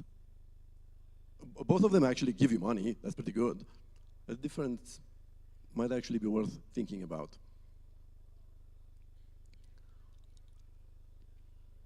So these three would be top of mind, the types of assets that actually give you some kind of revenue. But do they actually give you long-term revenue? We have a wartime situation next to our country, which means if you invested in our neighboring country, in Ukraine, something, that value might not be what you bought it 20 years ago for, or 10 years ago, or 5 years ago. You invested in a liquidity pool on a chain that is no longer in use, and you can't take your assets out of there because nobody is willing to buy them. And when somebody says 100% APY on a staked asset, where does that APY come from? Is that sustainable, or are they just trying to convince you not to sell? What I'm trying to do here is actually explain to you, you have to think a lot while you're in crypto. You don't just buy something because there's a hype on it. If there's too much of a hype on something, you're probably late. If it's on TV, you are late. You are the liquidity that's helping other people exit that market. Now, what actually happens in crypto is that you have the ability to make your capital work for you 24/7. That's why the term capitalism 3 derived from Web 3. So how do we maximize the capital we have? Well, we're going to have to combine capital with knowledge. And this is where we come in as Tokero. We are evolving from a centralized exchange to a DeFi-centric service. And the next slides will explain how we intend to make that happen. One thing that we are proud to launch today, we are enabling you from a centralized interface, a very simple interface, to buy any token on the Solana blockchain. So practically, instead of having to go create a wallet and the whole effort, you can use the funds you already have and buy stuff that's available only on DEX, the earliest available assets you can catch, which means the highest risk and the maximum returns. Please notice I started with the risk. One way we are helping you avoid that risk, I was sampling the presentation and I noticed on one specific token, I'm trying not to name tokens so as not to promote anything, that's why the lag. On one specific token, there were 3 pages worth of scrolling for clones. How do we avoid all that scamming?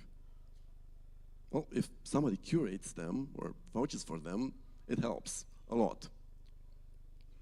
So, this would be the first news. Solana trading is live on Tokero. You can actually buy 12 tokens now, and we are listing up to thousands in the next few weeks. We are in the final beta tests for all the EVM architecture, and we'll launch in the next 2 months. Practically anything you can select on a DEX, you can get it on Tokero.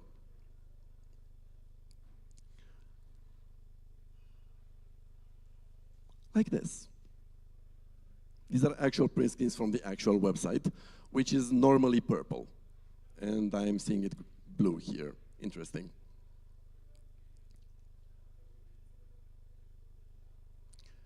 Now, I was saying something about social earlier.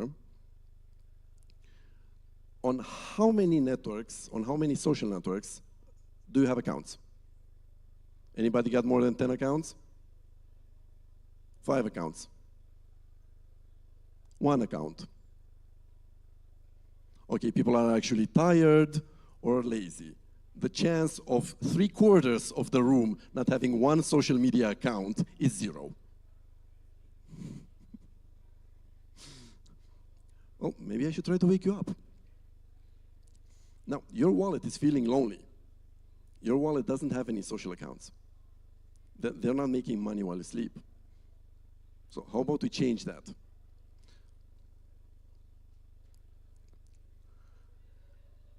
How many of you would consider yourselves traders? Very few, okay. Do you make enough money out of trading to pay for your everyday expenses over the last 2 years? Okay, we have 1, that's good. There are a lot of people that actually do. They might not be here in the room, they might not be paying attention, but I know some of them, and they make a lot of money, like 7 digits per year. So that's pretty good. What if you could benefit from their know-how, their knowledge, their experience, and their exposure? One author I really like is Nassim Taleb, and you might know the book Skin in the Game. He's the same guy that wrote Black Swan. The point I'm trying to make here is if crypto is not profitable for you now as traders, how about you keep doing the trades but not the decisions? What if you could follow their wallets and the decisions are done by people that have a proven history of good trading decisions? Depending on the size of your wallet, you still might not be able to live month after month on that revenue. But at least you have freed your time from the stress of crypto trading. Ever stayed up to 3 a.m. to see how the candle closes? Because that is UTC 0. In Romania, it's 3 a.m. It's in the middle of the night. Many people actually like to sleep then. So, if there are any traders in the room, thank you. And let's see how this can actually help you evolve your trading portfolio. Tokero will enable centralized exchange traders, centralized and decentralized exchange traders to share their portfolios and their moves on their portfolios, and even anonymous on-chain addresses can be followed. So if you see an address that's actually making a lot of money, all you have to do is copy it, input it, and you're making the same rewards, the same revenues, block by block. Because this would be news number 2, Tokero Exchange is evolving into Tokero SocialFi.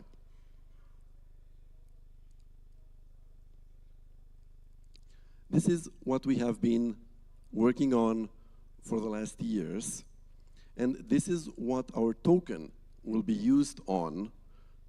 Some of you might know we have launched the token last year, and I will get back to that subject before the presentation is over.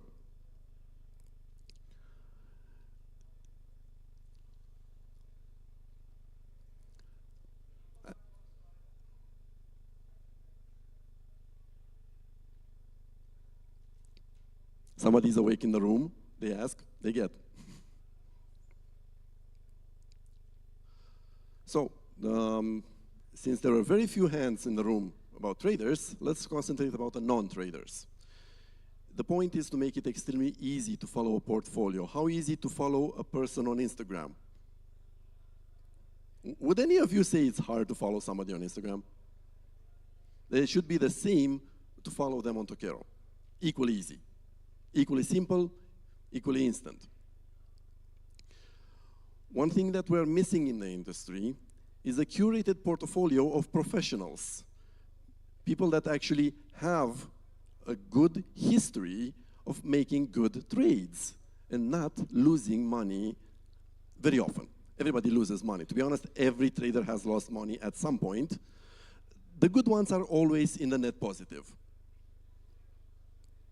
See who your friends are following.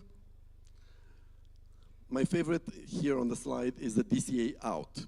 Everybody's talking about buy low, buy low. Well, why isn't more people talking about when to sell and how to actually cash in that profit? With an automated DCA out solution, or an easy to follow DCA out solution, you would not have caught Bitcoin at 80K, you would have sold at 100K. Now you would own maybe a quarter more Bitcoin than you did 2 weeks ago. Why not? Well, because we're not traders and we're not there at the buttons every moment and we're not following every little trend on Twitter or Telegram. That's why, because we don't have the time. But other people do have it.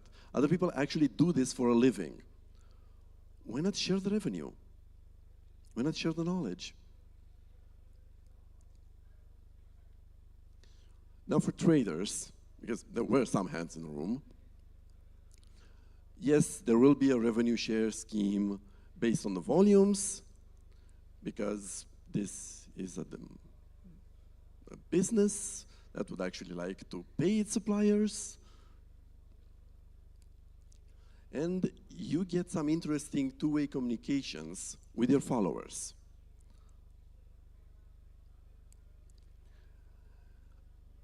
How many of the YouTubers in the room have information about the wallet sizes of their audience?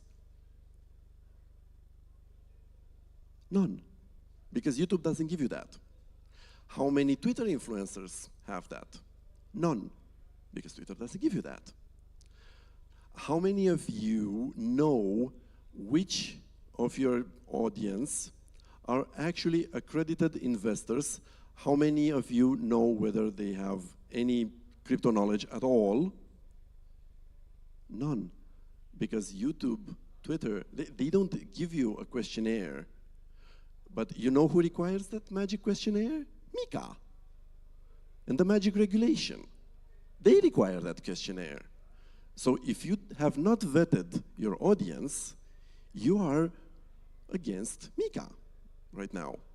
Oh wait, there's no authority in Romania to fine you. Oh, I'll come back to this next year. Maybe there will be.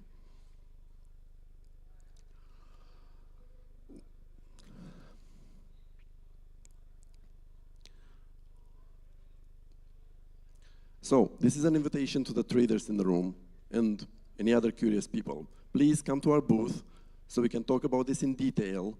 We are looking for the first users to join in this program. And as usual in crypto, the first users will be highly rewarded. Let's see if you like our rewards. News number 3.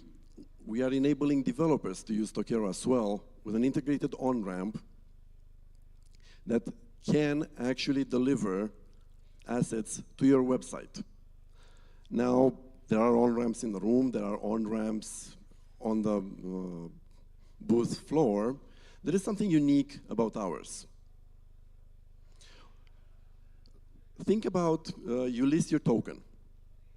You pay good KOLs to promote your token. They actually do a good job. People go to buy your token on a centralized or a decentralized or a launchpad, and you are effectively paying for traffic to the centralized exchange. You don't even know how much traffic. This is where we come in. You pay the same good KOLs, they promote you well, people are interested, but people are directed to your website this time.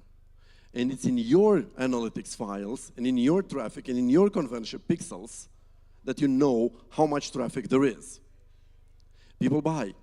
And you get it all. You get the revenue, you get information about the users. We can give you ways to communicate with the buyers and holders, and you get the upsell and cross-sell opportunities. Because we identified that actual launchpads don't do that. Actual on-ramps don't do that at the moment. Thank you for clearing the path for us. this is how it can look on your website. This is a render because, again, I do not want to promote any token on stage. So since Crypto Expo Europe doesn't have a token, we could do this with a render from them. This is not just only for listed tokens. You can do this with pre-TGE tokens on Tokero Launchpad, which means you can actually raise funds on your website just with an iframe integration that can take you 10 minutes or less in a WordPress website.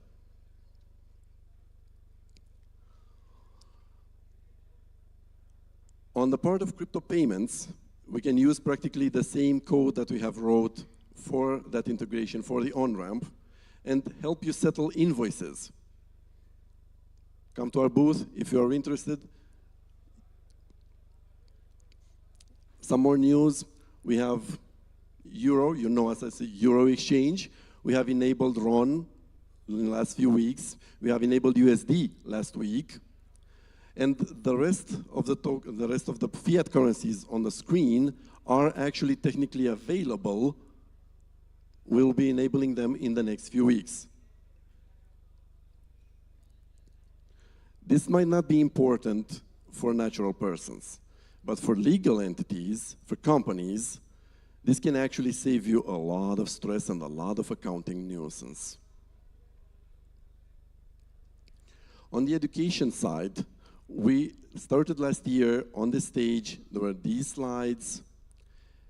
And now Tokero Ventures Club is a standalone product, and we are planning, on top of the training webinars in English, training webinars in other European languages, and a very cool virtual summit. This was supposed to be a longer slide, but I'm running out of time.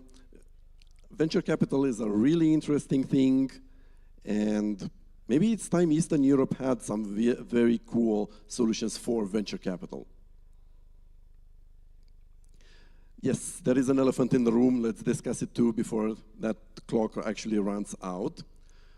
Last year, we launched Tokero Token. This year, we are listing Tokero Token. And since everybody is asking, when are you listing? Well, this is when we are listing. In the current markets, setting a date and time with weeks in advance can actually mean you are listing 2 hours before some president's coin gets launched and all the liquidity goes there. Our users deserve a lot better than that. So we will time our launch and actually execute very well on it. A final version of the white paper will be published before this period. I actually have a question for you. Which price would you like? I'm not hearing anybody. Oh, this is so quiet. If schools were so quiet, this would actually be a very good learning environment, but they are not so quiet. Schools are actually as noisy as the people outside. So I'm seeing 2 people that are suggesting the option on the right with 8 cents. Okay, voted by majority of 2 hands versus no hands. This is how democracy works, right? There's another elephant in the room. We will have to stop delivering USDT to our beloved customers because of the MiCA regulations. And because Tether does not want to bother with a situation that they cannot handle. Because inside the regulations there are bugs. But all USDT pairs on Tokero will be migrated to USDC for market orders, for the new limit orders, for the decentralized orders, for the Launchpad tokens, and for the new innovation we call cascade orders.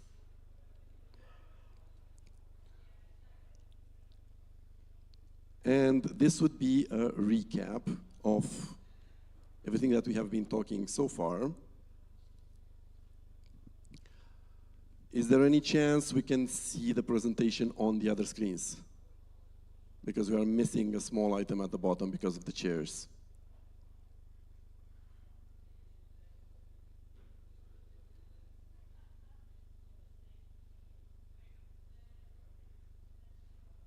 Nope. Well, there goes the surprise.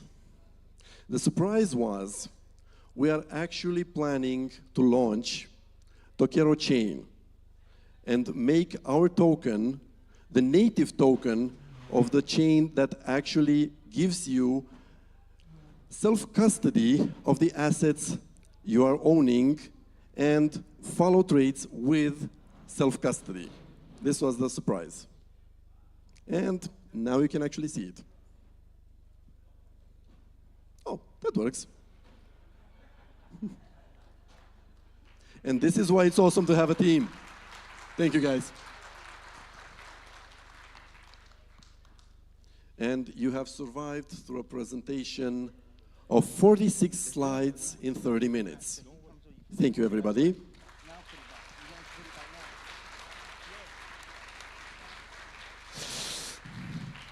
Well, thank you so much. Wonderful.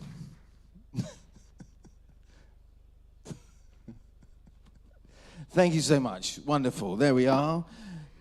Beautifully put the chairs across. But the thing is, we need these chairs right back where they were for this next session. So, gentlemen, can you do the same thing in reverse? There we are. Right. Let's move on now to our next session. There we are. Beautifully done. Well, kind of beautifully done. I'm not quite sure if that is beautifully done. Anyway, there we are. Just back over there a little bit. Right. Right, ladies and gentlemen, let's move on now to, thank you so much, gentlemen. We move on now to the next session, all about choosing your exchange. So choosing your exchange, key features on security, accessibility, and the user experience. All of that this year, 2025, making sense of this, helping you make the right decision, or at least guiding you towards the right decision naturally relevant for you as well. Let's jump into this right now with our panelists and our moderator as well. Please welcome to the stage right now Giovanni Conti, Ilya Puskas, Vuga Usisade, Dorian Vincilioni, Gabriel Manduca, and our moderator once again, Mr. Sergiu Vasilescu.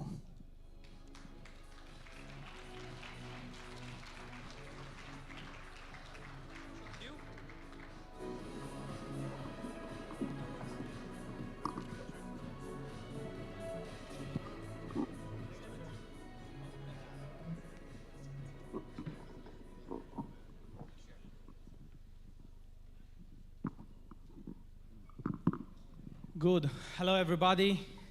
I think that you are satisfied after lunch. It was a hard one. Welcome back to Romania, dear good friends, and happy to have on our stage all, or at least most of the leading cryptocurrency exchanges. We have some questions for you, and we are now navigating very, very hard times, but beautiful times in the same time, because as I mentioned before, our industry is still at the beginning. So we have in the audience our users, your users. So I have a question regarding user experience and your services. And I would like to know what specific features or design elements does your exchange offer to ensure a user-friendly experience, both for beginners or OGs. I mean, what services or support do you provide for small and what services do you provide for small and local exchanges? Because many of your clients are local exchanges or individuals. I love how everyone is looking at each other. I'm Vugar Rusi from the BitGet. First of all, I think the greatest service all exchanges did to the adoption of the crypto was make it user-friendly through social logins that you don't have to remember your seed phrase and many other aspects that made and helped us to onboard so many users from Web 2 to Web 3 and actually open the doors of the crypto. And when it comes to developing a product or choosing your own exchange, I think there are several aspects that every user looks into. First of all, it's the newbies, new coming people. Then we have to talk about how intuitive and easy and more Web 2 alike is the process, because if you are the first time user and you heard about Bitcoin, I don't know, now dipping down to 79 and you want to get in, what you want to do, you want to easily log in through your email, buy something with your probably credit card, you don't know how all the other things work. Therefore, if you want to cater to the newbies, definitely first product should be easy to use and intuitive. But on the other end, we have the power users who want to trade better, whether you're an algo trader, whether you want to copy something. And then here comes the innovation. For example, at BitGet, we offer the AI grid tools where AI bots can actually give you an advice how to make that trade specifically. But definitely it's more of like a power user end. And I believe all my colleagues here will agree, more than the product, it's also about what kind of tokens are listed on each exchange and what kind of user flow comes there. Because yes, if you want to today buy Bitcoin and Ethereum, you can go to any of us, but there are so many projects that we call gems that are not listed in one and listed in another. That's where actually competition happens. Therefore, as an exchange, I believe for all of us, it's about having a good product that is easy to use, it's super fast, and definitely safety and protection is a key element here, but definitely what a user can actually gain from it is another important aspect. Good. Thank you very much. Hi there, Ilya Pushkash from Binance. It's good to be here, first of all.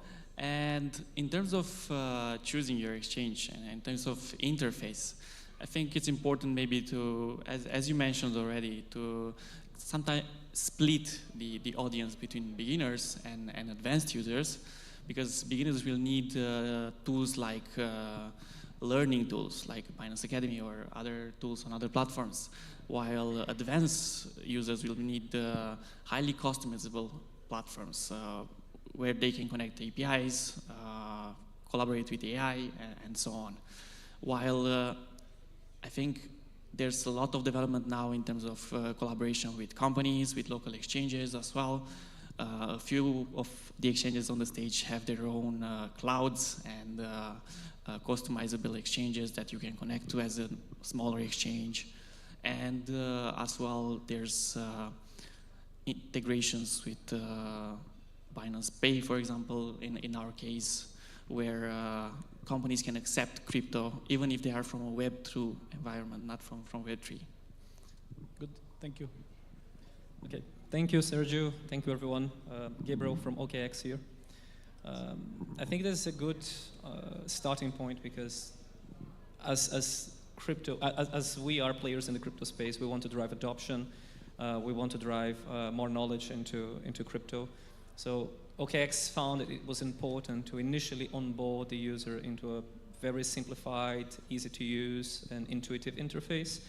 When the user comes into OKX, they jump straight into our simple product. They're able to trade with 270 plus coins, buy, sell, convert directly with cards, top up with fiat. So all of the goodies and the stuff that's already expected from an exchange.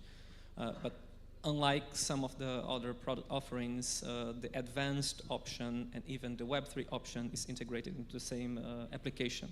So advanced traders don't need to download the pro version. They can just, through the click of a button, go directly to the exchange and utilize a fully fledged order book, 300 plus trading pairs. And if they want to set up bots, if they want to set up recurring trades, if they want to analyze and do specific indicators on the trading charts, they will also be able to. I understand that there are some detractors in the crowd in regards to centralized exchanges. So if you still are not convinced to go through a centralized exchange, OKX is still for you, because you can move to Web3 very simply. You can connect your existing wallet through our Web3 product, which lies in the same app. Again, through the click of a button, but if you cannot be bothered with that, you can also create one semi-custodial one with us and have access to 500 plus decentralized exchanges and other aggregators and up to millions of tokens within the same app. So the idea is a one-stop shop for all your crypto needs without having to overburden the user with a lot of technical terms or complicated UI. Good, thank you. Giovanni? I could not agree anymore with what my colleagues just said now. So we're pretty much all on the same line. We do the same work. We deal every day with the same problems. I think I just want to bring maybe two elements to add a little bit a different perspective.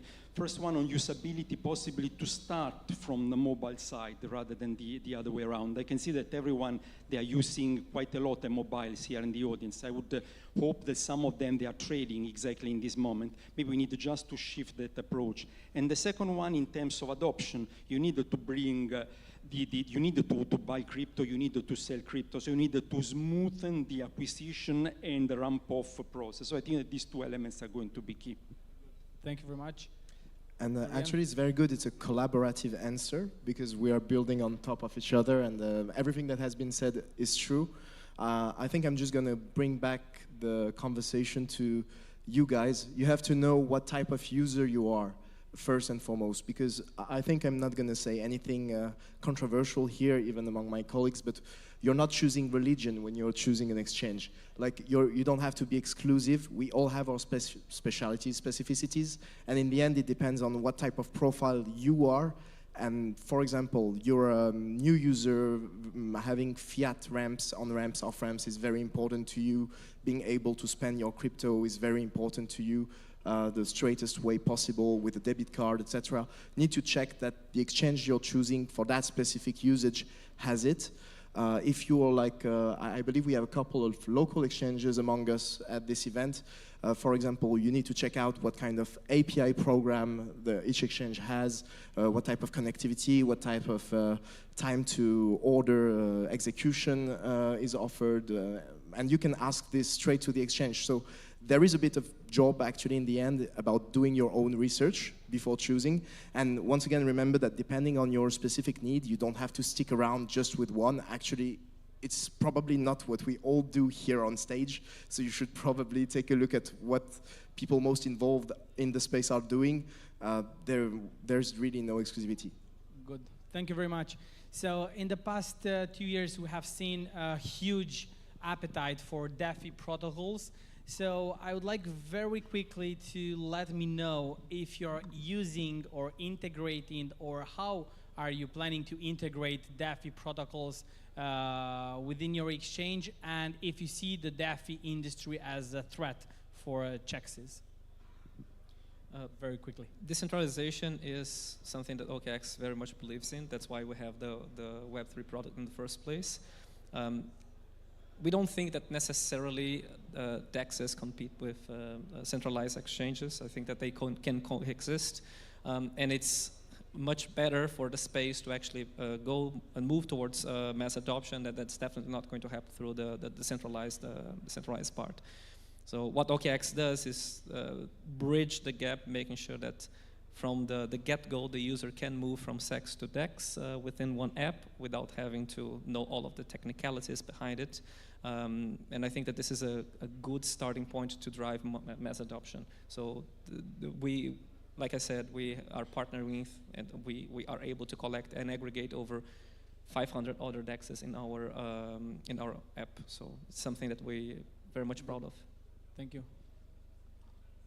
Yeah, from our side, from Binance side, our collaboration with DeFi projects is done through BNB chain, most of all, and we see a lot of building on that side, and some of those projects end up on Binance listing as well. I think centralized and decentralized DeFi with centralized exchanges is very linked together, and that's how we develop the Web3 wallet for Binance as well.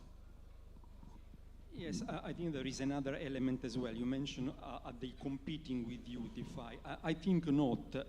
I think that we can leverage on that because from where the innovation is coming, and in our specific case, but I'm sure that my colleagues and their exchange pretty much they work the same, we can use them like incubators of new ideas, of new projects that can be tested and can use, as my colleagues here say, just to attract a vaster base of users on board. So definitely there is a big space for cooperation. I think for us at BitGet, we believe that future is decentralized, and it is kind of an evolutionary journey, especially if you started on your centralized side. Definitely you will be keen to explore. That's why 3 years ago we went and invested $30 million in BitGet wallet. Today we are the fastest growing wallet with 60 million users. We surpassed both Trust Wallet and MetaMask in downloads, and eventually some of our colleagues also introduced their own wallets. And we believe that decentralized world is kind of a huge ecosystem where you need a gateway. You don't need to necessarily, as a centralized exchange, directly engage, but it's better to give your users a dApp or a window that they can definitely interact and move funds and opportunities between these two places. And I was just doing some interviews, and I was saying that I believe in 3-4 years, if we decide to do a similar panel, it will be centralized exchanges, more of like a bank-like organizations, and serving as a platform to connect institutions with the retail, and then decentralized exchange will be where the actual, all the meme coins, opportunities, 10x's happen. Yeah, once again, I'll give you a personal take. I fail to see more and more the actual competition between DEXs and SEXs, because what we're doing is kind of, at first it's very different, and depending on what user you are, once again, it will be completely different on the usage you want to have. So I'll give you an example. You're an institutional, you will always rely on SEX because you want guarantees, you want compliance, you want all this kind of thing. As an individual user, obviously this may not be your first and foremost concern, and you want to experiment with DEX, see what you want to do, you can do with it, activating smart contracts, etc. But the truth is, it's already, if you're at this stage, you're already an advanced user. And we've all been talking for already a couple of years. I remember last year we were already mentioning this, that our main role was to drive this adoption, and this adoption will not come with advanced users exploring things on DEXs. And so far, it has not been proven. Like, we are actually lowering the barrier to entry for DEXs. So we are working hand in hand on many topics, because from the experience people get on SEXs, they can then move to DEXs if they wish to. And that, I think, in the end, is our actual mission, to be able to provide the choice to you, in the end, to have access to this decentralized version of the blockchain, if you wish to. So yeah, in the end, we participate to the growth of the decentralized ecosystem just like DEXs do. And it's always good to have competition in terms of innovation. We can always look at what each other is doing. It's so true that actually even DEXs, and I'm not going to name drop here, but they want often to kind of offer products for institutional as well. And they had to get back to more centralized version of their product to be able to reach out to these types of customers. So it's going both ways. To be honest, competition is sexy because it's always raising the bar in the benefit of the users. So yeah, it's nice to have one.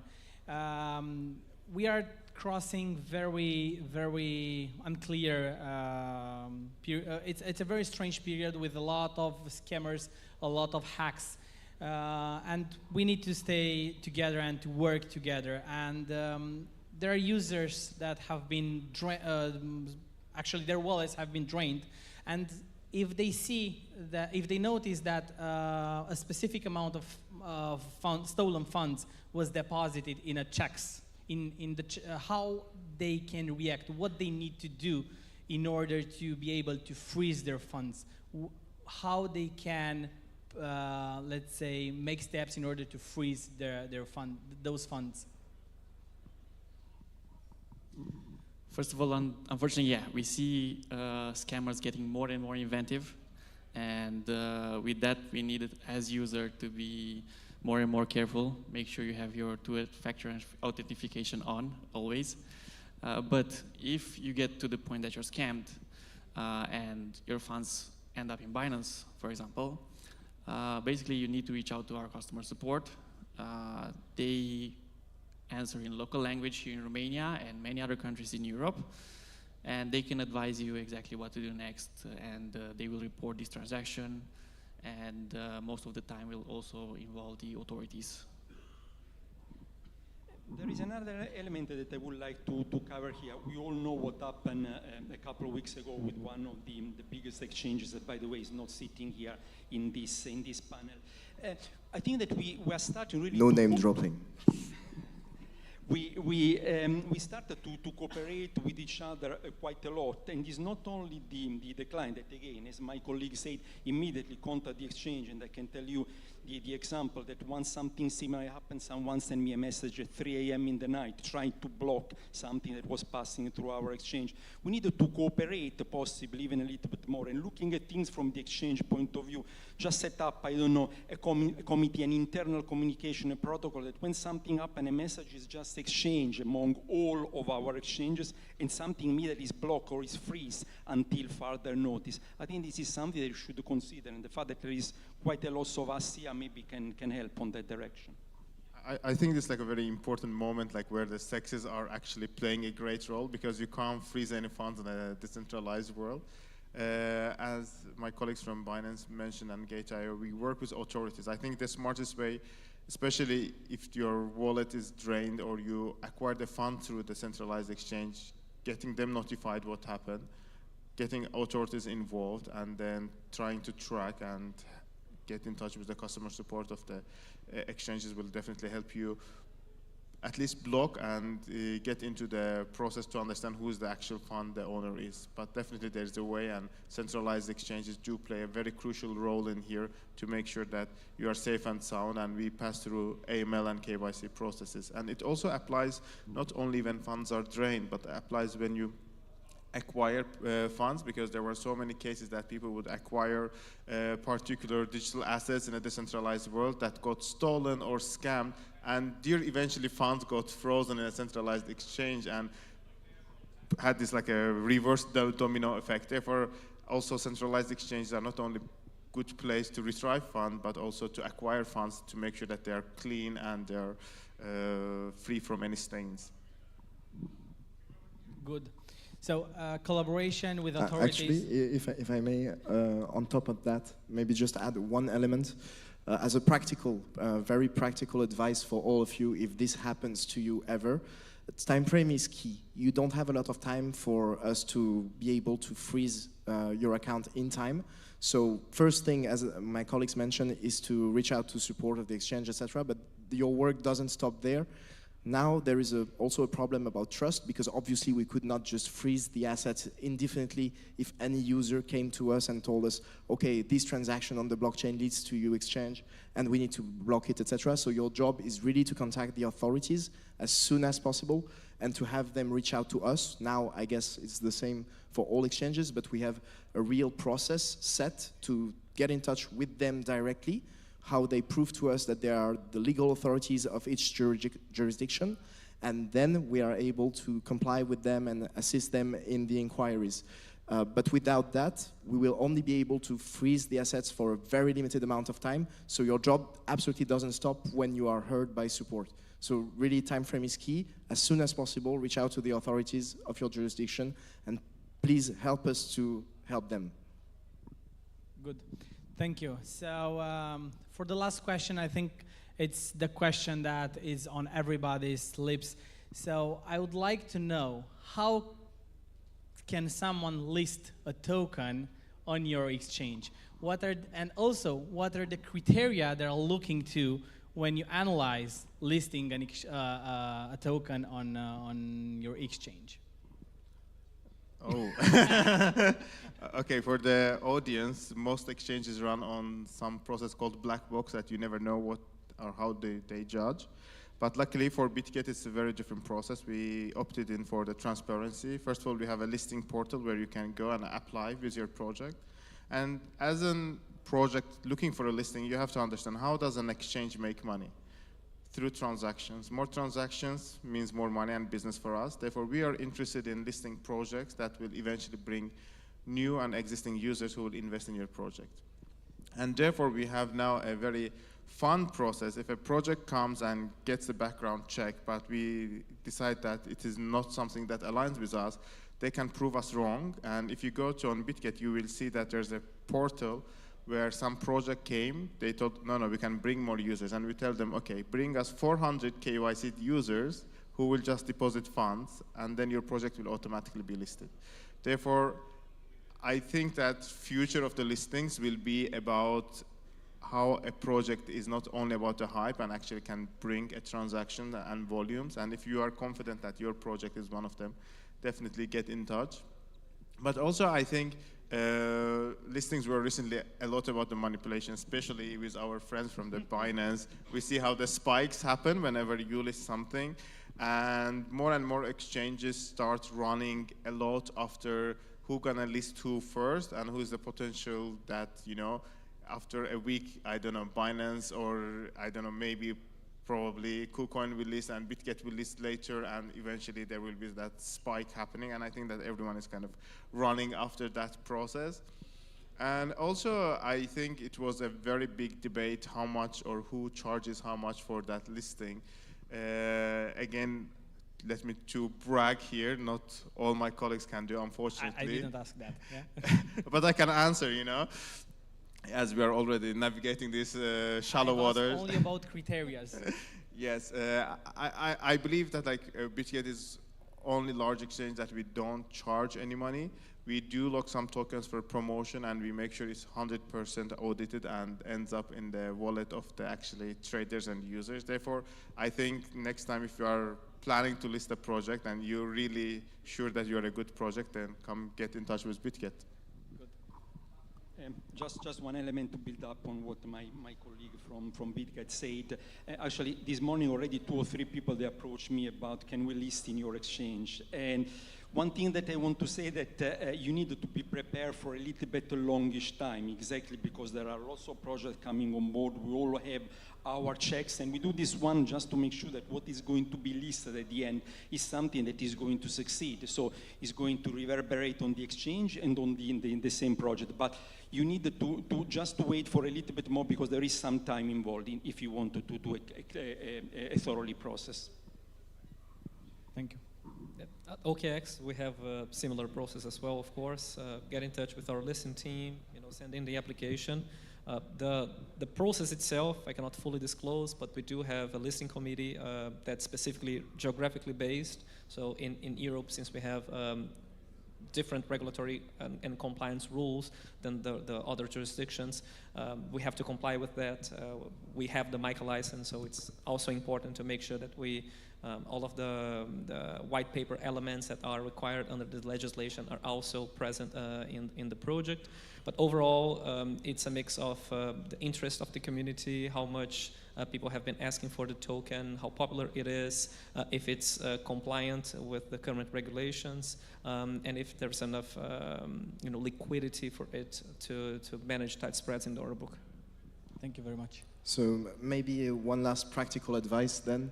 On top of what everyone has said, first, I believe nobody is part of the listing teams here, so we are not going to be the ones handling the decision, not right here, not right now, and we could not even be the one, once again, deciding. But as a practical advice, you, as a builder, are often focused, obviously, on your project, and it's a very good thing. Always remember who you are speaking to and what's the best interest of your counterpart. So meaning, obviously, how many users can you bring to the platform? How much trading volume could you bring? All these aspects that are, in the end, very basic. But and sometimes, also, what are the priorities, the narratives that are being emphasized by the exchange you're speaking to? Because an exchange can be a very good exchange for your project to list, but it might just be not a good fit at this precise time. So keep that in mind. Once again, there is a preparation in that. It's not about just looking the list in CoinMarketCap or CoinGecko and saying, okay, I want these exchanges because they are right there and I see that they have a good ranking. Investigate a bit more than that. Good. So as you're doing with your tokens in which you are going to invest or willing to invest, I incentivize you to open an account to all exchanges, to test their solutions, to compare them, and to choose what fits best to you. And then, if you are a project looking for liquidity, looking for integrations, not for listing, don't hesitate to reach them, and they're more than happy to discuss with you and to provide you the best solution, or at least to connect with the right person from their exchanges. Thank you very much, gentlemen. Thank you. Thank you, Sergio.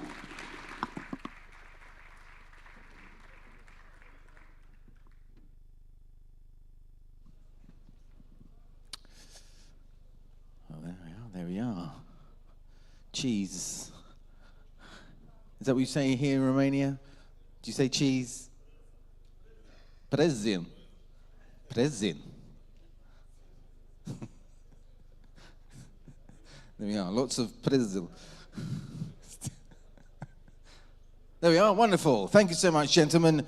Right, we are, again, you're curious, you'd like to know more. Every one of these panelists and our moderator as well, as is everybody here, open for these conversations, because that essentially is why most of us, well, we're all here for this, to have these conversations, to listen, to make sense of things, and then make our own decisions, but also by having conversations with others, help us make those decisions a little bit more easier as well. Let's move on now to our next session, all about decentralized security and competition, putting those three together.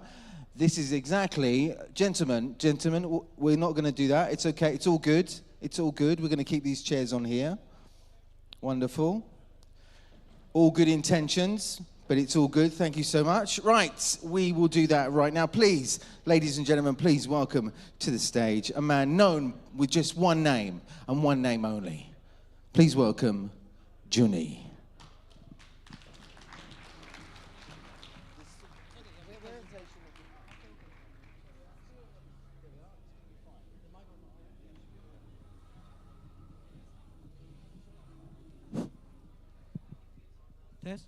Test. Is this audible? Good. Great. Good.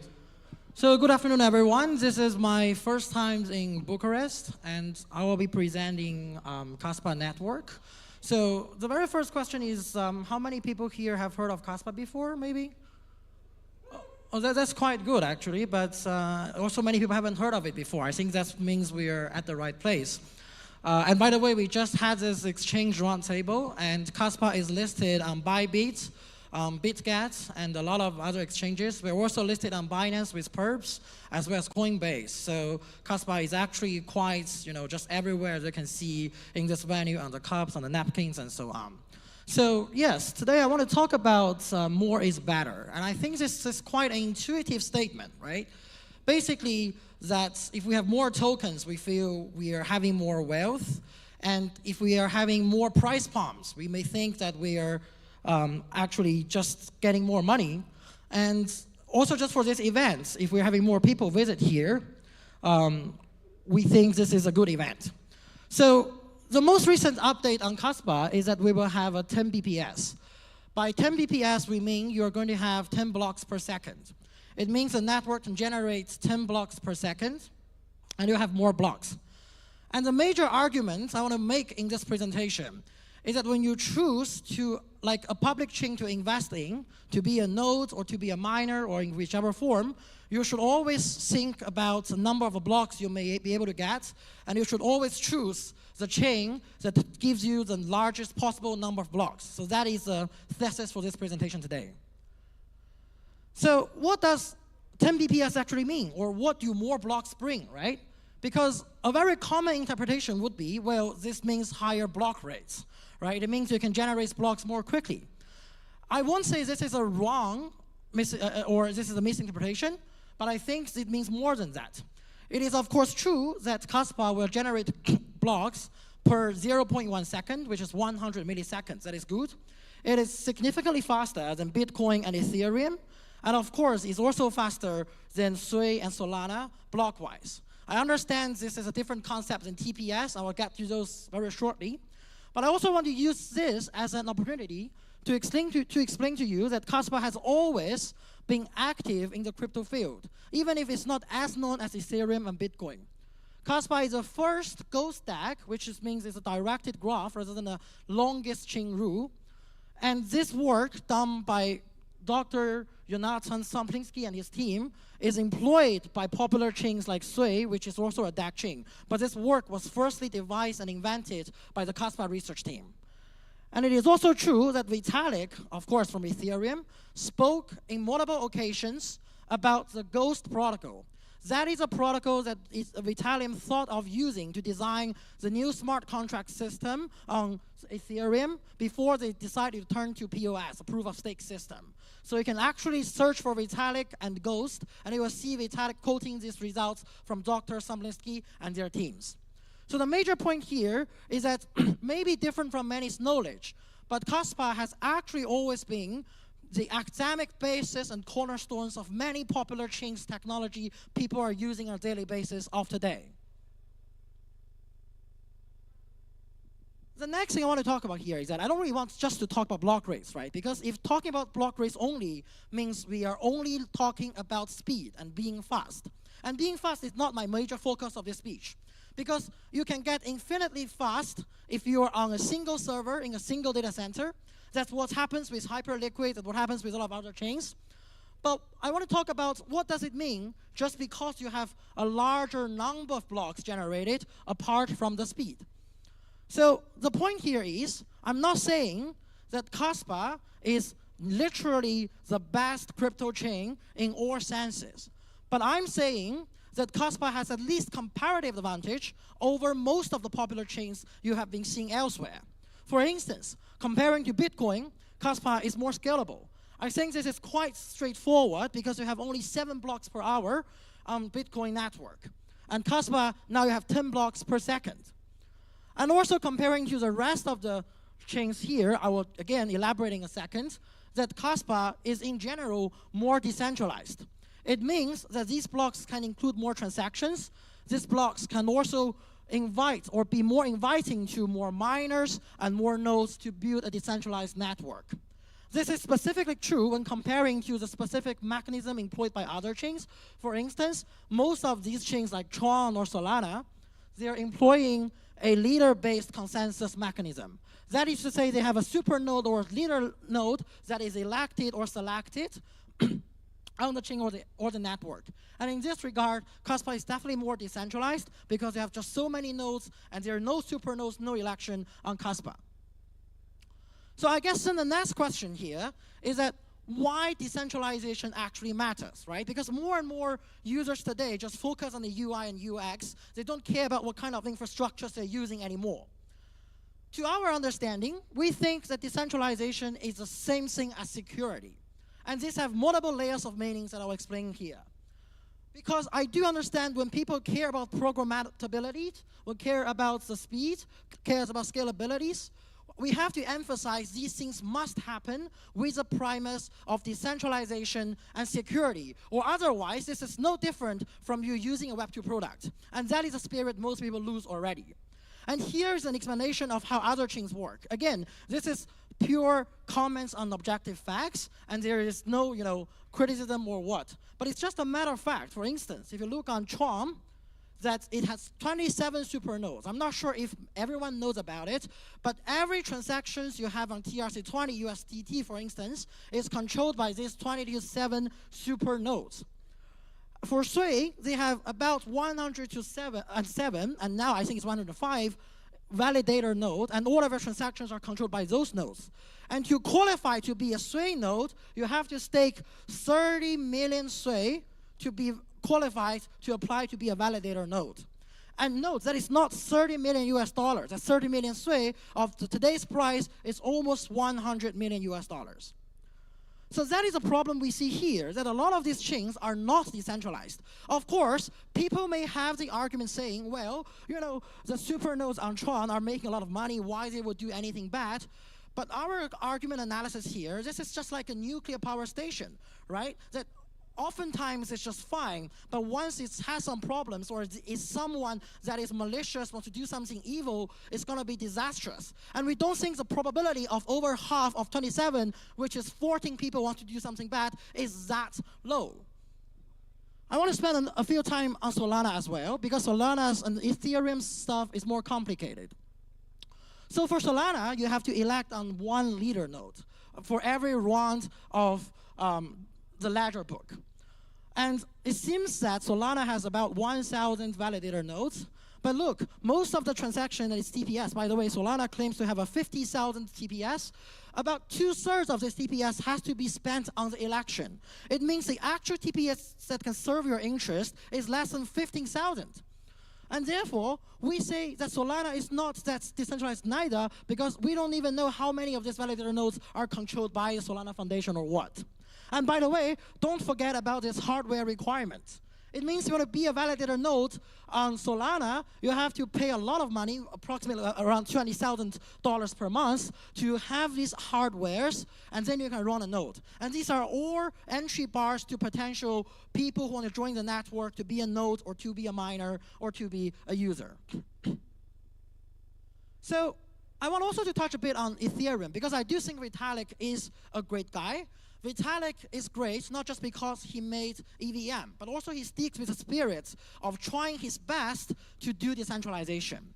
What did he do is this. He is employing this, by the way, Vitalik and Ethereum Foundation also cares about the hardware requirements and the level of decentralization, all factors, and so on.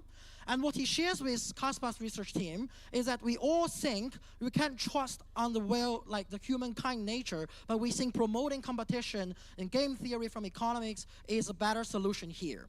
So what the Ethereum strategy is that they try to use Ethereum as the only layer 1, but to outsource computation and execution to layer 2s.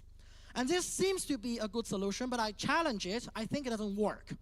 The reason is because that these L2s, their services are much centralized, and Ethereum cannot do anything with it. And I prepared quite a few different examples for this, right? Because comparing to the potential 51% attack you will see on Tron or Solana or Sui, because you only need like 50 or 20 people to do that, then on Ethereum, the problem is that they have no control over what the layer 2s are actually doing. These things can be ROG, the issues can be outage. This happened with Arbitrum, and things can be higher rollback rates, which means that people are rolling back transactions for their own sake.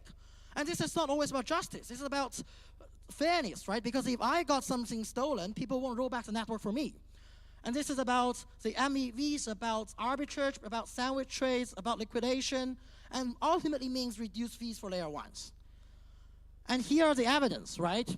You see Arbitrum is on outage for about 24 hours, and that also happened to Solana before. And the ZK Sync, which is the one on top here, is also a famous Ethereum layer 2, had a lot of, I would say a lot of, almost all DeFi projects on ZK Sync rocked. Okay, the DeFi, the X-Bank, the Carnegie Finance, everything rock proofs. And Ethereum cannot do anything about it. And this is the chart where you can see the transaction revert rate since February 2024. You can see the rollback rate significantly increases when Base and Arbitrum and Optimism, all those L2s are getting popular and making transactions there, because they will do rollbacks just because they serve their own interest. Okay? And again, it's just like the recent Bybit incident. If we got stolen for, let's say, $5,000 US, nobody will roll back the system for me. But if Bybit or these people or potentially the layer 2 operators or sequencers, if they want, they can roll back whenever they want to.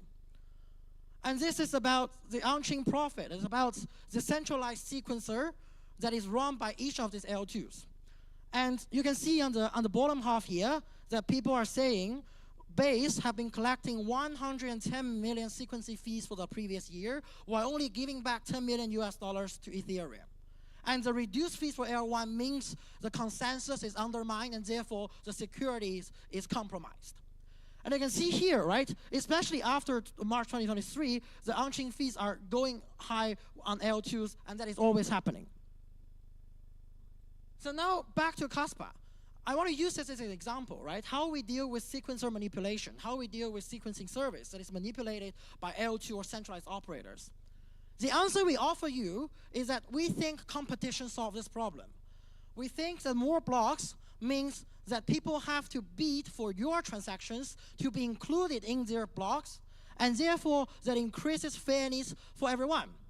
the design we have is that, for instance, if there is a, let's say, miner that wants to include a transaction in one of its blocks because they think ordering this block in a specific way can make them some money, let's say a sandwich trade for themselves, then to make sure they get this block included, this transaction including their block, they must kick back this money, at least part of it, to share the money with the users, right? Think about it.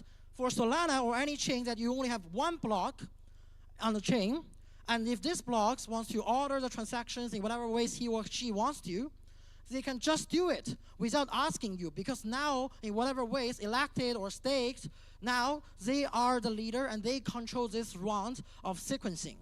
However, with 10 blocks per second, it means a few things. It doesn't just mean that miners don't have the time to check on what's in this block, but also they have to make a quick decision to decide which transactions sent by wallets or users they want to include their block, and decide to give a cut of their profit to kick back to the users. That is to say, originally the money was exclusively held by miners or searchers or block sequencers. For instance, they can get $200 from this block, and now they at least want to share, let's say, 100 or 150 with you, and we see that is an extremely good thing for common users. How does this happen? As we said, the sequencers will compete for transactions, as you can see in this table. But also we say this is just one example. For instance, when coming to Oracle service or data service source, because if we are trying to run on some off-chain data on-chain, we need some Oracle service providers.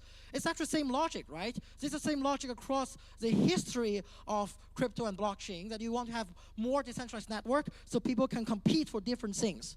And therefore, this only matters and only can happen on Kaspa because now you have more blocks. The comparative with Ethereum and other chains is like this.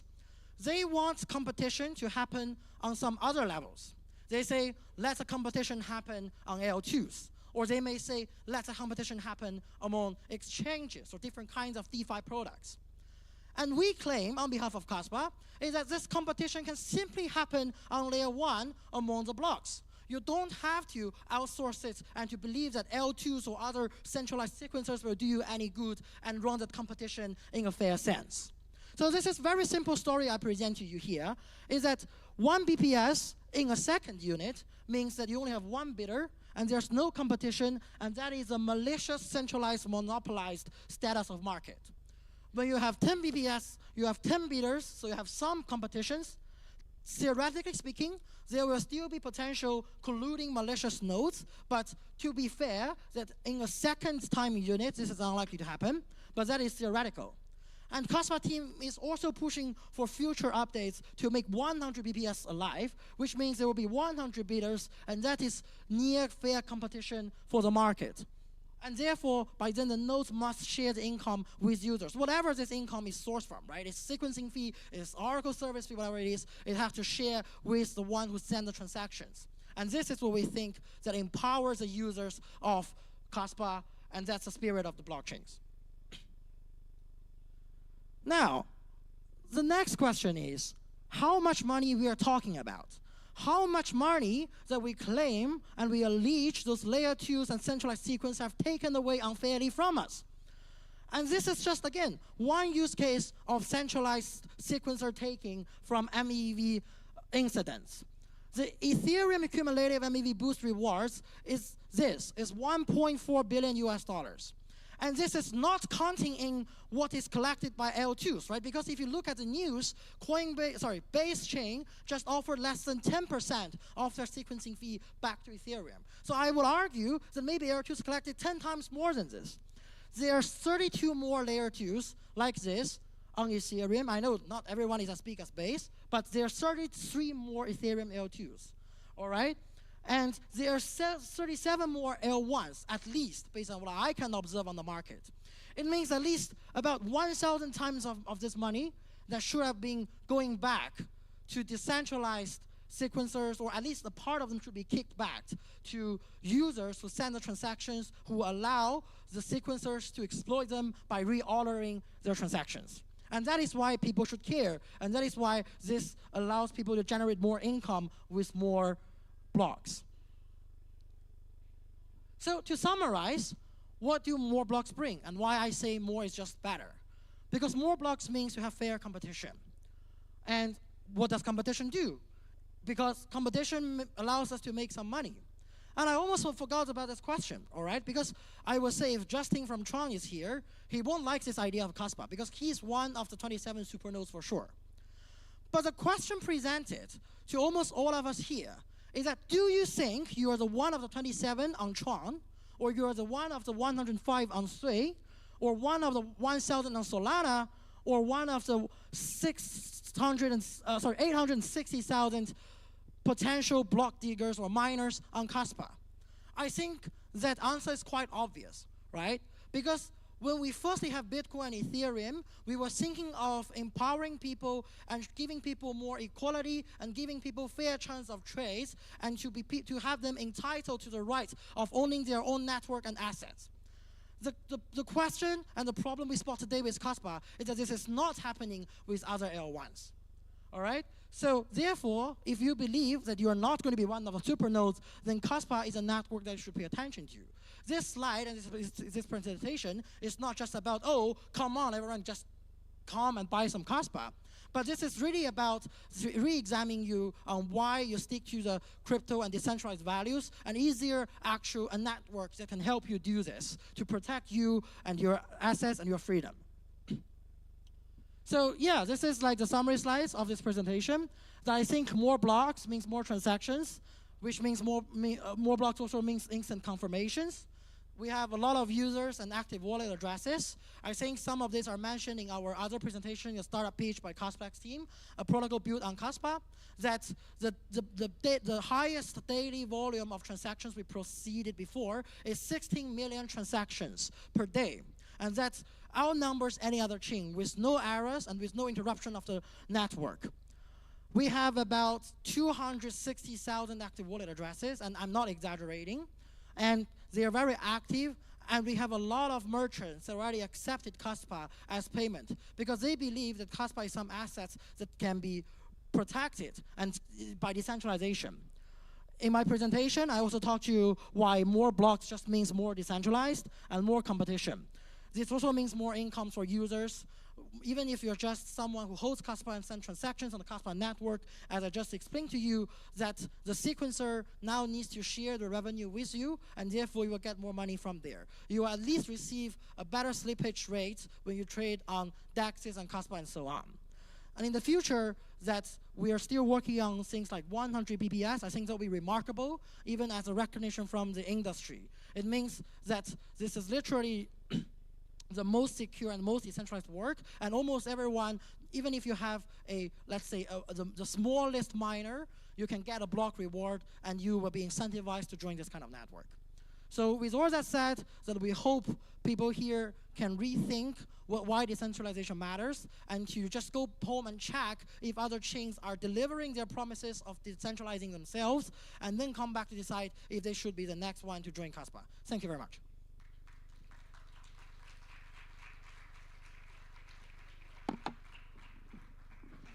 Well, thank you so much. Wonderful. There we are. Right. We move on steadily to our next session, how to apply crypto in real life business scalability, how to do that and how to do that well. I can't really help you on that, although I'm sure many of you here probably think you can help each other on that. But what we're going to do now is jump into a healthy, productive panel discussion and debate to kind of jump into that and by the end of it, jump out again, helping us to kind of make sense of this in a better way and make those better decisions as well. So this is, in fact, quite a large panel. Not quite sure if we have everyone. If you are on this panel, please quickly make your way over to the right now. Ladies and gentlemen, please help me welcome to the stage for those that are here. We'll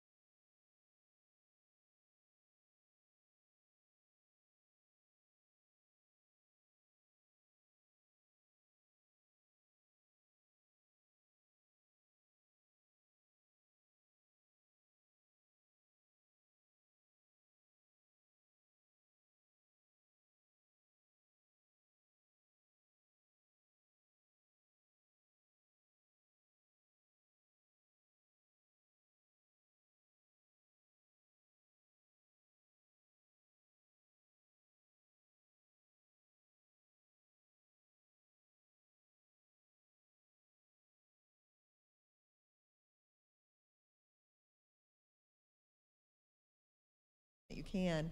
And then if there is a crisis of some sort, you address it very quickly, you make everybody whole, and you stop the situation. Like, I just think of McDonald's. You guys know McDonald's? So they had a foodborne illness issue last fall, and they stopped, they tracked where it was coming, they stopped that. They took a sales hit, but they were very transparent and very quick. And I think that was the key to address this. So this is the same thing that happened with Bybit just recently. They got scammed for $1.5 billion.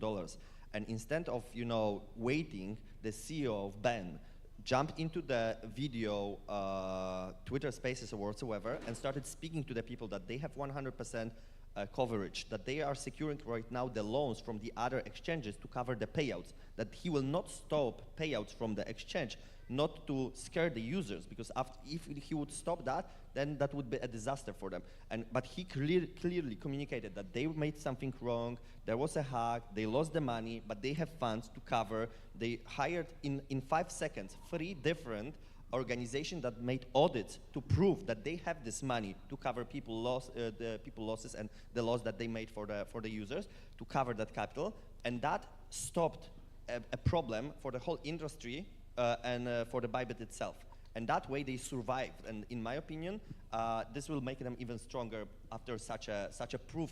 Yeah, I think so too. You'll take a hit. To add on top of this, I think it was a very powerful sign for all major exchanges that they still have a plan for this cycle that is not over. So they prevent a crash and the market to collapse. So they jumped immediately to support their competitor in order to prevent something wrong to happen to the market. So for me, that is a sign that they still have a plan for this cycle. So this cycle is not over, and they're trying to build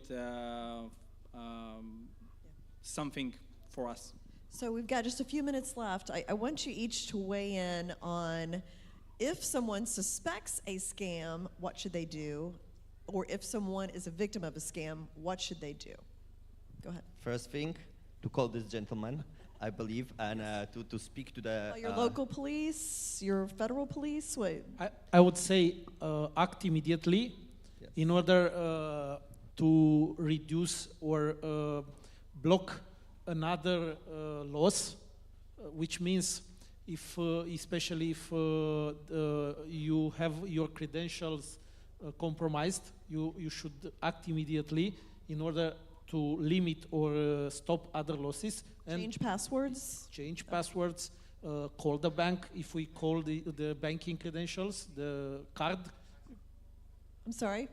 I said it's like very rudimentary. What are the tools of the police right now that they can use to suspect at least scams that are about to happen? Sorry, that are about to happen?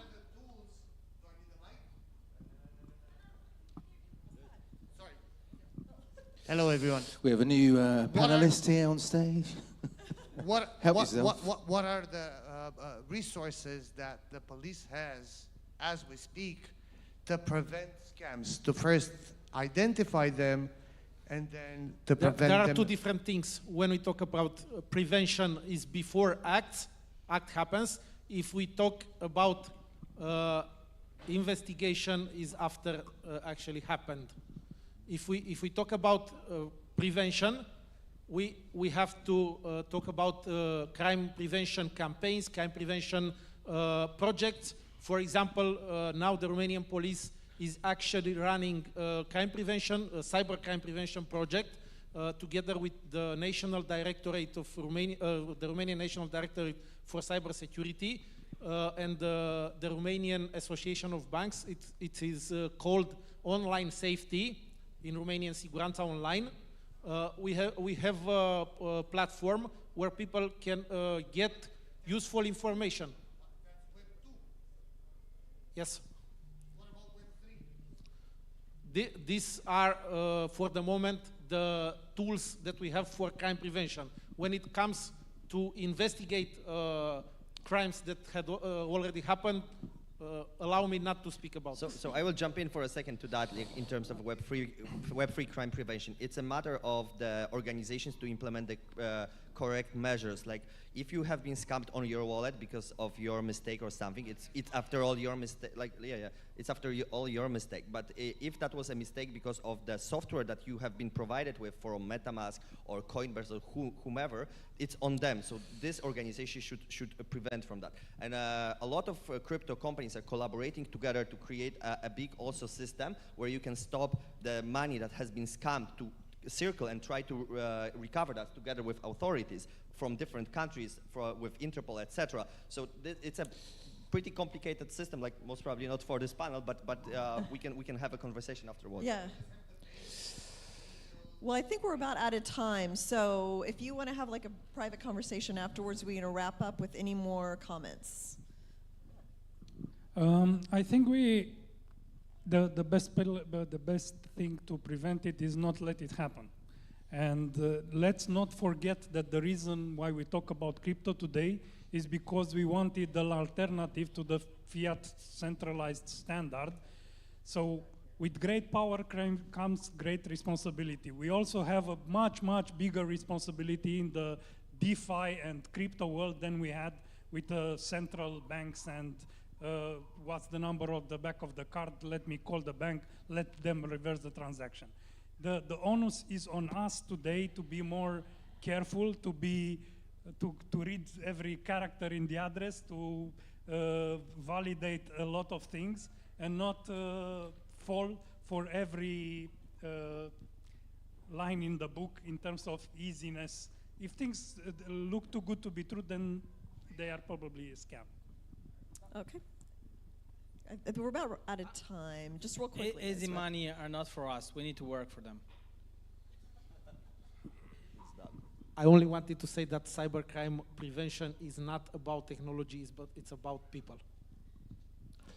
It's about more about people than technology, because we often confront with a regular person without technical knowledge who actually become victims, not because they didn't have technical knowledge, but because they didn't pay enough attention to what happened.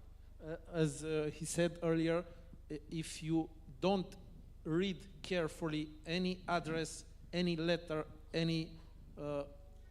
anything you get online, or anything you find online, you put yourself on the risk to become a victim of online fraud. Thank you, guys. So important, and you'll be around if people have some more questions afterwards. That'd be wonderful. Oh, do we have time for one more question? Unfortunately, no more time, but I'm sure everybody, any other questions after this, a little bit later on, you can ask those questions. Ladies and gentlemen, hands together for all our panelists and our moderator as well. Fantastic. Thank you so much.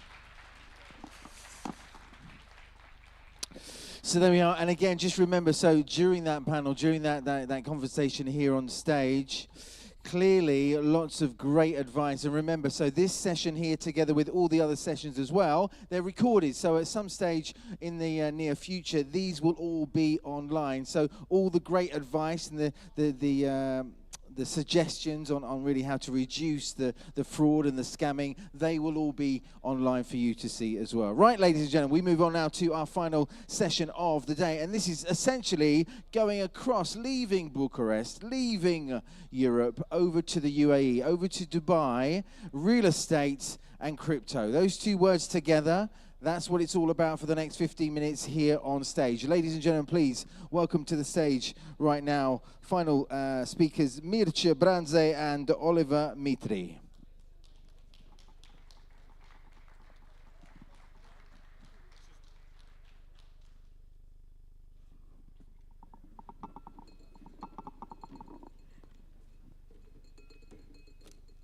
Hello, good evening, everyone. My name is Oliver Mitri. I'm the CEO of Immobiliare Real Estate. We are based in Dubai and Bucharest.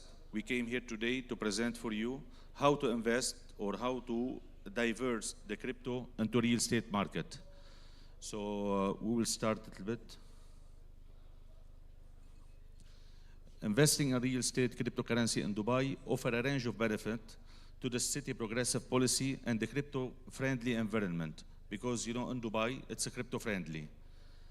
And we have a couple of points we picked for you today so you can see and you read about it. So in Dubai, it's tax-free property. So when you buy the property, there is no tax on the investment, you don't have tax on the income, and there's no any taxation of the outcome. If you make profit, the profit is purely for you.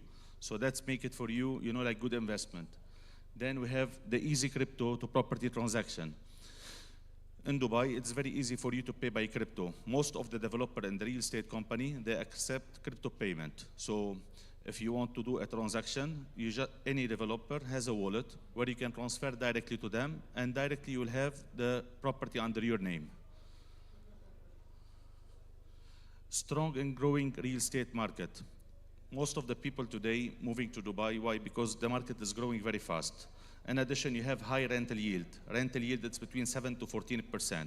Of course, in crypto, you make much more, but the idea is to diversity. Diversity in real estate secure you, and it's more safe. And the market gives big potential of property. We have the residency and golden visa. When we talk about golden visa in Dubai, it's about $535,000, approximately 2 million dirham. The golden visa, it's for 10 years, allow you to stay, you and your family, as long as you want, and as long as you keep the property. It's basically the value of the property. And that's a big advantage. A lot of people are moving, they are moving their family, so that's a big advantage for them. When we talk about diversity, it's converting basically the crypto into a real asset. And here it comes, you know, like market fast growing like Dubai, in terms of capital appreciation, in terms of rental, bring most of the investors from outside. And then we have the safe haven of crypto wealth. In addition to this, Dubai has privacy law to protect the crypto people and to protect, you know, your investment. So this is a lot of people, you know, like now they are moving there. They are looking into secure investment to secure themselves, and that's why, you know, we call it safe haven. Booming luxury property market. The market is booming, and a lot of big developer, you know, today they are having international brand. You are having like luxury brand, you have Mercedes Tower, you have the Bugatti Tower, you have 7 on the Palm. You know, like before we used to have 2 types of investor, end user, and we used to have the investor who basically he want to buy to flip. But today we have most of the people, they are coming to buy luxury property. So they want to own part of luxury property. No foreigner ownership restriction. In Dubai, you don't have any restriction. You can buy the property, you can own it 100% in specific areas, which is an advantage, and people like to have a control of their property. So that's a big advantage. Easy liquidity and high demand. Because of the market demand from international market and from international investor, it's very easy to liquidate. So you have, you know, if you decide to resell, you can resell easily with big profit. And you don't pay any taxation basically on the profit. Crypto-friendly developer, major of the developer like Dammag, Bengati, A'mar, they accept, you know, crypto payment. So you can directly pay to developer through a wallet, which is make it also seamless and easy for each one. So basically, that's the 10 point, which is we made it for you to understand why it's easy for a crypto user to invest in Dubai. And now we're gonna talk why to invest in immobiliary real estate. My partner Mircea will present for you. Congratulations, Oliver. Thank you very much. I will explain you now why to work together, why to invest in Dubai. Oliver tell you about why you invest from crypto to real estate. Now I will explain you more why to invest in Dubai. First of all, you can pay installment to developer without any interest. So you have 0 interest, you pay installment in 2 years, 3 years, 5 years, until 8 years installment direct to developer without any interest. Investment, it's guaranteed by the government. In Dubai, all the investors put money in escrow account, and developer can access the money only after they finish the development. So when building is ready, they can access the money. In Romania and in Europe is different. Here, developer have access to use clients' money, and this is not safe.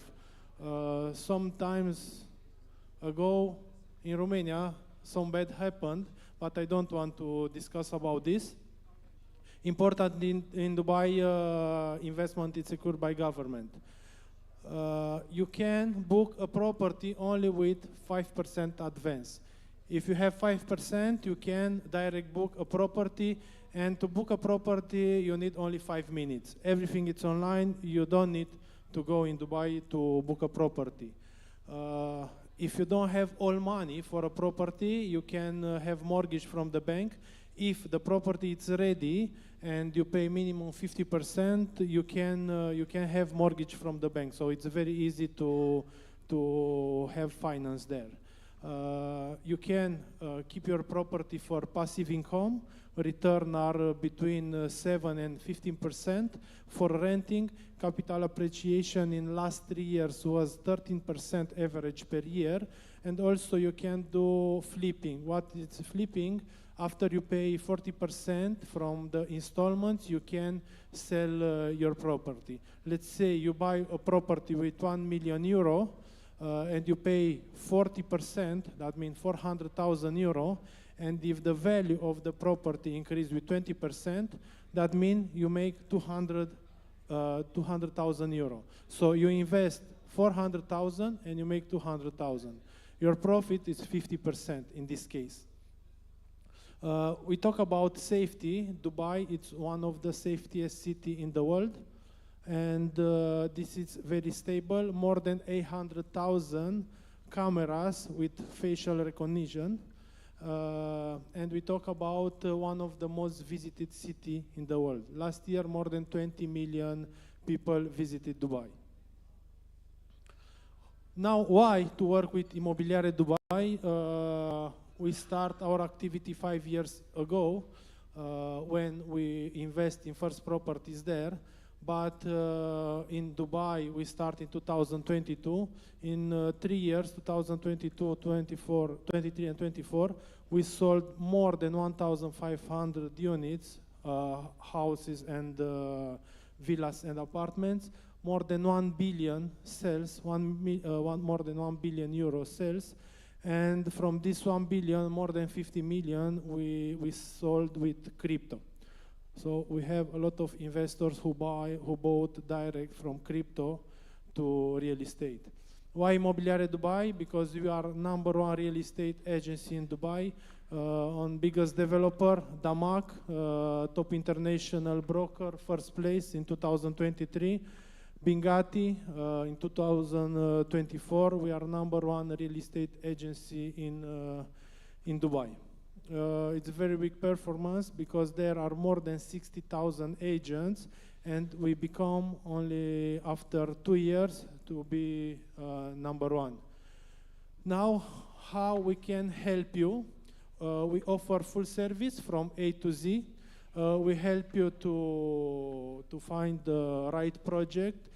Depend if you want investment, if you want to move there, if you want to do flipping, or if you want passive income. We work with all developers from Dubai, so we can help you to find the best project for you. We handle all the documents. Booking, it's very easy. I told you only with 5% you can book a unit, and the title deed will be under your name. Will be 100% under your name, and will be freehold. That means you own also the land. It's not lease to hold, will be freehold. We have offices in four countries. We have office in London, in Bucharest, Netherlands, and we have in Dubai. Our team is here. We invite you in our booth. You will have a very nice surprise. I will tell you at the end about the surprise. We have expertise in secondary market, also in primary market. This is very important because we help you to buy, but we help you to resell the property. So like this, you mark the profit. The most important, you buy, but what's happened after with the apartment? What we do, We help you to furnish apartment. We help you to rent it long term. In Dubai, if you rent it long term, you get the check for full year or maximum for 6 months. If owner accept, can get 4 checks, so every 3 months in advance you take the rent. But the most important, we manage the property for our owner. We are connected with Booking, Airbnb, Property Finder, Expedia, and many platforms. And in last 6 months, we have performance, 92% occupancy. Now we manage 80 apartments, and our clients are very happy. So after the property is ready, we furnish it and we rent it, long term or short term. So we manage everything. Clients only tell us, look, I want to invest, I have 1 million euro, I have 500,000 euro, I have 200,000 euro, and we help them to find the best project for them. So at the end, it's important to understand why to move money from crypto to real estate, why in the Dubai real estate market, because we have safety and very good returns, and why to work with #1 real estate agency from Dubai. And now at the end, we have a gift for you. I will let you 30 seconds to scan it. You have a gift voucher, 2,500 euro for your first acquisition. You can fill the form and the voucher will be yours. For more details, our colleagues are here. If I ask you, please stand up to recognize you. So they are from our team, from Immobiliare Dubai. You will find there in our booth. Please ask them everything about Dubai. Ask them how you can invest in Dubai, and don't forget to get the voucher. You will use it in first acquisition. Thank you very much. I let my partner to finish with investment in Dubai. He used to be director of sales before to become partners. He used to be director of sales for 8 years in Damak, the biggest developer from Dubai, and since 20 years in Dubai. He see Dubai growing and also in crisis in 2008, and he will tell us why Dubai is the best place in the world to invest. Because I heard a lot of people saying, Dubai it's a bubble. Why Dubai is not a bubble? Actually, Dubai, a lot of people, they talk about it, but it's not a bubble, because for you care about the return on investment. When you see that people are doing 50%, and within 1 year, 1 year and a half, you cannot do it anywhere. Okay, forget about the crypto. Crypto, it's up and down. It's a pulse, basically. But when you talk about real estate, it's totally different. Mostly in Europe, people are doing 2% to 3%. In Dubai, you can do on rental 7 to 14%, which is guaranteed. And the price of the property will keep on increasing. That's the advantage. A lot of people 10 years ago, they used to say, it's a bubble. But today, you cannot say it's a bubble, because you have 20 million are coming to Dubai. You have the biggest investment are in Dubai. You have most of the wealthiest people are moving to Dubai. So it's a big advantage. And you can start, from any limit. Today, you can buy property for 200,000 euro, and you can reach up to 200 million euro. But to start, it's very good. And as it's a crypto event, it's always too good to have, diversity. Today, yes, you have a crypto, it's up, but it's good to have diversity. Diversity, it's an asset. And real estate, it's an asset. Wish you luck. If you need anything, please, we have a booth here. You can ask the guys. They will help you and they will guide you. Thank you very much. Ladies and gentlemen, hands together for our speakers there. All about, fantastic, all about real estate, all about Dubai. And again, you're curious, you'd like to know more, come and visit the booth, have a chat with all their colleagues as well, and I'm sure they'll be able to help you and point you in the right direction. Ladies and gentlemen, we are about to finish the first day of this event here in the heart of Bucharest. What's going to happen very, very short, well, not very, very shortly, but essentially this evening again, different side events unfolding again. If you haven't done so already, check the website, choose where you want to go, register. Doesn't mean you'll go there, but register, register, and make sure you can at least be welcomed and they have you on the list.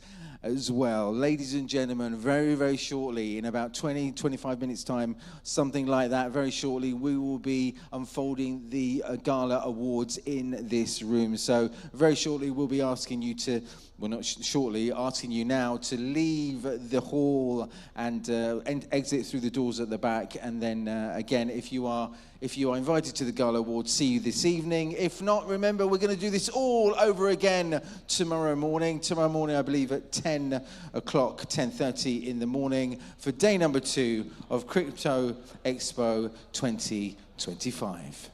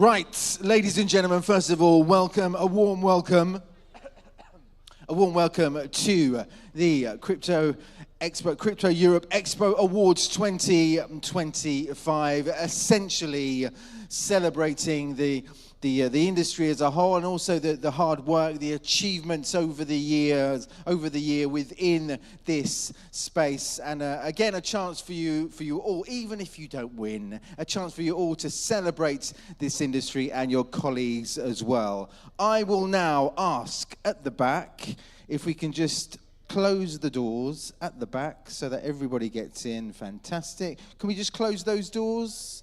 Wonderful. Close those doors. Right.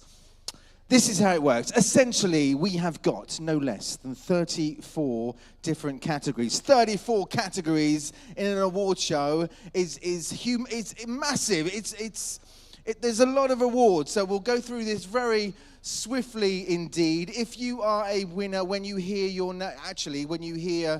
name or the name of the company you work for, you're associated with, or the organization as a finalist, feel free to cheer, to clap, to feel good that you're a finalist, and maybe, I don't know, if you want to play some mind games with the others that are finalists as well, to show them how confident you feel you're going to win the category, all right? So you're allowed to do that as well. Now, if you are a winner and you come up here, you have got, because we haven't got that much time and we've got to get through a lot of categories naturally, you've got about 20 seconds, 20, 30 seconds to thank your mother, thank everybody in your family, whatever you want to, well, not everyone, whatever you want to do. However, you have a very short time just to say a few words on how you're feeling with the award in your hands. Is that clear? It certainly is. Shall we get going? Yes, we will. Right,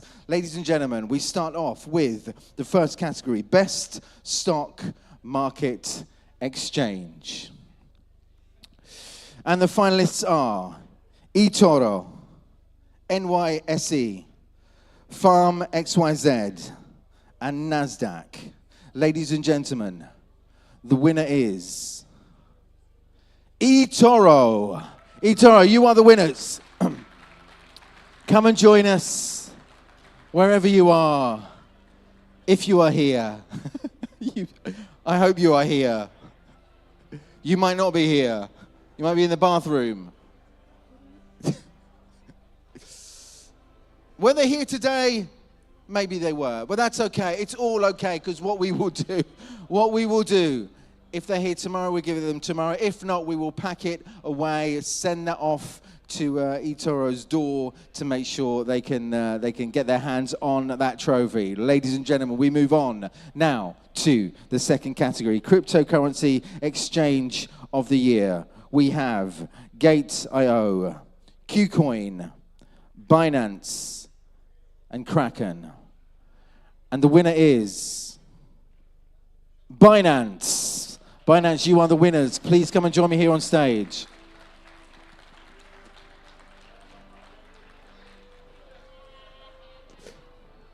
Listen, they're hanging out with eToro, I think. I think wherever eToro is, they're with Binance. Binance, are you here?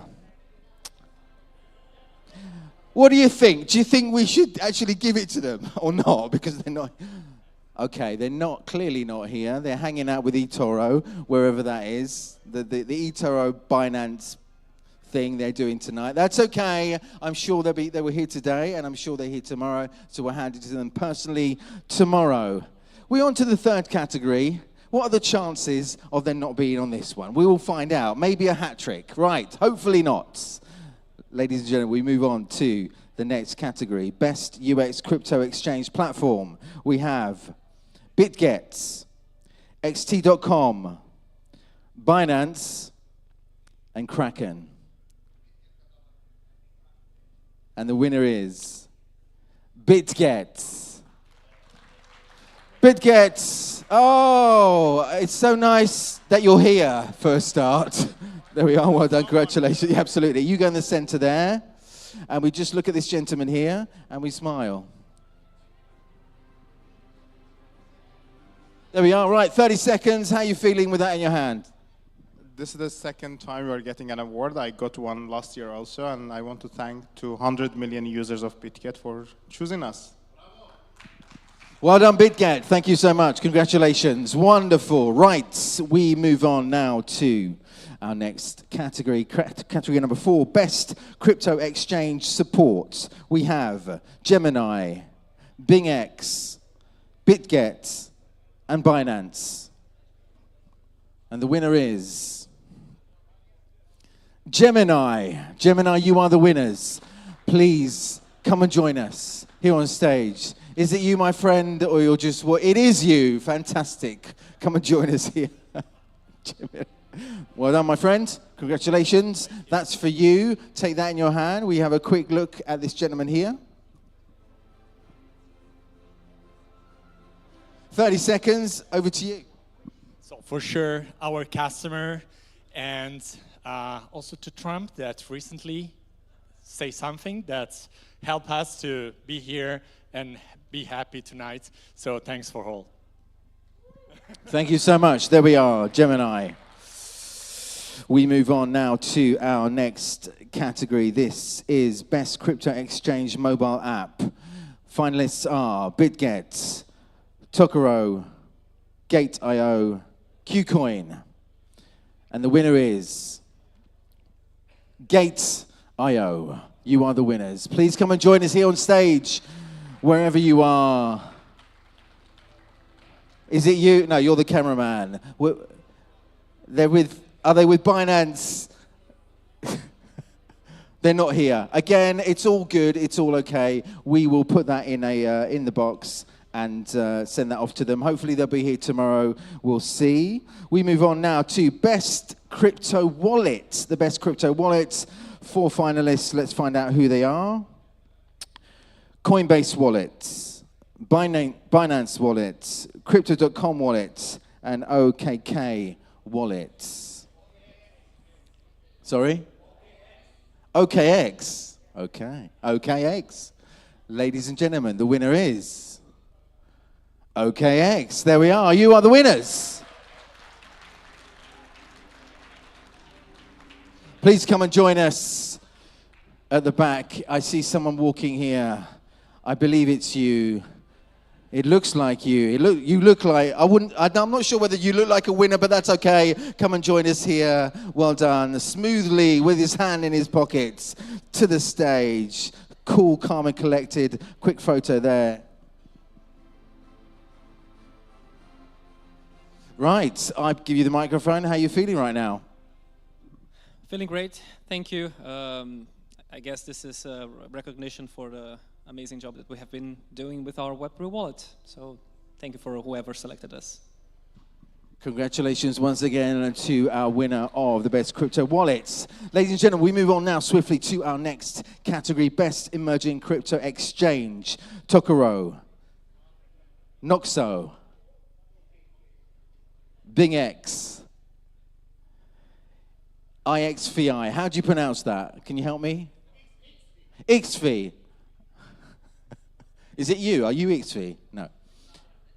Ladies and gentlemen, the winner is BingX. BingX, here he comes. Mr. BingX himself. There we are. Congratulations, well done. This is for you. Photograph there. I'll give you the microphone. How are you feeling right now? I'm feeling very good, and thanks to all the team. And we are just glad that we opened the Romanian market. So you will hear about us more and more here in Romania. We love it. Fabulous. Congratulations once again. There we are, BingX. We move on now to 8th category already. Best Payment Processor. Best Payment Processor we have as our 4 finalists. BitPay, Revolut, Netopia, and SmartPay. The winner is Revolut. Revolut, please come and join us here on stage. Is it you? It is you. Hopefully you. It only could be you. There we are. Congratulations, my friend. Wonderful. That's for you. We'll just shuffle over a little bit more, and then we'll look at this gentleman here. Fantastic. How are you feeling right now? Hello, quite a surprise, quite a surprise. Thank you very much. I didn't even know we were nominated, to be honest, but yeah, we're kind of new in this domain, let's say, but yeah, we have big plans. So I'm excited. I think there's lots of great stuff coming from our company. So very, very happy to be here, and thank you once again for the award. Fantastic. Once again, a round of applause for our winner. We move on now to the best European crypto exchange. 4 finalists, here they are. Bitpanda, BitGet, Tokoro, and Binance. The winner is of this category. Who do you think is going to win it, actually? Tell me. Did I hear, not even a finalist. The winner is Tokoro. Tokoro, woo. Oh my God.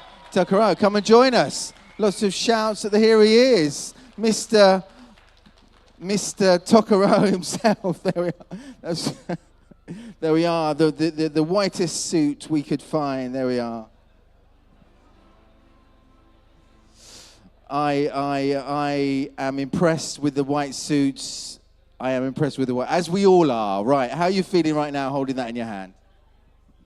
It's an excellent feeling, and I would very much like to thank our awesome team for making this possible. Thank you. And thank you for the organizers as well for giving us this prize the 2nd year in a row. Fantastic. Thank you so much. Wonderful. There we are. There we are. Right. We move on now to Best Romanian Crypto Exchange. These are our 4 finalists coming up on the screen right now.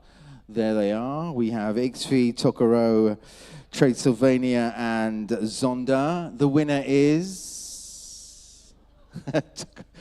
All Tokoro, just saying Tokoro every time. Not even a finalist, Tokoro. Right. The winner is... XV. XV, you are the winners. You are the winners. And there's some cheers coming out of this side. Well, they just and there's some they clearly are hanging out with the Binance crew who are not here. Are they here? What's this man here? Are you just standing up, going to the bathroom, or what? You're not okay. Not here. Does anybody work with them, perhaps, or would like to collect the award on their behalf, perhaps? You will. Okay. What is your connection, we wonder? A client or what? A client, okay. Okay, there we are. That's for the winners. You take that, come in the center here. You're from Dubai, right? Over in Dubai. They're all going to think you're a winner. You're not a winner. Right. Just check my wallet in XP. You just checked your wallet in XP. Right, let's have a quick photograph. Okay, thank you so much. And you're going to pass that on to them? When are you going to pass that on to them? Tomorrow. Tomorrow I will give to him.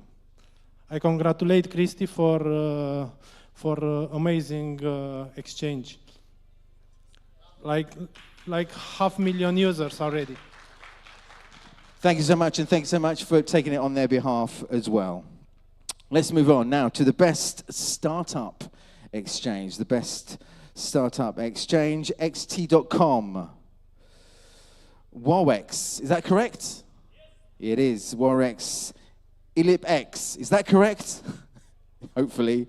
And EQ Exchange as well. So the winner of the best startup exchange category is xt.com. That's right. xt.com, you are the winners. Well done. Congratulations. Are you here? Please be here. You're not here. Are you here? That's okay. You're not here. Again, you know what to do with that one. We keep it back in the box, and then we'll pass that on to them as soon as we can. We move on now to the best blockchain startup. Best blockchain startup. These are our finalists behind me now here on the screen. 1BitUp, Sahara AI, World of Dipians, and Misten Labs. And the winner is World of Dipians, you are the winner. Congratulations. World of Dipians. Is that you? Come on. Congratulations. Thank you. Fantastic.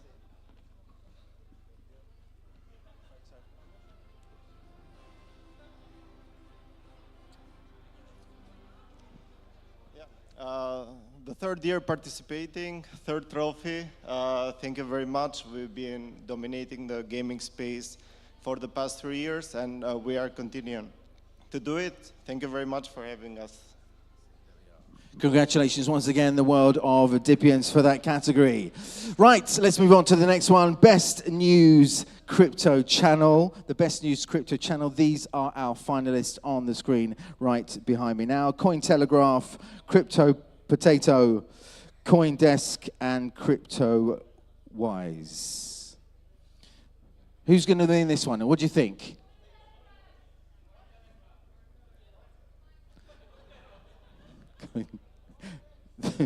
The winner is CoinDesk. CoinDesk, you are the winners. Hopefully you are here. Where are they? What kind of an award ceremony is this you're not even attending, you're a winner? Do you find that at the Oscars? Have you ever seen the Oscars where they don't attend? They win, but they're not there. Anyway, again, is there somebody here who would like to take the award on their behalf, perhaps? Not from Dubai again. No? That's okay. All good. We know where that one goes as well. We move on now to the Best VC Stroke Accelerator Stroke Incubator of the Year. And the finalists are Binance Labs, KuCoin Ventures, Outlier Ventures, and Pantera Capital. The winner of this category is KuCoin Ventures. KuCoin Ventures, you are the winners of this category. Please come and join us here on stage. He's going to come and join us here. Well done, my friend. There we are. That's for you there. Quick photograph with the photographer. Well, thanks for our team. They have been selecting great projects, and we hope they continue to do so in the next coming year. Thanks again. Bravo. Thank you so much. There we are. Let's move on now to the Emerging Company of the Year. Emerging Company of the Year. These are our finalists behind me right now. Casplex, Zodia, Liquify, and Fipto. The winner is Liquify. Liquify, you are the winners. Please come and join us here on stage, straight through the middle. There we are. No messing around. There we are. That's for you. Quick photograph with this gentleman here. How are you feeling right now? It's hot in here. Thank you very much for everyone, and I'd love to also thank our mothers, because you said somebody will have to thank our mothers. Please stay liquid. Congratulations, Liquify, on that win there. Let's move on now to our next category, Blockchain Project of the Year. Blockchain Project of the Year. We have as our finalists in this category Avalanche, Cardano Foundation, Polygon, and Multiverse X. The winner is Cardano Foundation. You are the winners of this category. Cardano Foundation. Cardano Foundation. Then are they here?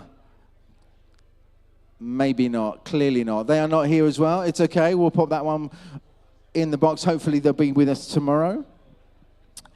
Now, we move on to the best legal advisory firm in cryptocurrency and blockchain. The finalists behind me are Perkins Coie, Latham Watkins, VD Law Group, and Ropes and Gray. Who's going to be a winner of this one?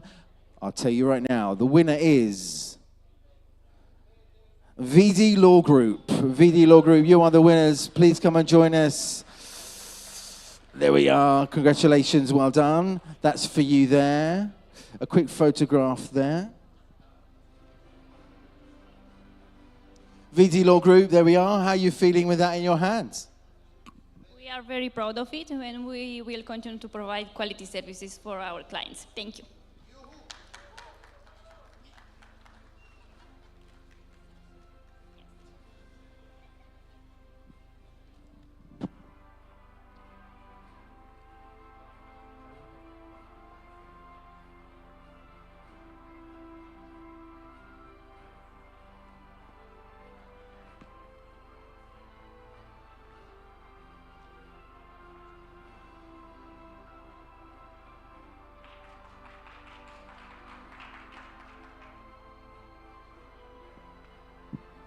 Just bear with me just for 1 moment, 30 seconds.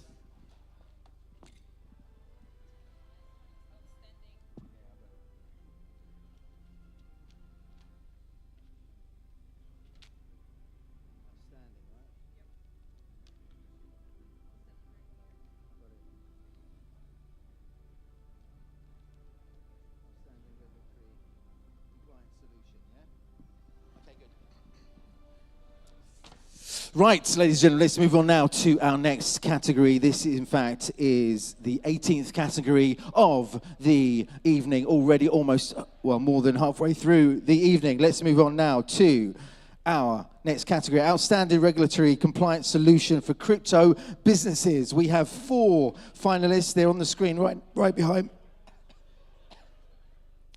right behind me now. We have VD Law Group, FaceP, Deca4 Advisory, and Perkins Co. The winner is FaceP. FaceP, you are the winners. Please come and join me here on stage to accept your award. But I can feel you are not here. Are you here? Show me a sign if you're here. Would anybody like to, who's obviously connected with the winners, like to come here and accept the award on their behalf? Clearly not, but that's okay. Again, we're going to pop that one away and hand it to them when we see them. Or not, we may just send it straight to their door, wherever they are. Let's move on now to next category, Best Crypto Service Platform. We have Incode, Bazoom, Nakamoto Finance, and GoCharge Tech. The winner is Incode. Incode, you are the winners. Please come and join us here on stage. Incode, are you here? No, you're not here. Weren't you here before? I think you were here before. You were here today. Somebody was speaking on their behalf, but they're not here now, but that's okay. Shall we give it to them? What do you think? Shall we give it to them? Maybe, yes, we will. We'll put that aside and hand it to them tomorrow, hopefully, when we see them. We move on now to Best Crypto Software Provider. We have AlphaPoint, Bazoom, CryptoWorth, and Bitwage. One of these is going to walk away a winner. Who is it? We're going to find out right now. The winner is Bazoom. Bazoom, you are the winner. Please come and join me here on stage. Oh my God. Bazoom, where on earth are you? Clearly not here. Enjoy, whatever you're doing, you're not here. Well, that's okay. Anybody who'd like to accept it on their behalf? No? Okay, right. That one goes aside with the rest of them, with the others as well, which is all okay. Right, shall we move on? Yes, we will. Ladies and gentlemen, we move on now to the Best Crypto PR Marketing Agency. Best Crypto PR Marketing Agency. There we are, 4 finalists. We have Market Across, Ninja Promo, Fin PR, and Coinbound. The winner is Fin PR. Fin PR, you are the winners of this category. A round of applause for this winner. Who is not here? Where are you? Are you here? Are you coming for? No, you're not. And where on earth are they? We don't know. I asked myself the question, same as you. Where on earth are they? Doesn't matter. We will pass that on to them another time or send it straight to them. Next is, I hope you're here. Best AI blockchain technology, we have Humanity Protocol, Humans AI, AI blockchain, and Ocean Protocol. Which one of these walks our way a winner? We'll find out right now. The winner is Humans AI. Humans, you are the winners. Please come and join me here on stage.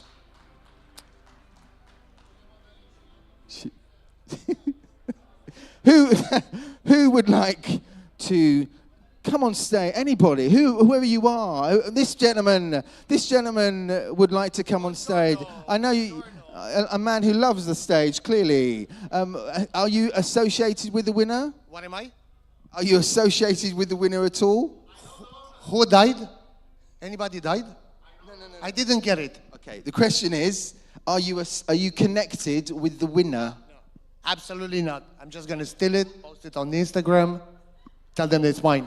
Okay, thank you so much. I'm going to have to, thank you so much. You get a round of applause for the man, but we can't give you this because you don't even know them. I really know the guys. I was just kidding. I really know the guys, and we're going to meet later on.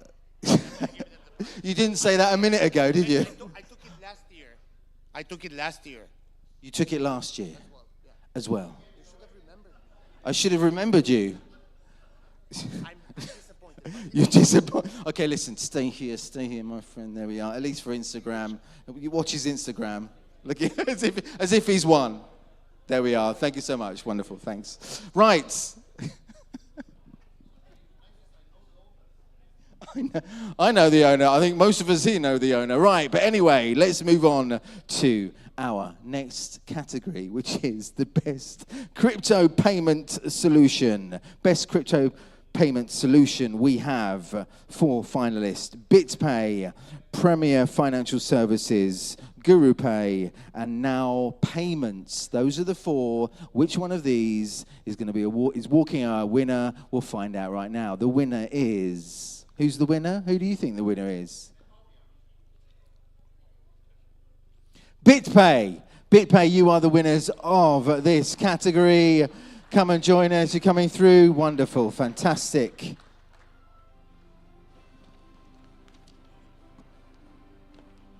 Congratulations. Wonderful. That's for you. We'll just have a quick photo here. A few words. Oh, yes. Thank you so much. And we are very happy on behalf of the company, and we will keep providing the payment service solution and more to come. Thank you so much. There we are, BitPay. Right, let's move on now to our next category. This is Outstanding Blockchain Development. Outstanding Blockchain Development. We have 4 finalists. These are the finalists. You can see them behind me right now. Multiverse X, Modex, DexNet, and Cubix. Which one wins this? The winner is DexNet Technology. You are the winners. Oh, the cheers. Here they are. There we are. Congratulations, my friend. There we are. That's for you. Take that in your hand.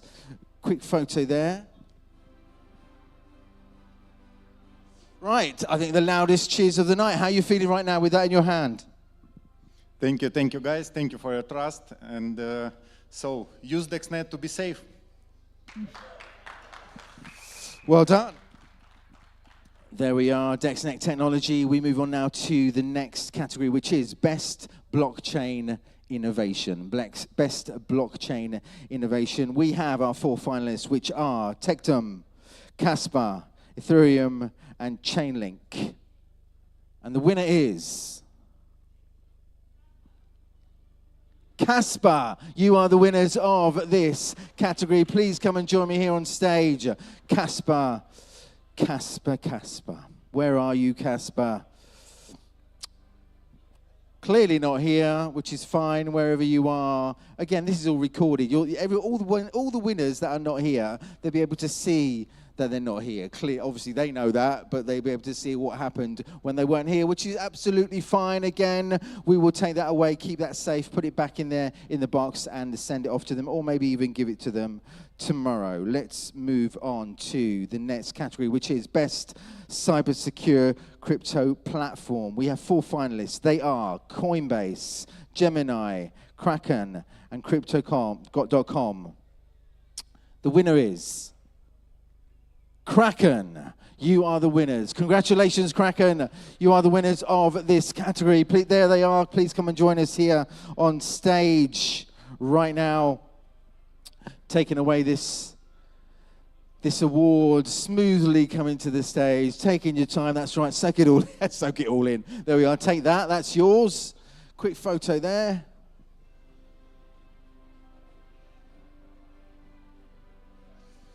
How are you feeling right now with that firmly in your hands?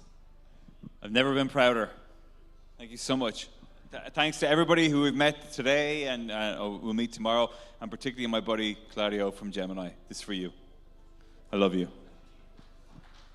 Fantastic. Thank you so much. Once again, congratulations to Kraken there. Right, we move on now to our next category, which is Best Blockchain Education Initiative. Best Blockchain Education Initiative. So we have 4 finalists, and they are the Burb Nest, OpenDesk, Crypto Hub, and the Binance Academy.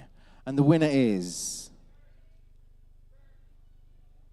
OpenDesk. You are the winners of this category, Best Blockchain Education Initiative. Please come and join us here on stage. Congratulations. Well done. Fantastic. This is for you and your team, clearly. And we'll have a quick photograph there in front of us. Okay, so you're holding this now. You're holding it right now, but clearly on behalf of the whole team who worked, the hard-working, effortless effort, whole effort put into this, and now this is the outcome. How does it feel to be holding that right now? Thank you so much, guys. I'm David Wang, founder of OpenDefi, and you spoke DeFi wrong, our company name. But what I want to mention is decentralized science is one of the big narratives where CZ, Vitalik, Brian Armstrong is super bullish.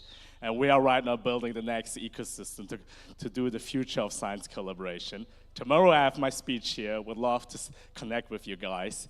And I'm first time Bucharest, so we're gonna have it tonight and tomorrow. A great party, especially the 4th March. It's my birthday. You're all invited.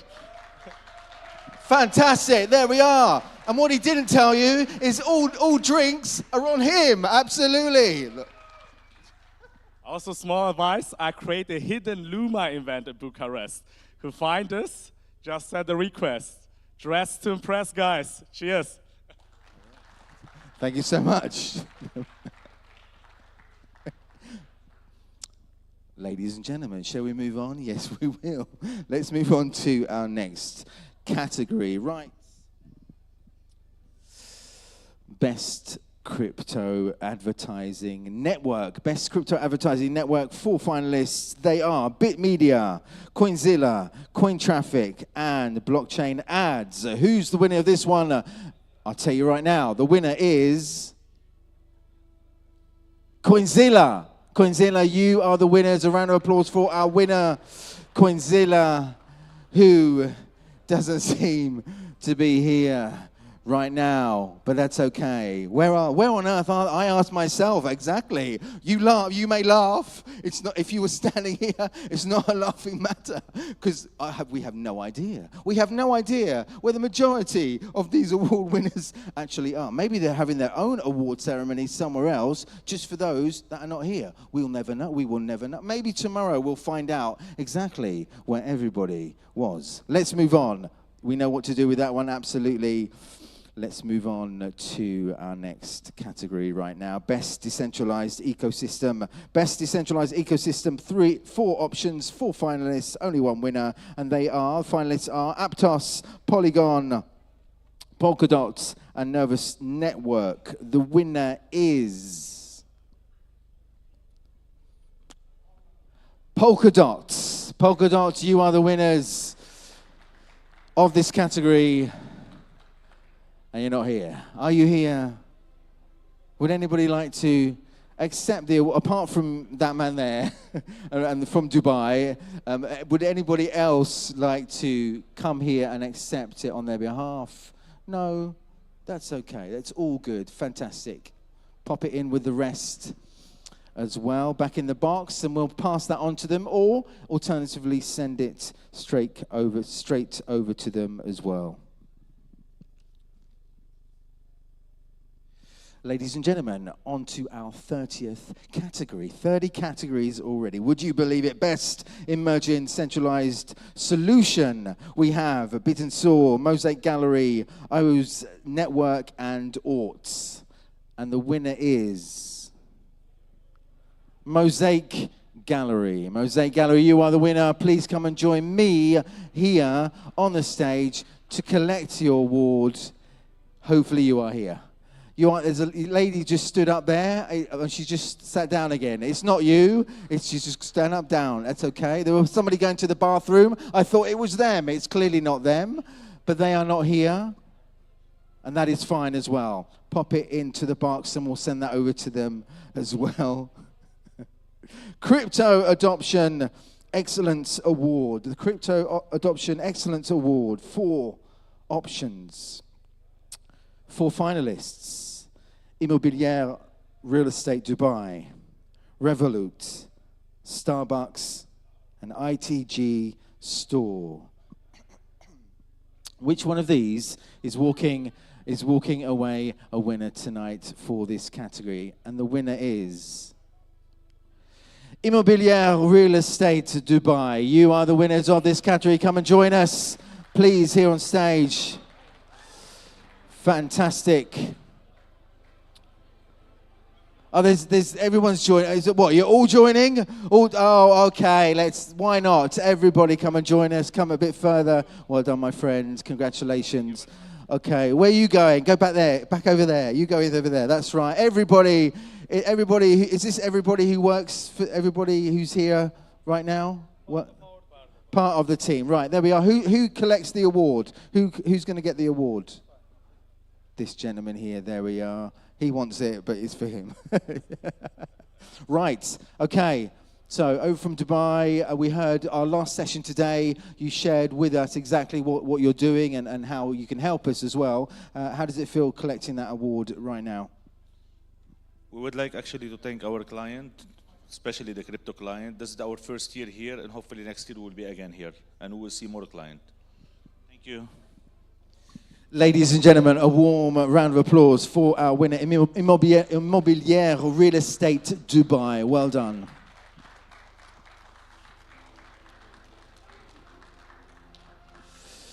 Thank you very much. You now can, if you walk that way, everybody will follow. Fantastic.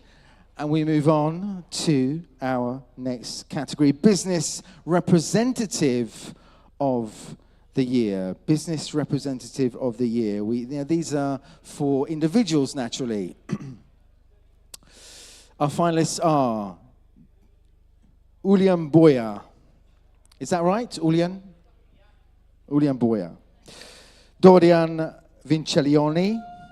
Dorian. Is that Dorian shouting for yourself? Yes, it is. Ilya Pushkash. Is that correct pronunciation? Pushkash. Ilya Pushkash. And we also have Vuga Ushi-Zadeh.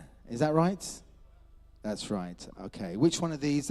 Hopefully you're all here. A few shouts already. Let's find out who out of these 4 will walk away Business Representative of the Year. And the winner is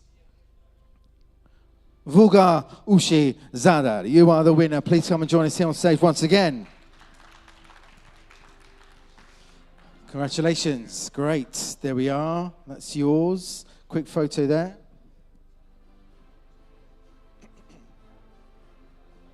Right, you're up here again, but this time for an individual award for your efforts and for this achievement. How does it feel? it feels good, and I want to give a huge shout out to all the runner-ups because we meet a lot at the events, and I believe this is the great people who make crypto great. Therefore, thank you very much. Congratulations once again to Vulgar Ushizada. Well done. Fantastic. Right, we move on now to the Businesswoman of the Year. Same category, but obviously female category. We have 4 finalists. They are Alisa Komarova, Jane King, Michaela from Binance, and Sylvia Mogas. Who out of these 4 is going to walk away a winner of this category? And the winner is... Alisa Komarova. Alisa, you are the winner of the Businesswoman of the Year 2025. Please come and join us. Once again, back on stage, again this time for an individual award. Well done. Congratulations. That's for you there. And a quick photo there. Right, how are you feeling right now? Even better. No, I wanted to say that it's been a long journey, almost 10 years, and I'm proud of myself, and I'm proud of the industry, and see it evolving. Congratulations once again. Okay, finally we have Businessman of the Year. Businessman of the Year, this is in fact 34th category, 34 categories, 33 already, on to our last category right now, Businessman of the Year. We have 4 finalists. They are Kirillio Kulmaikov, Christian Oneliu, is that right? No, it doesn't matter, you know who you are. A man that I've said this man's name about 10 times today because he's been moderating about 10 panels, and I'm sure he's going to do more. And that name is Sergiu Vasilescu and Felix Krishan. So we have four finalists, only one winner, and that winner is Kirillio Kulmaikov. Kirillio, you are the winner of this category. And where are you? Stand up, come forward.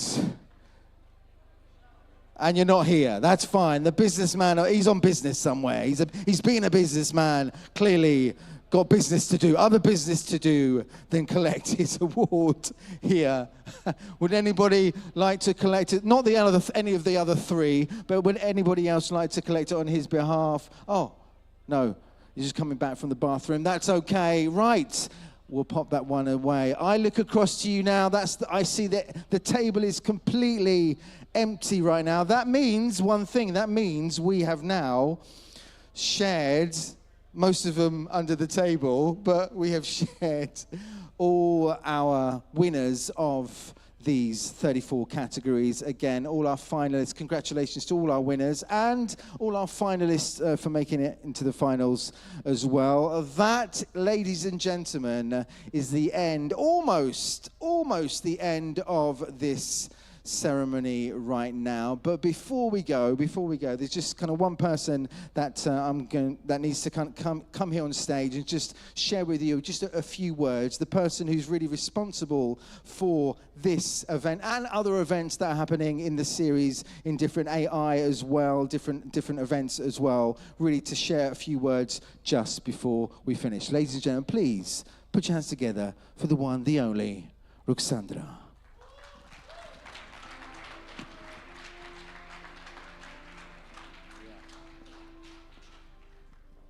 Oh, what a day. Apparently a lot of people went already partying. I just want to say thank you. Just thank you. Thank you for being here. We just experienced the first day of the event. Many of you already know us, but I hope the new speakers and sponsors that join our event, they're happy with what they say. But I don't want to start this speech by myself on the stage because it's not just me. We are a team, and they deserve to be known and applauded by you. So I invite on the stage Adriana Vasi, Mia Sorescu, Carmen Gorneanu, Ioana Oblu, Alex Dobrescu, Ivan Stoianu. I'm reading it because I'm shaking.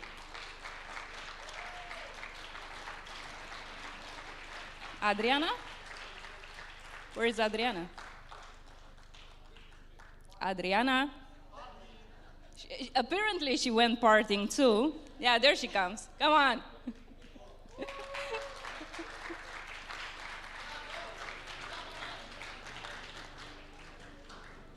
So we started this journey 3 years ago, and we are quite new on the market. What we do is events, and now we discovered this new emerging technology, and we started with crypto just because we thought it's a great industry. But our main purpose in here is education. I think in any emerging market, if you want to scale it and to become adapt by everyone, it is to start with education. Promotion is good, but let's promote what is right. And this is what our event is about. I hope that you enjoy it and see you tomorrow. Don't party too hard. We still have tomorrow and another party, because this is Bucharest and this is how we do it. Thank you.